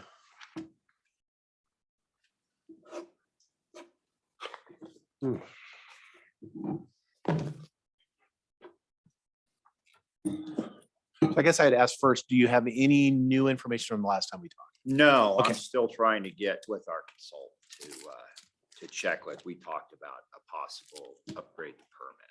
Right. Okay, have met with the PUD twice now. We have some residents of Dallasport here, so that's good and bad. You get to see behind the curtain, which is okay. It's a public meeting. So just from the beginning, for folks that may not understand what we're even talking about, the Dallasport wastewater plant was constructed 20 years ago. The county owns the facility. There was I've referred to it as a bond. It really wasn't a bond. It was a Public Works Trust Fund loan that was over 20 years. That term ended, so we've made the pay, or we are scheduled to, I don't know if we've actually made the final payment, but it is budgeted to be paid this year, be done with that. That always precluded the county from even contemplating transferring the asset to somebody else, meaning some other public entity, be it the PUD or somebody else, as long as, until those loans were paid. It wasn't even we couldn't even contemplate it. So those are paid. We are done. We did reach out to the PUD to see, county is not typically in the wastewater business. And we generally don't want to be. We're not in the utility business. PUD, we had, so we did our sewer plan update, which I've been over this. I got some highlights. I got some notes from Jeff as well in there. We got this last year, I believe. This one. Did you get a copy? Do you have this? Oh, okay. I'll give you this, or we can make some more. Yeah, we can make some more. It's Yeah. just not, it's a draft, so it's not. It's public. not the final one. That's why we have. So in that, it looked at what really kind of precipitated that really was the discussion we were having about both rates, service area expansion potentially, as we looked at one of the options of including Murdoch it's currently not in the service area of the Dallasport wastewater plant. And so you have to go through all of that. Also that the engineering firm looked at kind of what's the shape of the plant, what improvements would need to be made over the next, I think they actually looked at 20 years. We were pretty focused on, I've been really focused on the next 10. Yeah. But as far as upgrades and different things that had to happen. PUD got a copy. We gave them one of these too, as they looked at it. We had looked at the rate schedule, and I think I reported last week the real problem is that the rates for the sewer in Dallasport has not, the capital cost of the loan and everything was covered 100% by the county by transfer from the landfill. We've indicated from a budget standpoint, we don't want to do that anymore. Every other wastewater plant in the county self-supports, it supports itself. Based on the rates that we have there, the rates generate enough cash to pay for not really M&O, but for O, the operation of the plant, scheduled maintenance that the engineers have said, which is subject to, like, we've got some questions about timing and do we really need that? Does that plant really need that? Looking at whether the rates cover M&O based on Current number of hookups, and they did projections they did estimates of growth in the region based on past, like one that's in the binder. So you get the whole, yeah, it's a good, I thought we all got one, but I guess I was the lucky one. I'll get those to you because it's good reading as far as kind of gives the background of stuff. As I had stated last week, the real issue is the rates will not support, the system can't pay its own way at the current rate structure. And so we've looked at different scenarios of, do you phase it in over time? Do you have, and it's, and since there's folks here, the current rate, I believe, is $48.49. That has been escalated. It's 3% per year back for the last 20 years. The rates at the other one? Are the we other ones, lower? we are, as far as we looked at all the PUD operates 5 other wastewater plants in the county. The average rate at the other is about $58. So it's about, we're between $9 and $10 lower than the other everywhere else. Means that the county has been subsidizing for this time, right? Yes. That $9 or $10 for every. person. Exactly. And so when you look at the numbers, and again, these are all these issues, it doesn't matter who owns the system. These are system-based issues, whether it's in county ownership, PUD ownership, or some other third party. via the rates and or potential maintenance. Right. So there's three cost drivers. So you have the operation. So, the lab stuff, the labor, because it's currently, I think it's 1.5 FTE operate that system. And then capital. So as you have to do, and we have a big issue and we've known about it, the orthophosphate. So we have, I don't know, do we actually ever exceed it? I don't know, but we were close to it. A few months. Back under control. Right. And so they're by management, they've got it back, but the engineers identified that, and that has been a long-term issue with our permit, was that issue has to get dealt with. We looked at it several years ago and the price tag scared us a bit. It's in the report as far as what that would be to fix the problem.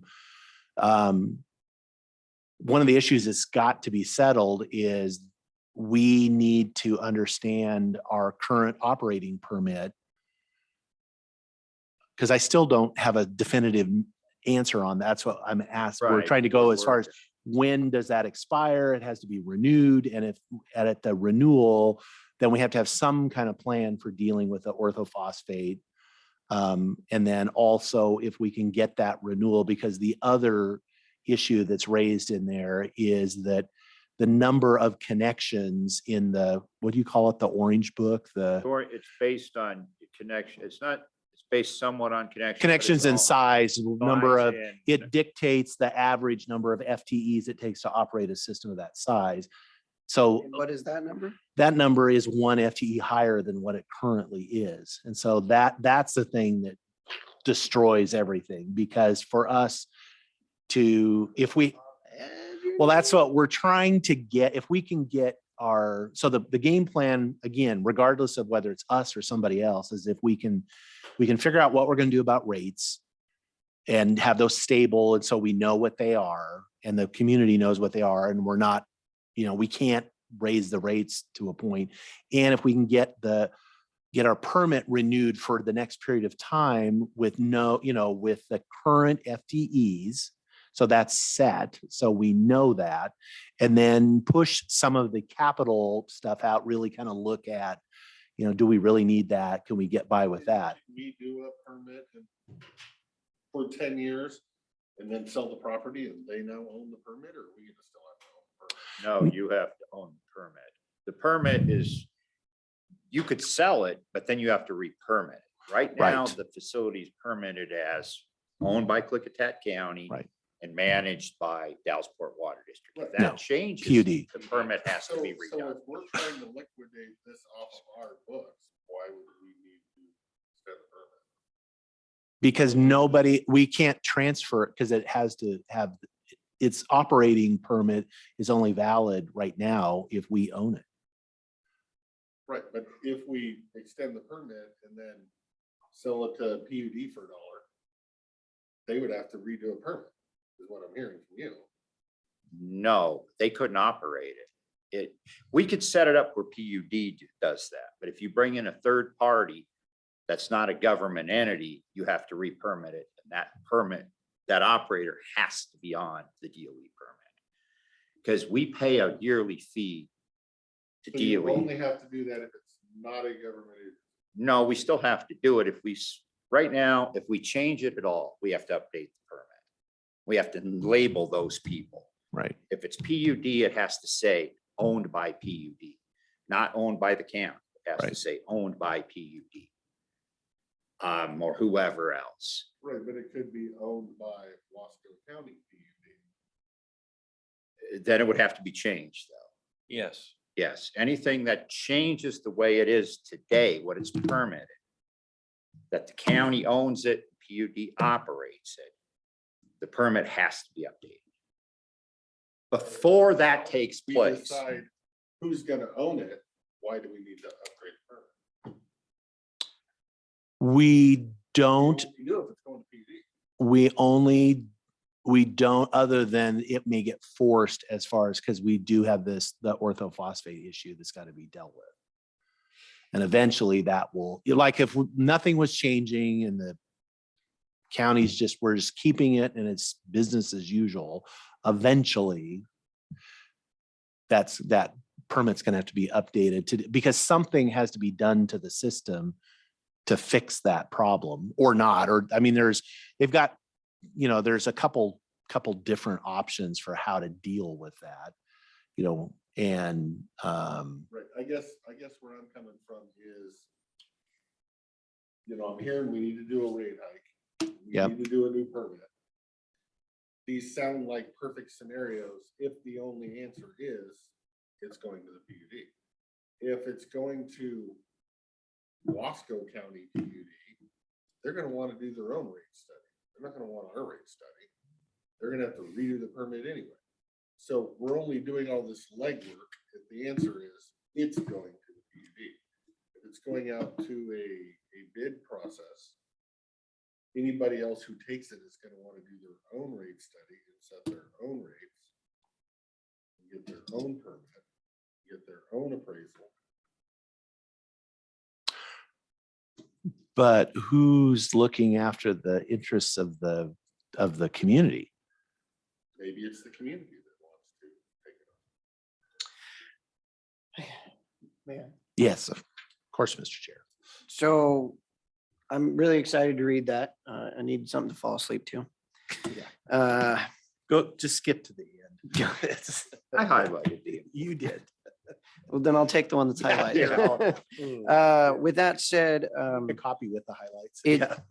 it's hard for me to understand how we took county resources, a significant amount of them, put them into this community, built this wastewater system, set rates that were not able to cover the M&O, let alone capital costs in the future.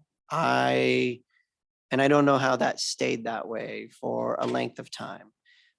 Hearing that whoever takes it over, they're saying you may need to put more additional staff. That even scares me even more.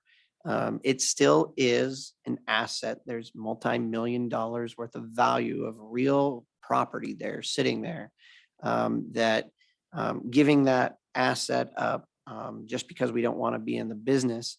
I mean, if it's private business, that's an asset that you can borrow against. You can do a lot of things against.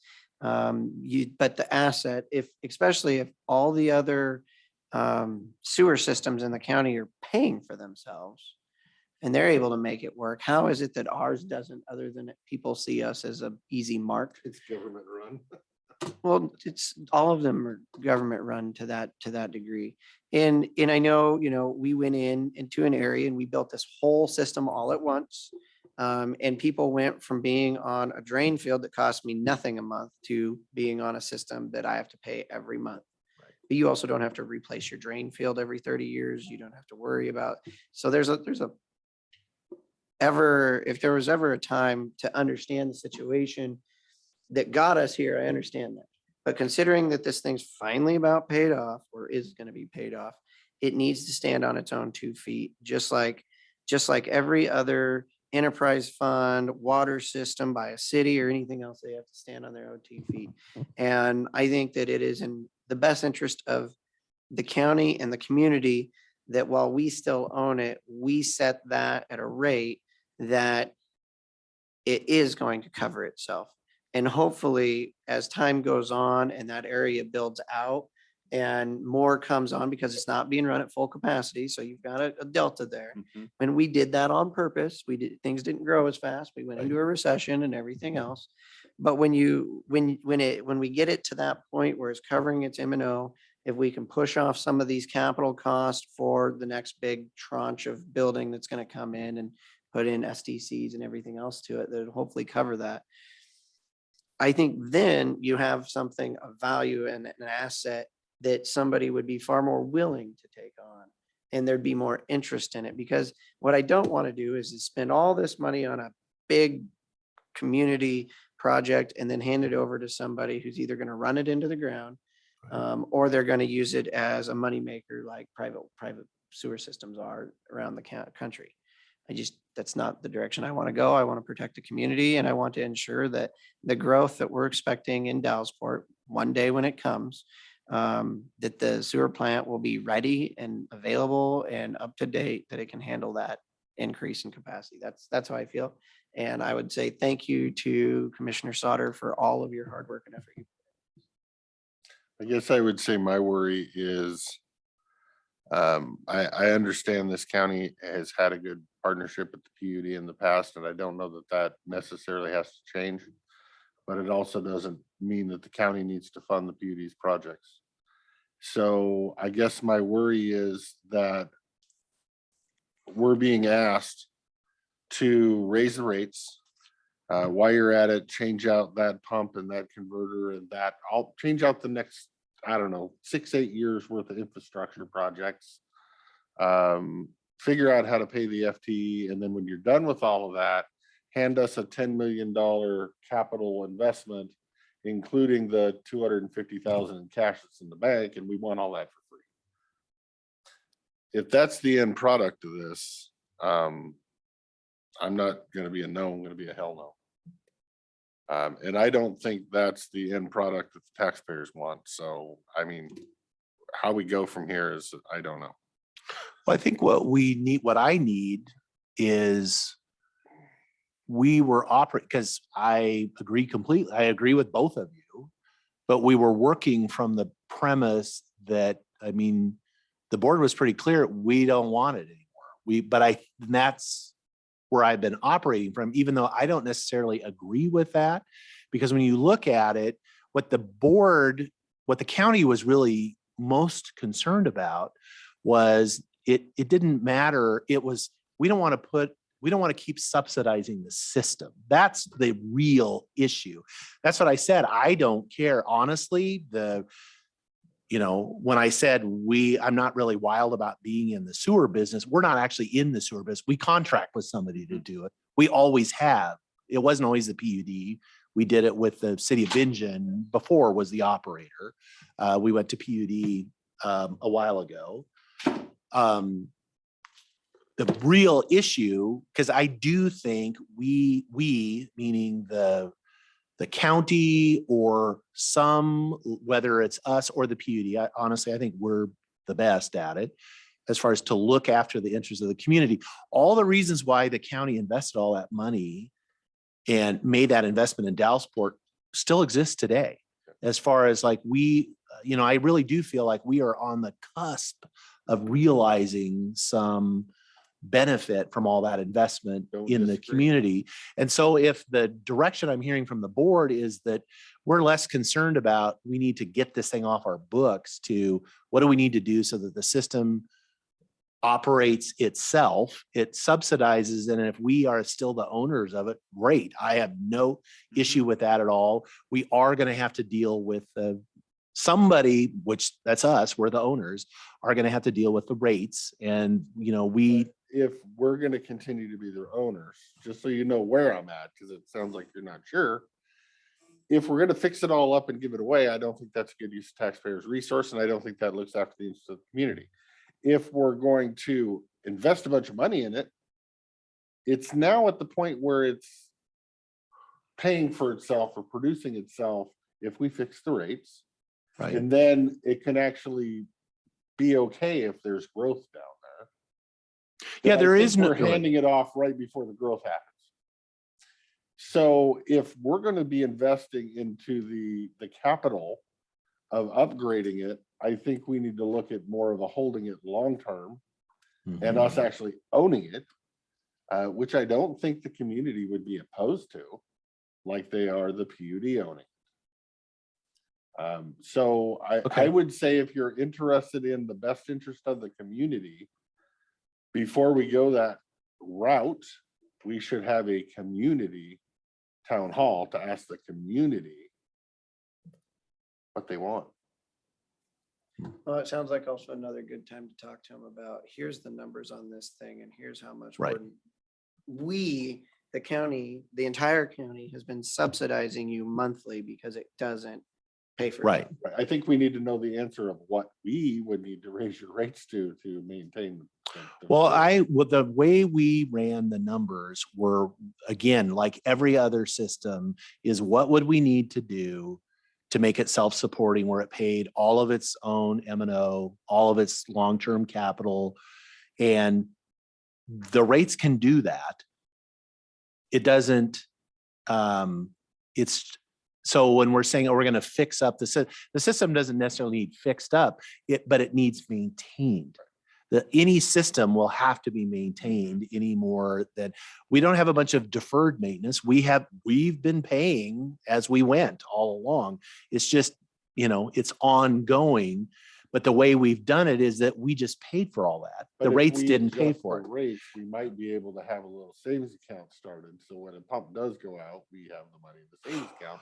Pay for pump. Right. The way we crunch the numbers is, we actually looked to fund take the capital expenditures that are anticipated or recommended, push them out a little bit, give us a time, adjust the rates, because if we adjust the rates, we can actually start building some cash balance towards the capital. And barring the FTE, that's the thing that kills us. If we don't have to add FTE, the system will self-support with doing all the capital. What does FTE do to the rates? Well, the numbers we ran to make it work. 10? Oh, no, it was far worse. When you went out, like right now, to make it work,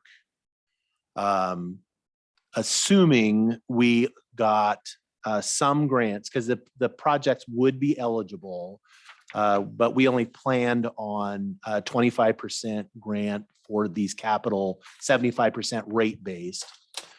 If you can either raise the rates $10 now. And when I say now, I'm saying 23. And then you can go back to a 3% inflator every year, and the system is solvent. And that will pay for the capital. I know you're shaking your head, but will pay for M&O, so maintenance and operation. So when I say M&O, that is the capital, because that's what we're doing. That doesn't pay for any expansion of service or anything. That's a whole different project that would have to self-fund itself too, but the system. Or you could do a bigger, but it took if you add an FTE, it's like $10, and then the rate has to be, it's like 5.5% every year indefinitely to cover it, to make it pencil. But I would also imagine if you were doing a capital project and you needed to replace a pump or something that was $500,000, this project would qualify for landfill gas dollars. Potentially. If that board decided to use those funds on county projects as opposed to PUD projects. Right. And I think it's realistic that I don't think a 75% or a 25% grant, I don't think that's unreasonable to think that over the next 10 years of these things like that we couldn't find, because the PUD, that's one thing they are not good at.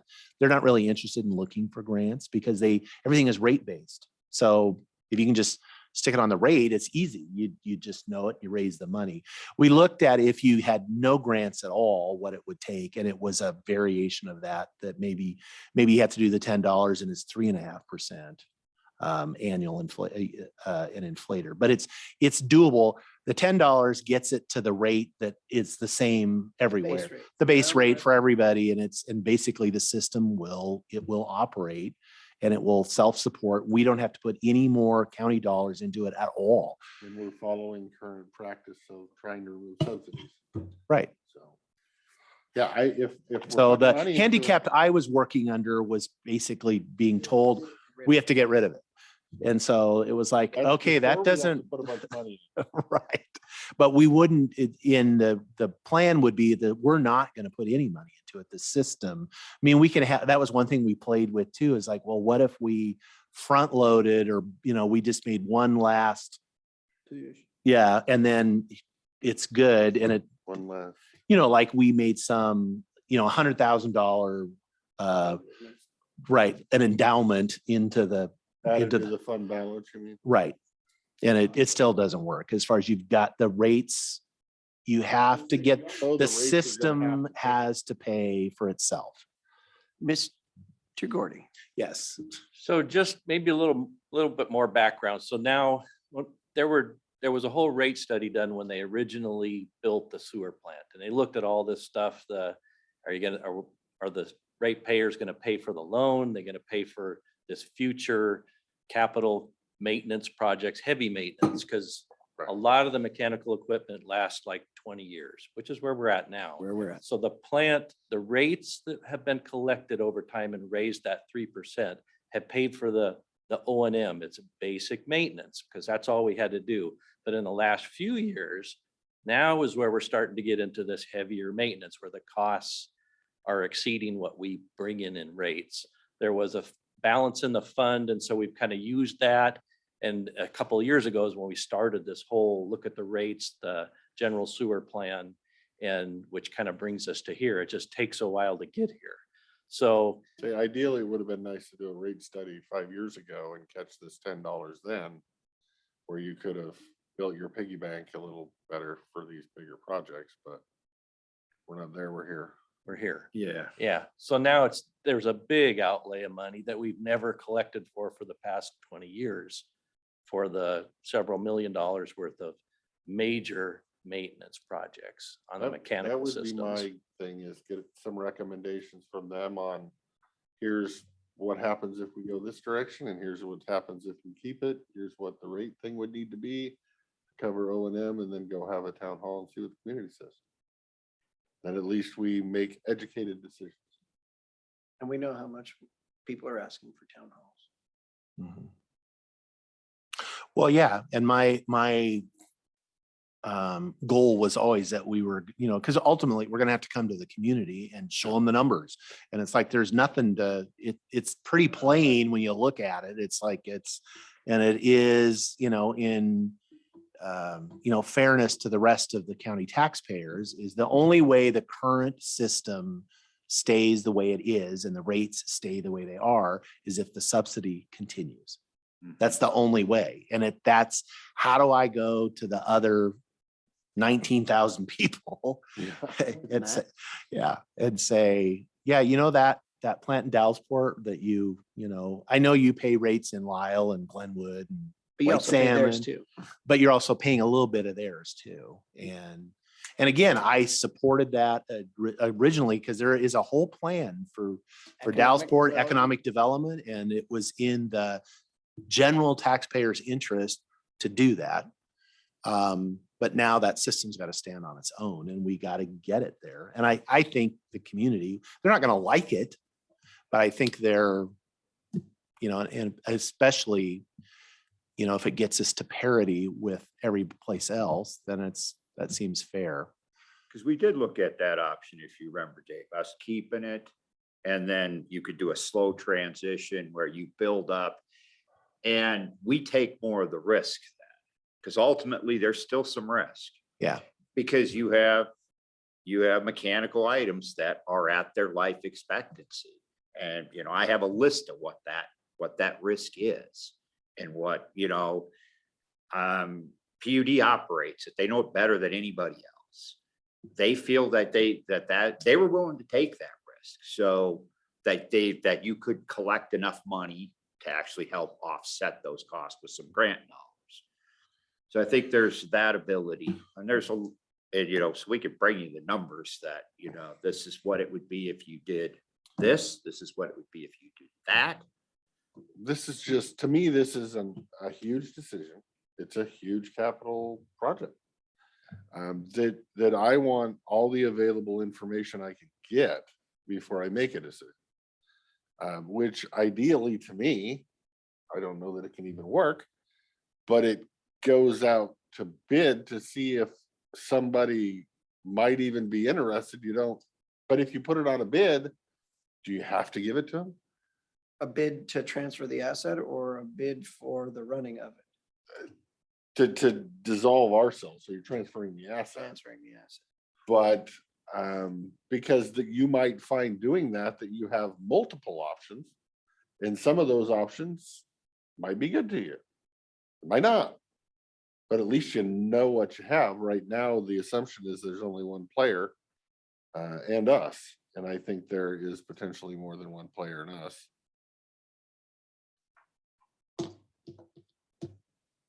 Okay, that was a great discussion. I think we have more to do. We have more to do. We You guys can read will your, read uh, this. You read guys the- will That would be work on, good, yeah. and you guys will work on the numbers. That sounds absolutely wonderful. Is there anything else to add to this discussion? Oh, we could carry the discussion on On for quite a forever, while. right. There's, oh, like. I said, there's- Anything of productive no, discussion there's a at lot this, of mo- at productive- this it would all moment? be Productive, but there's other options outside of the rates. For one instance, this is one of the few systems I've ever seen where the owner actually owns the grinder pumps. That's another way to reduce cost. So Who usually, who explain else that a would little under? better. We own the county owns the grinder pumps. When the grinder Explain pump what they are. quits. So what a we- grinder pump is the people that are on a force main, and it's lower, you gotta pump How does that work elsewhere though? You're saying so like the PUD would own the grinder pump and you would own the system? How does, I mean? I don't- if you were lived on a grinder pump system, your house was a grinder pump, you would own the grinder pump. Oh, I see. Because if you flush grease down the grinder pump, you get to replace the grinder pump. In this instance, the county actually owns the grinder. Is that grinder pump for like a bunch of houses? Did It's we per build each resident. each resident Wow. and we own all of Yep. it? Yeah, we don't, not every resident is on a grinder. Some of them are. All the other communities that have a wastewater treatment, they're on their own grinder pump, not the county on the grinder pump? Pretty much. How the heck did that ever happen? Because it goes back to the whole thing. It's like, we Yeah. built the whole thing. The community couldn't afford it. Yes. And so the county in its infinite wisdom and its nearly infinite checkbook, But then back then. then said, we're gonna make this super easy because there was not uniformity that this was even a good idea. Because there was a public health issue in Dallasport where there was not, but there were also lots of systems. There was nothing wrong with them. They worked fine. Mhm. And I, as a resident, it's like, really? You're gonna saddle me with this new system that there's nothing wrong. I just put my septic drain field in last year. And now that's obsolete here. So the county, to soften it, Who said, pays for the "We'll-" electricity on the grinder pumps? I think the owner. The owner does. does. There's a lot of recommendations. My recommendation would be if you want to get out of the grinder pump business, you offer them this option, they're already there. You don't make them pay for them. The next one, they have a choice. They can either pay an increased rate and the county owns them, or they pay this flat rate. That's the standard sewer rate. And then when the grinder pump goes out, it's theirs. So we gotta what get out of about, the what about subsidy when, part. I like that. when new houses are built? I mean, I understand that we own the grinder pumps when we pretty much took over everybody's systems. When a new house is built that needs a grinder pump, do we still pay for that? Yes. Yes. Currently, unless we change So, that. and I don't know what our Unless STC we- charge is, like 38. Yeah, something like that. Yeah, unless we change our ordinance. That's what our ordinance says. We Say, still it provide. should be fairly easy to change your ordinance. Yes. So when they build a $300,000 house, they put in their own grinder pump.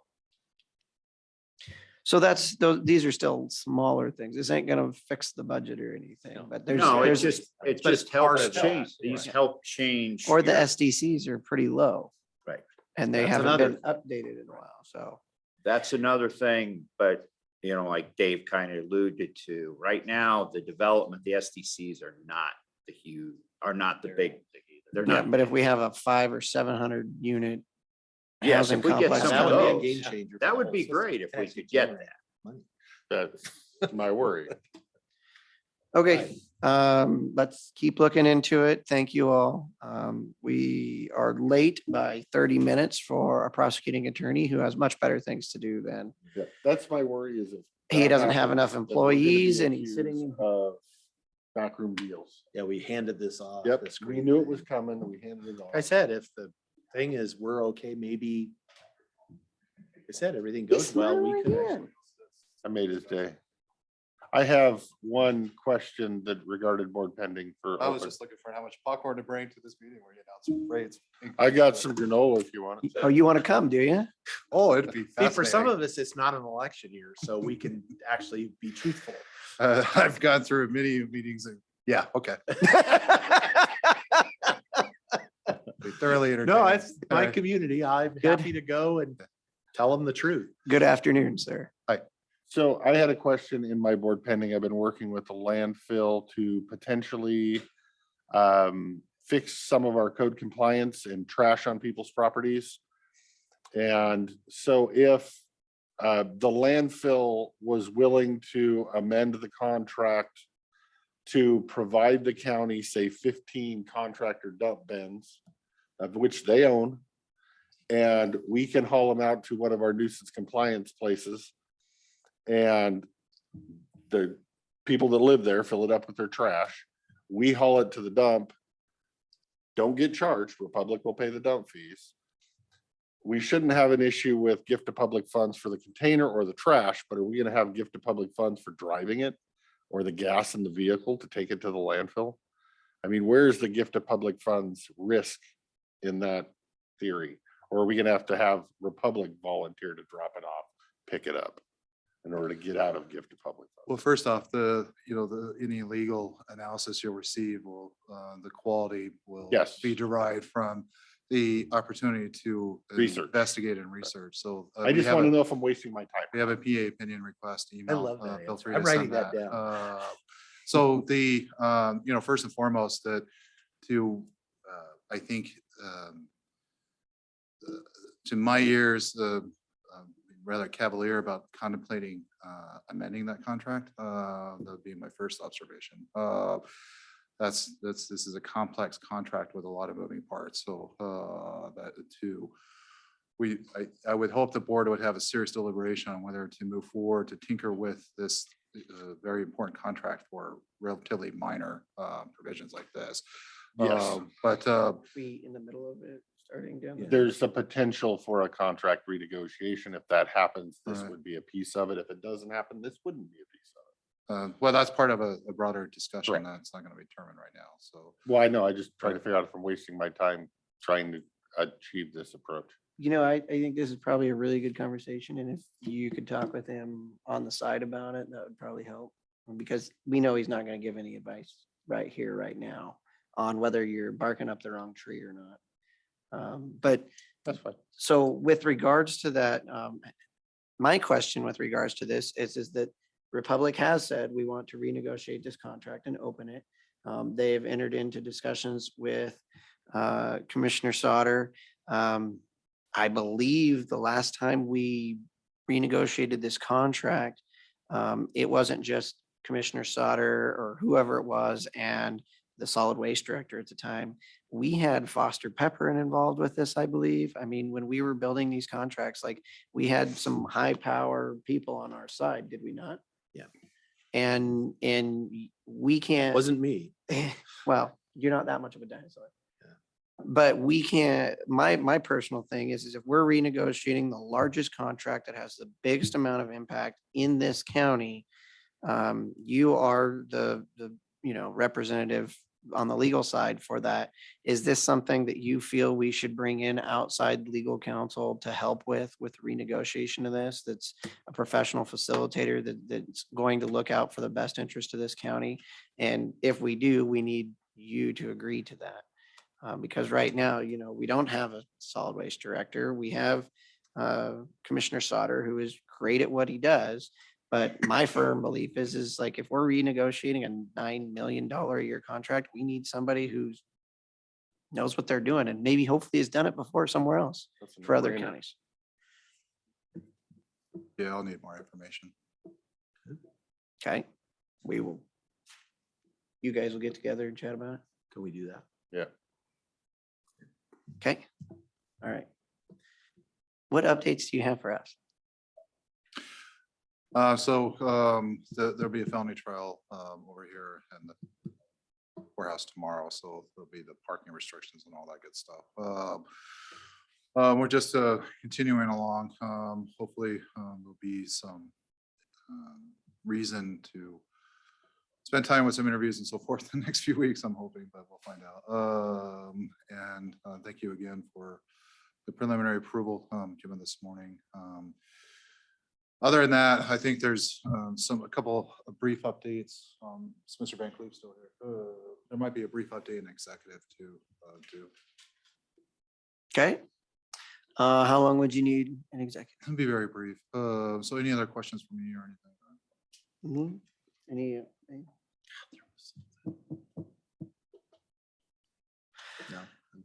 Okay, 5 minutes. Yeah, I think that's. Okay, thank you, everyone. We are going to be entering into executive session in accordance with RCW 423110-1-I.